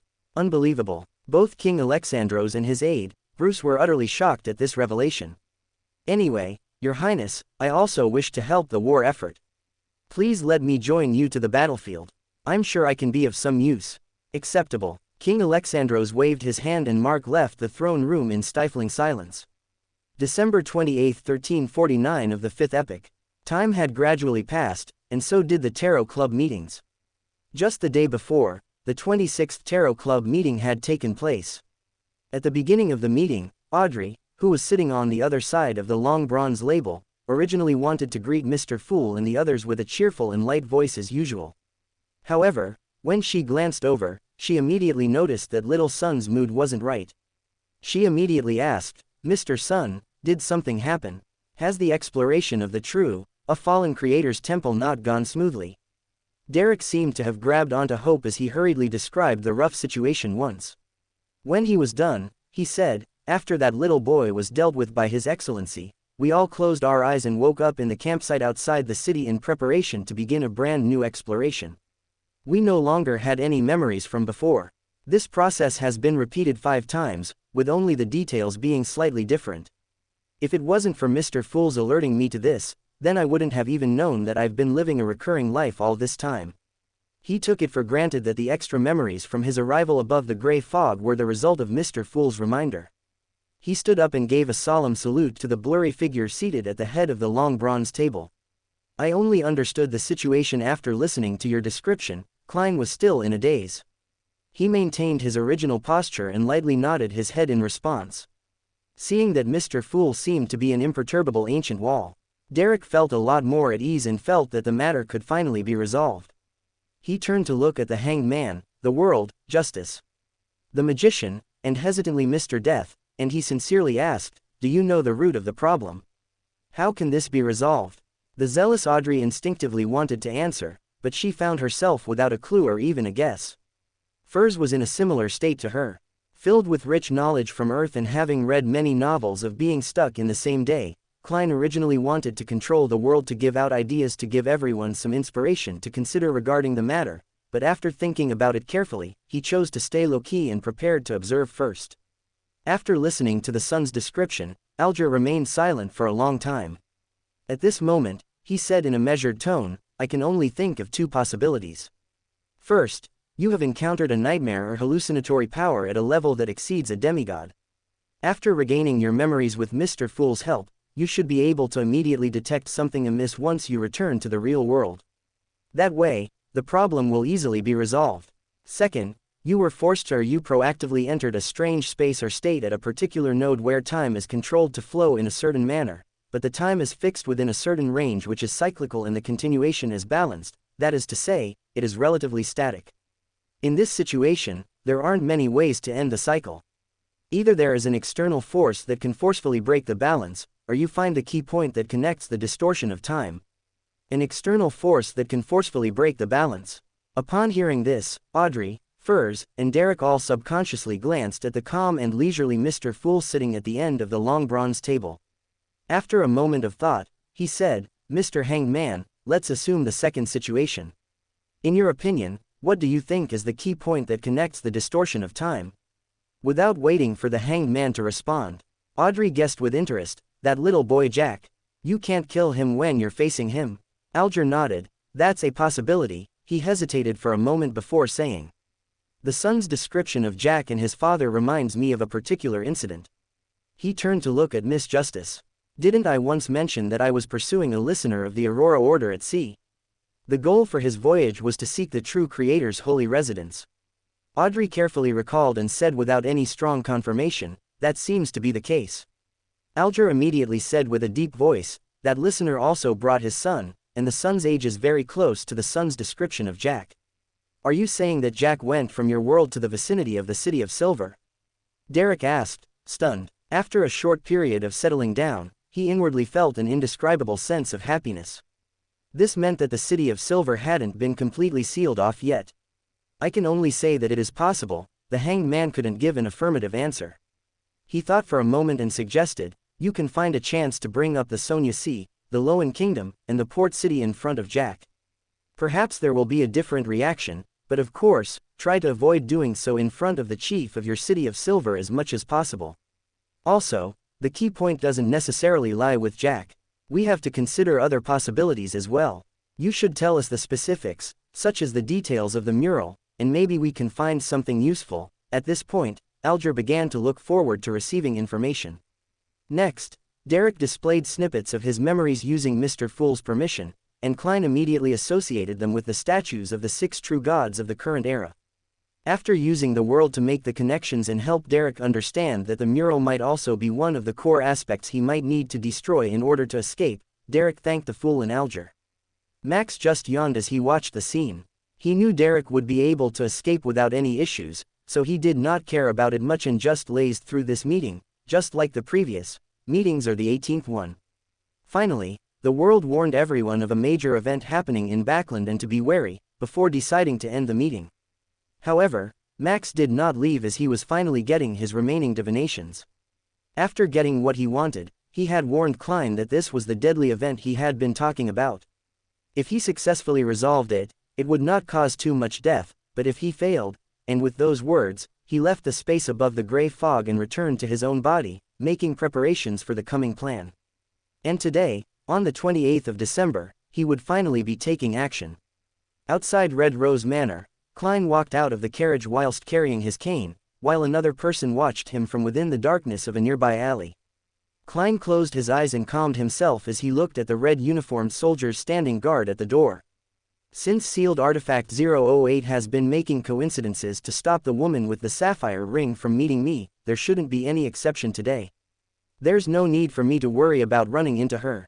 As long as I fool Prince Edisic with my acting, everything would be fine, Klein thought quickly and walked towards the entrance of the manor.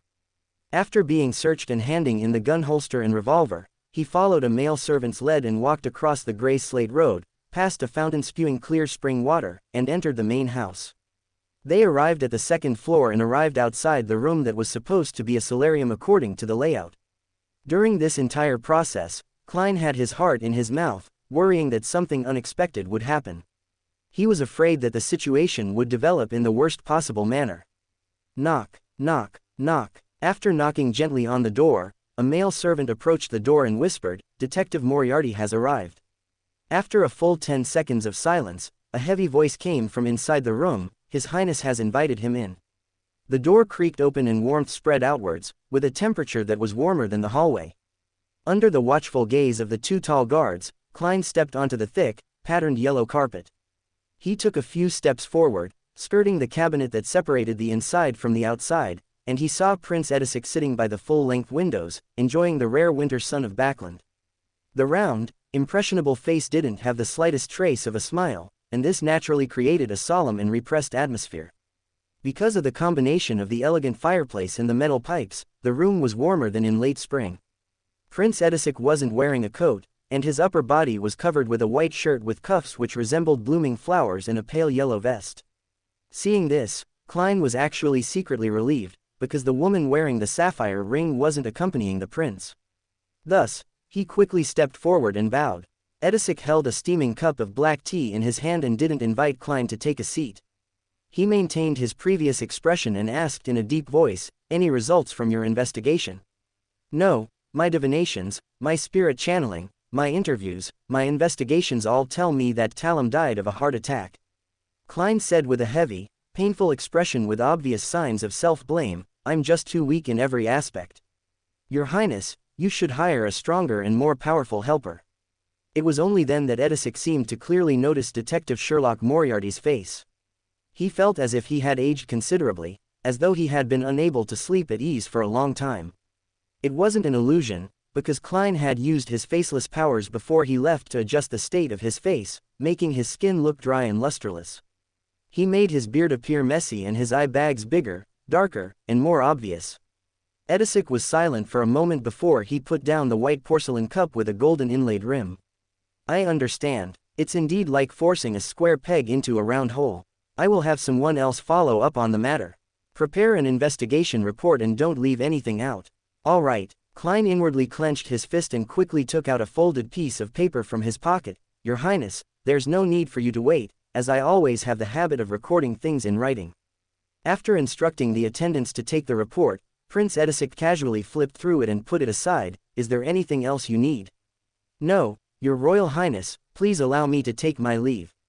"Ah, right, I will be heading south for some time. I want to use the warm sunlight there to melt the pain in my heart."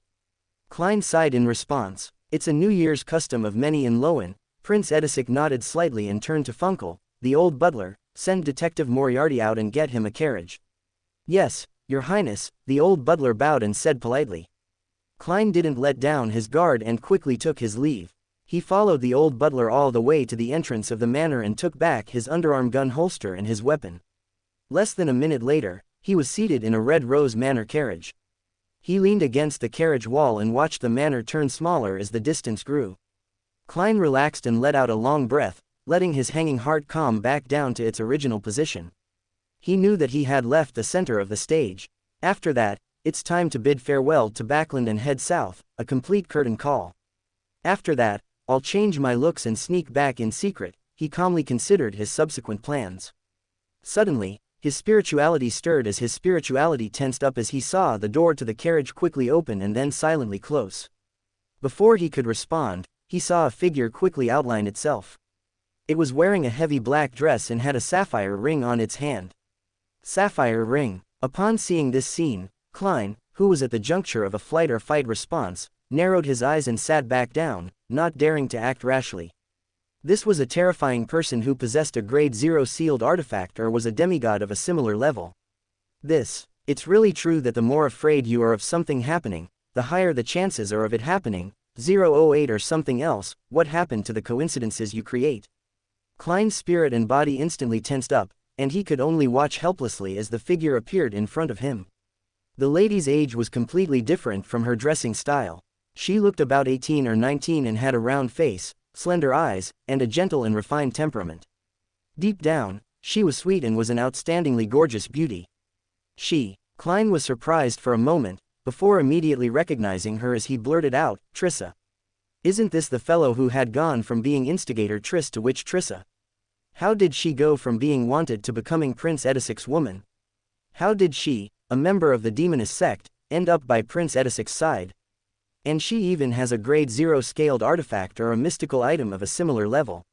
When he looked again carefully, he saw that there was something different about Trissa. Her facial features, which weren't outstanding alone, were softer and more delicate, but when placed together, they were stunning. Hearing his surprise, Trissa became happy instead of being alarmed. She revealed a sweet smile and said, "You know me. I knew you know me. A detective with Beander powers definitely pays special attention to the wanted posters." She looks very happy, Klein cautiously asked with doubt and caution, "What do you want?" He clearly remembered that the person before him wasn't a good person. Triss had single-handedly created the tragedy of Alfalfa via instigation, while Trissa had caused the deaths of many innocent civilians in Tingen City. Trissa pursed her lips into a smile and said, "Very simple. Quickly report me to the Nighthawks, the mandated punishers, or the machinery hivemind. Get them to come here and capture me. Calling the cops on yourself. This transvestite, this woman must be insane." Klein was a bit at a loss. He soon figured out the meaning behind her message. Trissa would rather be locked up behind Channy's gate than stay at Red Rose Manor. She's trying her hardest to get out of here. Simply put, she believes that this place is more dangerous and more despair-inducing than being caught by the Nighthawks and mandated punishers. Klein tried his best to control his expression and asked in a deep voice, "What are you afraid of?" Trissa stood dazed for a second before she widened her eyes and said with her unfocused eyes, "There's someone manipulating my life. There are always coincidences that horrify me after they happen. And I'm becoming less and less like myself." Saying this, the corners of her mouth curled up as she said, "Can you imagine? Being someone who loves those shy and cute maids, can you imagine the pain when I wake up in the morning in the arms of a naked man? I can. That's why it's best to stay away from being an assassin or witch." Klein couldn't help but imagine such a scene and his heart palpitated for a moment. Trissa continued with a self-deprecating smile, "I thought that by working hard to advance, to become pleasure, I would be able to free myself from that weird state. Hence, I sought people to help me search for the corresponding Beander ingredients, but the outcome only turned worse. Sometimes, I forget a lot of things, but they end up really happening. I endured the disgust, seduced Talum, and tried to get him to help me escape. Who knew that I ended up killing him with a curse without me even realizing it? Do you believe that? Heh. They even changed my name. They wanted me to completely abandon my past self. No, absolutely not. They thought I could only overcome the coincidences for a short period of time and that I would soon get back on track. Humph, it was just an impression I deliberately created for them, so I have managed to meet you, Mr. Detective. Pleasure, demoness, ingredients." Klein suddenly remembered that in the Beander gathering held by old Mr. Eye of Wisdom, Isengard Stanton, there had been a person who had requested to purchase the main ingredients of the Demoness of Pleasure potion. With him being aware of the formula, he instantly noticed it on the spot, but he had chosen to ignore it. He gradually forgot about the matter with time, so that was Trissa's helper. Was she already by Prince Edisic's side back then? Why do I somehow feel that her present smile looks so miserable but beautiful? A Demoness of Pleasure is sick. Klein took a breath, his thoughts in a jumble. As he was organizing his thoughts, he asked casually, "What did they change your name to?" Trissa furrowed her beautiful brows as she answered with a somewhat blank look in her eyes, "Trissa Cheek." Trissa Cheek, cheek. Klein suddenly raised his head, his whole body turning numb once again, as stiff as a marble statue. At this very moment, there was only one page of Russell's diary that was madly reverberating in his mind. The 5th of June. I obtained an ancient book. It actually mentions the primordial demoness's name. Her name is Czech. Max watched this scene occur inside the carriage and suddenly felt like writing it in a poem. But since he was on important business, he simply noted down the poem in his mind, and decided to make use of it later in the future. A little boy, so lost and afraid. A woman so desperate and unyielding. But the boy knows not the future made. But he, the woman tried remembering. For she was once he. Samuel applauded Max at his art, and surprisingly so did the silent unity, but Max soon returned to focus as his time to act was rapidly approaching. Super long chapter. Trissa pursed her lips into a smile and said, very simple. Quickly report me to the Nighthawks, the mandated punishers, or the machinery hivemind. Get them to come here and capture me. Calling the cops on yourself. This transvestite, this woman must be insane. Klein was a bit at a loss. He soon figured out the meaning behind her message. Trissa would rather be locked up behind Channy's gate than stay at Red Rose Manor. She's trying her hardest to get out of here. Simply put, she believes that this place is more dangerous and more despair-inducing than being caught by the Nighthawks and mandated punishers. Klein tried his best to control his expression and asked in a deep voice, "What are you afraid of?" Trissa stood dazed for a second before she widened her eyes and said with her unfocused eyes, "There's someone manipulating my life. There are always coincidences that horrify me after they happen. And I'm becoming less and less like myself." Saying this, the corners of her mouth curled up as she said, "Can you imagine? Being someone who loves those shy and cute maids, can you imagine the pain when I wake up in the morning in the arms of a naked man? I can. That's why it's best to stay away from being an assassin or witch." Klein couldn't help but imagine such a scene and his heart palpitated for a moment. Trissa continued with a self-deprecating smile, "I thought that by working hard to advance, to become pleasure, I would be able to free myself from that weird state. Hence, I sought people to help me search for the corresponding Beander ingredients, but the outcome only turned worse. Sometimes, I forget a lot of things, but they end up really happening. I endured the disgust, seduced Talum, and tried to get him to help me escape. Who knew that I ended up killing him with a curse without me even realizing it? Do you believe that? Heh. They even changed my name. They wanted me to completely abandon my past self. No, absolutely not. They thought I could only overcome the coincidences for a short period of time and that I would soon get back on track. Humph, it was just an impression I deliberately created for them, so I have managed to meet you, Mr. Detective. Pleasure. Demoness. Ingredients. Klein suddenly remembered that in the Beander gathering held by old Mr. Eye of Wisdom, Isengard Stanton, there had been a person who had requested to purchase the main ingredients of the Demoness of Pleasure potion. With him being aware of the formula, he instantly noticed it on the spot, but he had chosen to ignore it. He gradually forgot about the matter with time, so that was Trissa's helper. Was she already by Prince Edisic's side back then? Why do I somehow feel that her present smile looks so miserable but beautiful? A Demoness of Pleasure is sick. Klein took a breath, his thoughts in a jumble. As he was organizing his thoughts, he asked casually, "What did they change your name to?" Trissa furrowed her beautiful brows as she answered with a somewhat blank look in her eyes, "Trissa Cheek." Trissa Cheek, cheek. Klein suddenly raised his head, his whole body turning numb once again, as stiff as a marble statue. At this very moment, there was only one page of Russell's diary that was madly reverberating in his mind. The 5th of June. I obtained an ancient book. It actually mentions the primordial demoness's name. Her name is Czech. Max watched this scene occur inside the carriage and suddenly felt like writing it in a poem. But since he was on important business, he simply noted down the poem in his mind, and decided to make use of it later in the future. A little boy, so lost and afraid. A woman so desperate and unyielding. But the boy knows not the future made. But he, the woman tried remembering. For she was once he. Samuel applauded Max at his art, and surprisingly so did the silent unity, but Max soon returned to focus as his time to act was rapidly approaching. Super long chapter. Meteor and help. Trissa's brows eased as her eyes regained their focus. As she looked at Klein, who didn't dare to move at all, she gently lifted her right hand, allowing her slender white finger to slowly slide down from the side of her body.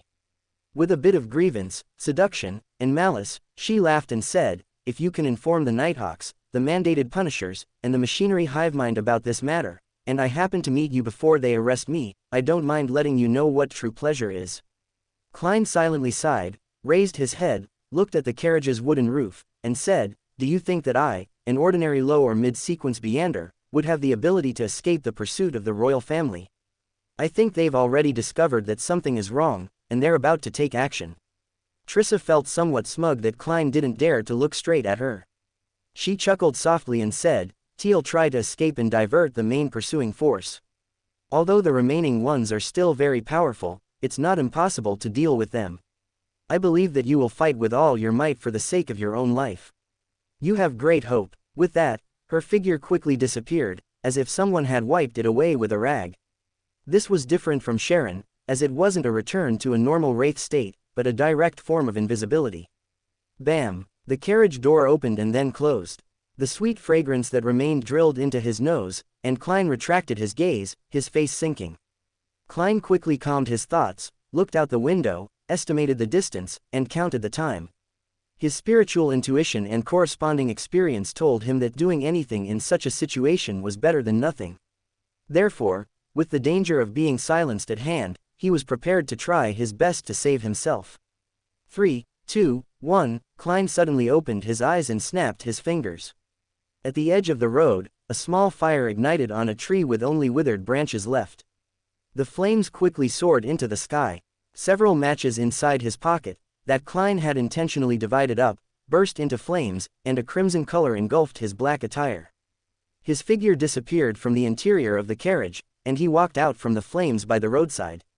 Pa, pa, pa, he kept snapping the fingers on his left hand repeatedly, his figure constantly flashing through the sparse, withered forest. He rode the flames and rapidly arrived deep in the forest which couldn't be seen from the outside. Then, he paused and pulled out the accessory hanging around his neck. He always knew very clearly that there were hidden elements behind this matter. Therefore, for his visit to Red Rose Manor, he abided by the rules of a magician. He had made some preparations beforehand, such as separating his matches and carrying a number of his mystical items on him. After that encounter, whether I recognized Trissa or not, I am definitely on a kill list. There's a high chance that I've been targeted by 008. There won't be any negative effects getting Mr. Azek's help. Well, that's if 008 has been behind all the coincidences. Klein raised the cold ancient copper whistle and put it in his mouth, blowing on it. Without a sound, he activated his spirit vision and saw the white bones that gushed out from the ground like a fountain. He saw the nearly 4-meter-tall giant messenger taking form. It lowered its head and looked at him with his eye sockets burning with black flames. That huge body gave Klein a sense of security. He took out the pen and paper he carried with him and wrote a word, "Help." Next, he folded the paper and stuffed it into the messenger's hanging palm.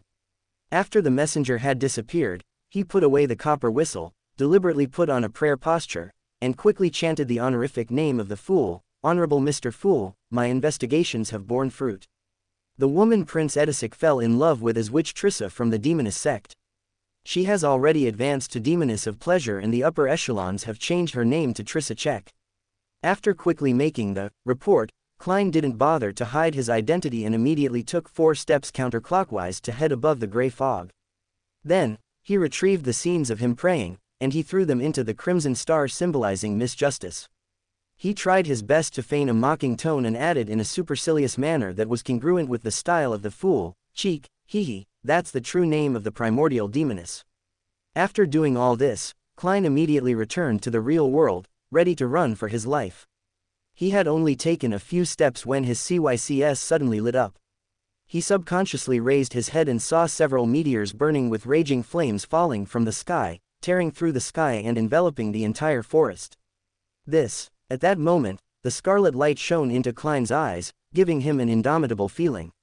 He had never expected that the person he was up against would send meteorites from the sky to silence him.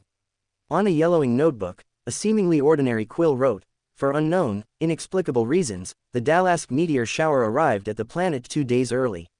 A portion of them just happened to land in the forest where Detective Sherlock Moriarty was hiding."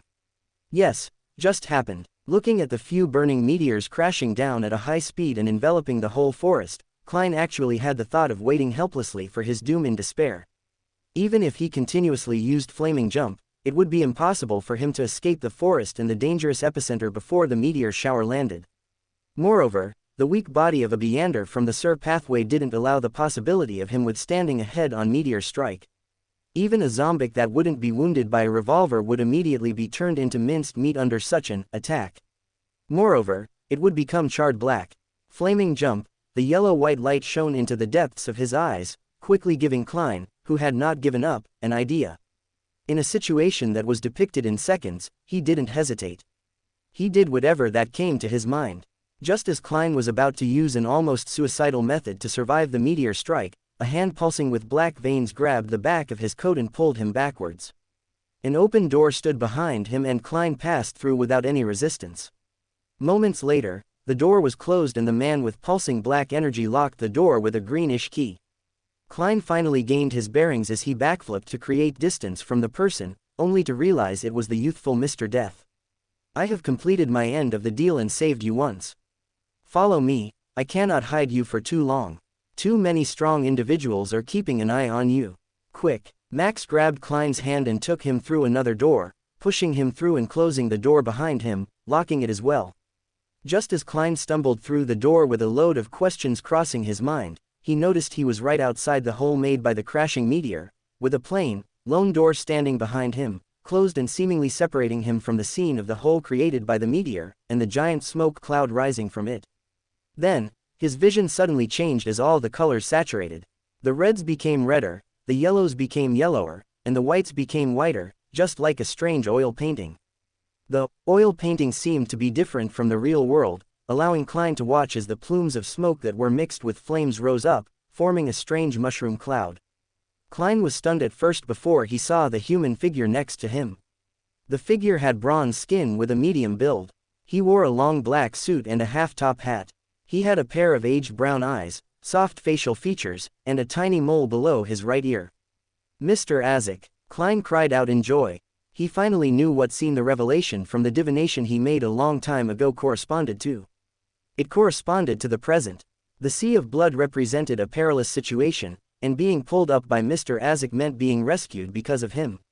Just as Klein's words left his mouth, Azek waved his hand, grabbed his arm, and pushed his way through the deep layers of saturated colors. The ordinary-looking quill was no longer writing on its own, and its surface had dimmed a little. The solemn-looking middle-aged man with only one eye grabbed it and quickly wrote as if he was channeling a spirit. It was obvious that Azek Eggers had yet to recover all his memories and strength. While attempting to travel through the spirit world and the astral world, a latent danger appeared as a result of this problem. Hence, he and Sherlock Moriarty found themselves landing near Ince Zangwill and his friend. Something wrong with Ince. Everything around him was like an illusion. The colors were saturated and superposed as they quickly receded. As soon as Klein came to his senses, observed, and experienced this wonderful passage, he felt Mr. Azek's hand which was holding his hand tremble slightly. Before he could even react, he felt a strong sense of weightlessness. His body couldn't help but plummet as he even began spinning. The colors of red, yellow, white, and black around him faded rapidly, and Klein fell, hitting the solid ground hard. The impact left his head spinning and his internal organs churning. Mixed into his vision were bits of golden stars as his vision was restored to normal. To his left was a bottomless dark valley that resembled the legendary Devil Abyss. On the right was a gray stone wall that continued to extend upwards, as if supporting the entire region. There was no sun, no clouds, and no fog. Some light came from the luminescent moss growing in different places, and darkness and heaviness were the primary tones of this world. Klein pushed himself up with his left hand and nimbly jumped up. He found that the ground beneath his feet consisted of properly paved stone which could accommodate 2 horse carriages traveling in parallel. It was definitely not naturally formed. One end of the road spiraled down into the dark crevices, while the other led to the top. From time to time, it was possible to see the domed hallways and halls inside the walls. Klein raised his head, but he couldn't see the highest point. His vision was completely blocked by the gray stone wall. Suddenly, he had an epiphany. He and Mr. Azek had fallen underground into the ruins of an ancient civilization. Is it another Akka, or are we still near Backland? As soon as Klein thought about it, he heard Mr. Azek say in a low voice, "Leave here first. Head up." Before Klein could understand the meaning behind his words, he saw a flash of light from the side, instantly forming an illusory door that opened outwards. The door seemed to be made of bronze. It wasn't real enough, but it was unusually heavy. On the surface, there were countless strange patterns and indistinct symbols. With a creak, a crack appeared in the door. Pale, bloody arms reached out from the crack, one after another. In addition, there were also greenish-black vines with baby faces and sleek tentacles with protruded eyes. It's very similar to the effect of Miss Sharon's mystical item. While he was in thought, Klein noticed that the arms, vines, and tentacles were no longer as crazy as before. They had calmed down and stuck to the ground, completely unlike their former appearance of madly pulling a Sequence 6 zombie into the door. Immediately after, the gap between the doors widened, and a human figure emerged from it. The figure wore a pure black clergy robe, and his facial features were clear and distinct like an ancient, classical sculpture. His hair was dark gold in color, his eyes were dark blue, and he had a high nose bridge. He wore a bonnet which was popular with the elderly, and his sideburns were somewhat gray in contrast to his middle-aged appearance. Looking at the figure's completely lifeless eye, Klein suddenly recalled the name of the person who had just arrived. Ince Zangwill, the former archbishop who had directed the Tingen incident and dealt heavy damage to the Nighthawks team, as well as being the owner of sealed artifact 008. Almost at the same time, Klein turned around and, following Mr. Azek's instructions, fled towards the top of the road. He knew full well that being a Sequence 6, he would only serve to be a burden and distraction in a clash between demigods. In this race for time, false modesty and pretentious words were unnecessary. They would harm both him and his companion. Tap, tap, tap. As there was nothing he could ignite underground, all Klein could do was grit his teeth and run as fast as he could. While running, he heard Azek's calm, gentle voice. "Run all the way out of here. Don't worry about me, I've recalled a lot of things, and I know that I once remained in a particular sequence for a very long period of time. That sequence's name is Undying." Tap, tap. Klein circled around the cliff and entered a dark domed corridor. The walls on both sides were engraved with mottled murals. At that moment, he heard a dignified and hoarse voice reverberate from where he previously was. "Teleportation is prohibited here." A figure had arrived beside Ince Zangwill without anyone noticing. He was floating in midair in defiance of the laws of physics. He wore a gorgeous gold mask. And Ince Zangwill didn't attack immediately. Instead, he glanced at the bend where Klein's figure had disappeared. Sequence 4 Nightwatcher of the Church of the Evernight Goddess's pathway could grant a certain amount of bad luck to others, but Ince Zangwill, who had just silently blessed Klein, realized that things like Klein slipping and falling into the ravine didn't happen. Not only that, Ince Zangwill seemed to be hallucinating as well. As he saw a thin, grayish-white fog without having the luxury of time to think, he withdrew his gaze and cast it back to Azek Eggers. Tap, tap, tap. Running at full speed, Klein suddenly stopped in his tracks. His spiritual intuition told him that there were people ahead of him. Beyonders. They were most likely the guards here. After contemplating for a bit, he reached out with his left hand and wiped his face. At the same time, crisp sounds emitted from his body as his body grew 7 to 8 centimeters taller. By the time his left palm left his face, he had turned into a single-eyed middle-aged man with dark golden hair and a high nose. Ince Zangwill. Recalling the other party's demeanor, Klein used an illusion to change his clothes before quickly walking around the corner and entering a large hall. There were 4 guards in dark black armor, their gazes keen. Klein's face was calm as he walked over. He deliberately spoke in a hoarse voice and sternly said, "Someone has sneaked in here. I'm looking for him. Did you discover any clues?" The leader of the guards first examined him before lowering his head and saying, "Mr. Zangwill, nothing happened here." "Okay." Klein nodded slightly, walked past them, and left the hall. During this entire process, although he remained highly nervous with his back drenched in sweat, he appeared to be calm and reserved. He looked no different from Ince Zangwill, be it his appearance or his aura. Relying on his faceless powers and his running speed, he quickly passed through 3 checkpoints and arrived at the end of the building. There was an illusionary door formed by pure ghostly blue light. Apart from that, it was completely sealed shut. Although he was worried about the demigod battle between Mr. Azek and Ince Zangwill, Klein remained hidden in the shadows outside the room.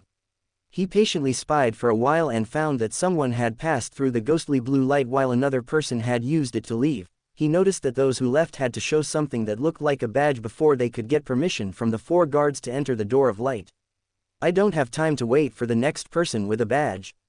I can only take the risk. The battle over there could end at any moment. Even if doesn't, the search order will be sent over here quickly. Klein quickly made his decision, once again walking into the room with the likeness of Ince Zangwill. Something has happened outside. He had no confidence in mimicking the former archbishop's voice, so he could only express himself with deliberate hoarseness as an indication that he had experienced an intense battle.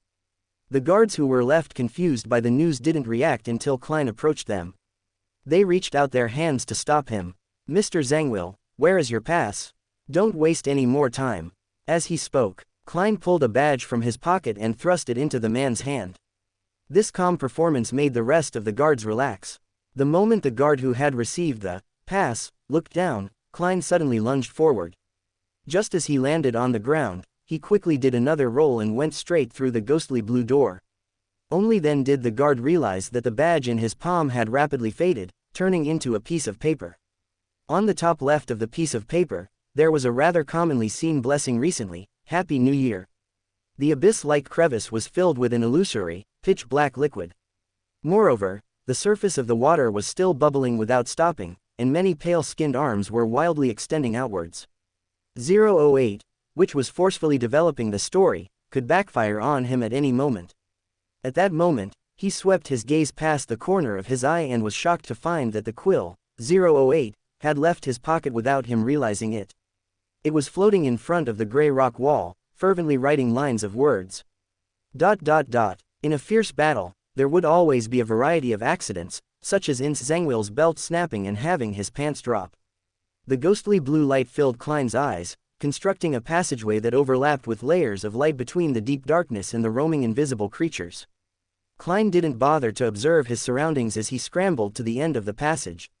He stood up, straightened his clothes, restored Ince Zangwill's stern expression, and stepped into the rippling screen of light. After a moment of being mentally adrift, he found himself in another room, which was also occupied by quite a few guards. Something went wrong underground, keep an eye out. Do not allow anyone entry, Klein calmly instructed, walking towards the door at an unhurried pace. Yes, Mr. Zangwill, the guards replied respectfully. At this moment, the guard from before passed through the ghostly blue light and shouted loudly, "There's a problem with that Zangwill from before it." Everyone turned to look at the door, but Klein was nowhere to be seen. Tap, tap, tap. The guards immediately split up into several groups to search in every direction for their target and notify their companions. The scene momentarily turned rather chaotic. One of them had just rounded the corner when he saw Ince Zangwill's back. Subconsciously, he pulled out his sword that coruscated with lightning and performed a forward cleave. Oof! The figure floated away weightlessly and became a splintered paper figurine. At the same time, two loud bangs could be heard. Pale golden bullets passed through the visor that wasn't pulled down and accurately hit the guard's head. Before he could even cry out, the guard collapsed to the ground with a thud, convulsing. Klein stepped out of the shadows in the corner and expressionlessly slipped the revolver back into his underarm holster. After burning the paper figurine, he quickly dragged the guard to an empty room and changed into black armor, switching his appearance to the fallen guard. Then, he picked up the lightning sword and left the room, closing the wooden door behind him and running forward in a panic. He was going to notify every guard along the way that there was a problem with Ince Zangwill.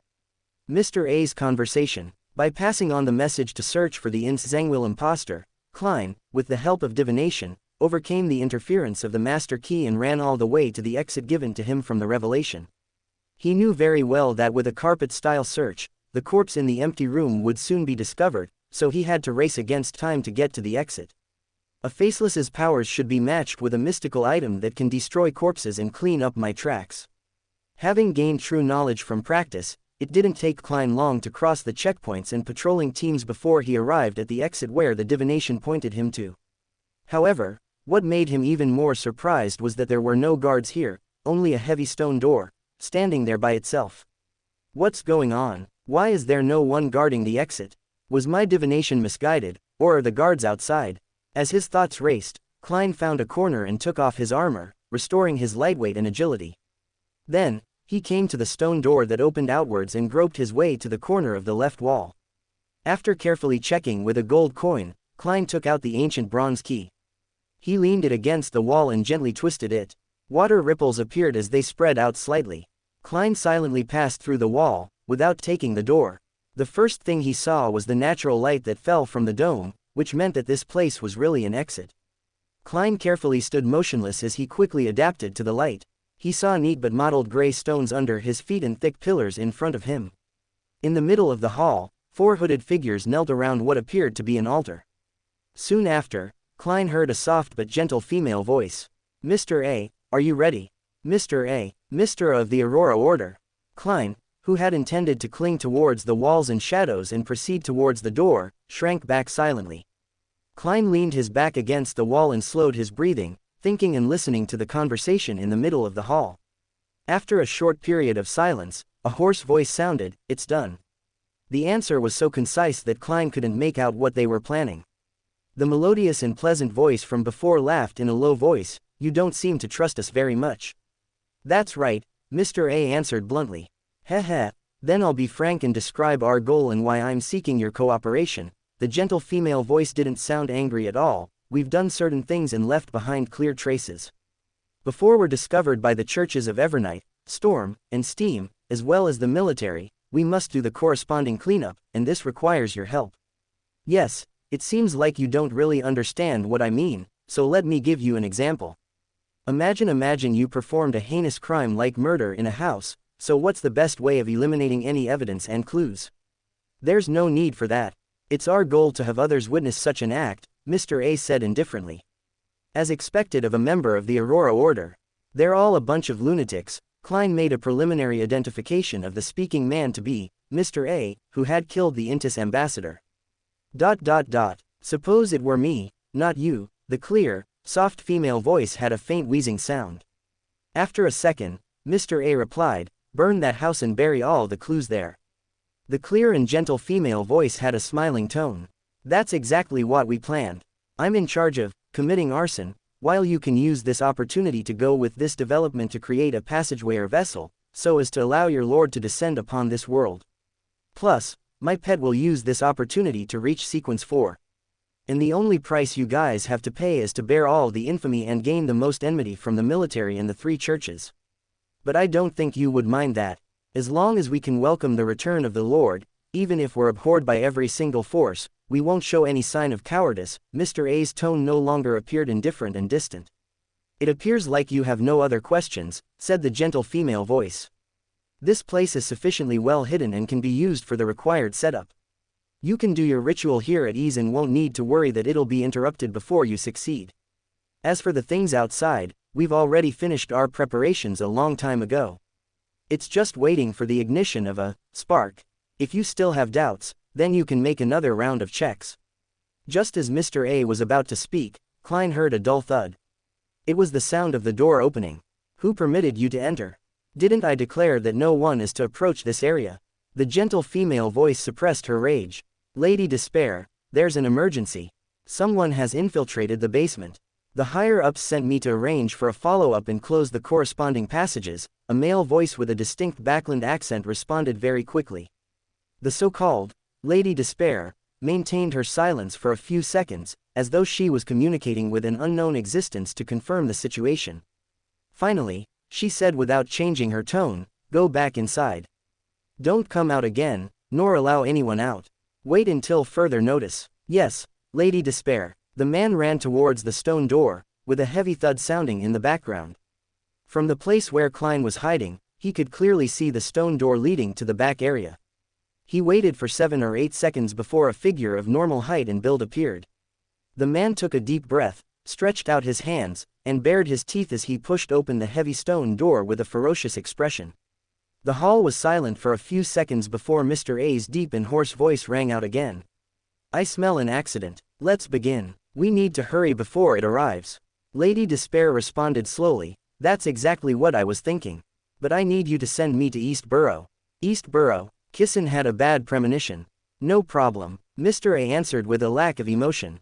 Under the hood, a transparent and blurry book appeared in front of him. Accompanied by a distant and indistinct chant, he said, "I came, I saw, I record." The book quickly flipped open and stopped at one of the pages. Soon after, it began to emit a light blue and illusory light. The light enveloped the white-robed Lady Despair, causing her figure to blur at first, then becoming indistinct. Lady Despair. In an instant, Lady Despair saw countless indescribable silhouettes. She discovered lustrous flashes of brilliance, containing the bright and pure splendor of endless knowledge at the highest point. Her body got dragged forward by a strange force as she rapidly tore through space. Not long after, she left her original spot and arrived at a secluded, uninhabited, and filthy corner of an alley, except for another hooded figure.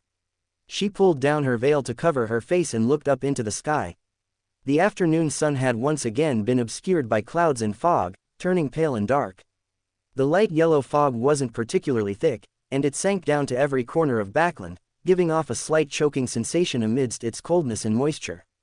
It's a pity that the haze didn't reach the point when it was in its worst and calmest state. The accident that happened to Trissa, the sudden and temporary loss of control over 008, the appearance of Azek, and the destruction previously caused by Dark Emperor, had complicated matters, garnering the attention of others. It forced the operation to be brought forward to today. Lady Despair surveyed the area, walked out of the alley, and into the streets, her nameless student following behind her silently. Her steps were slow, as though she were wandering in a sea of fog. Wherever she passed, the fog would unnoticeably thicken. Tinged with an iron-black color, it silently lowered the range of one's visibility. As she left the street, a sallow-faced tramp in an old jacket suddenly coughed violently and fell to the ground. The two poor people close to the tramp retreated in horror, and then they covered their throats with their hands as they gasped for air. It was as if they were suffering from severe lung disease or bronchitis and could no longer breathe.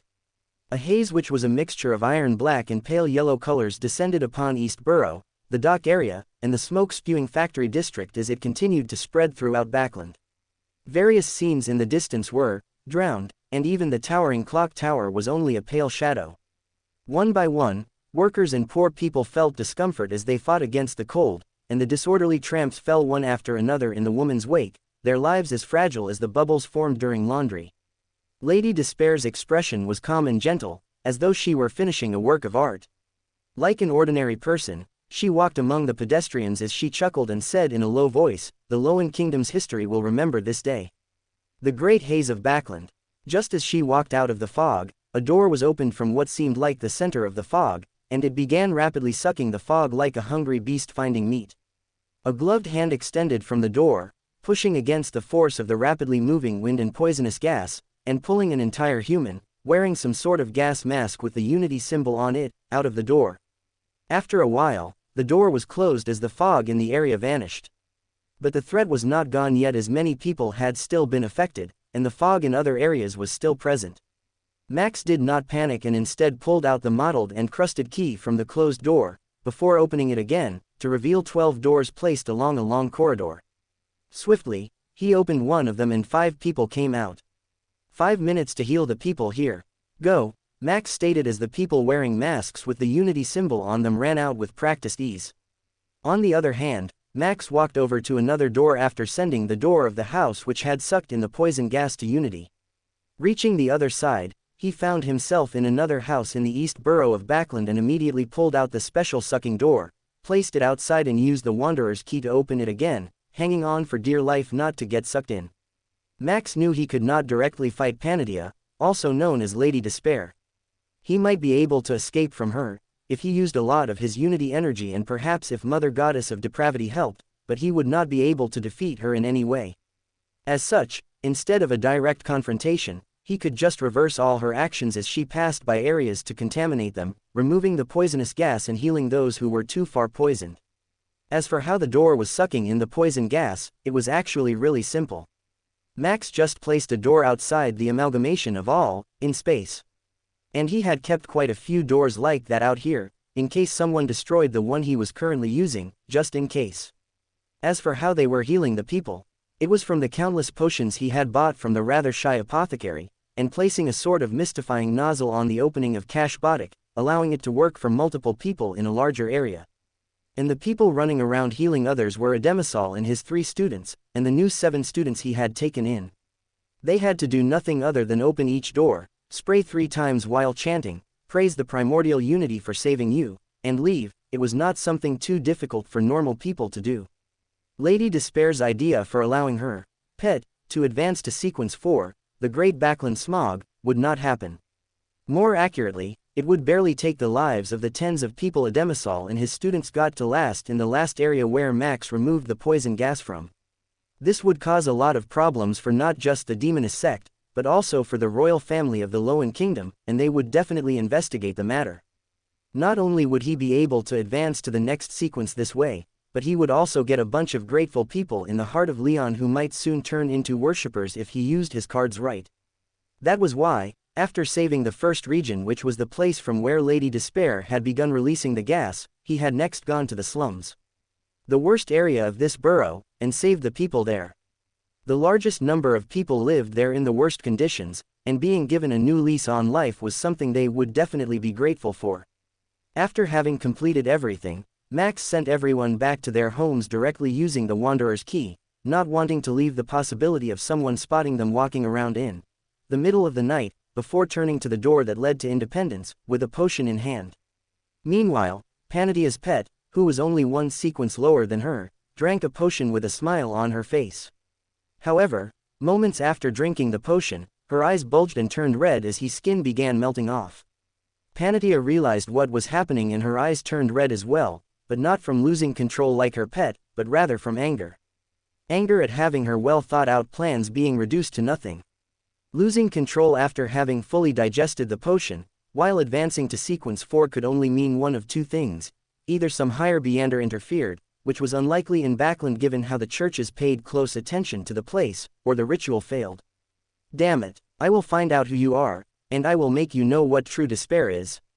She cursed internally while focusing her eyes on her pet, who was rapidly being reduced to a bunch of white bones and melted flesh, with vitality rapidly growing in the flesh. She quickly closed her eyes for a moment to collect herself before making use of her powers to deal with the abomination that would soon be brought to life. For more thrilling fanfiction stories like this, check out my channel Fanfic audiobook. Dive into epic adventures, mysterious realms, and legendary journeys brought to life through immersive storytelling. Don't forget to like, share, and subscribe for more amazing audiobooks.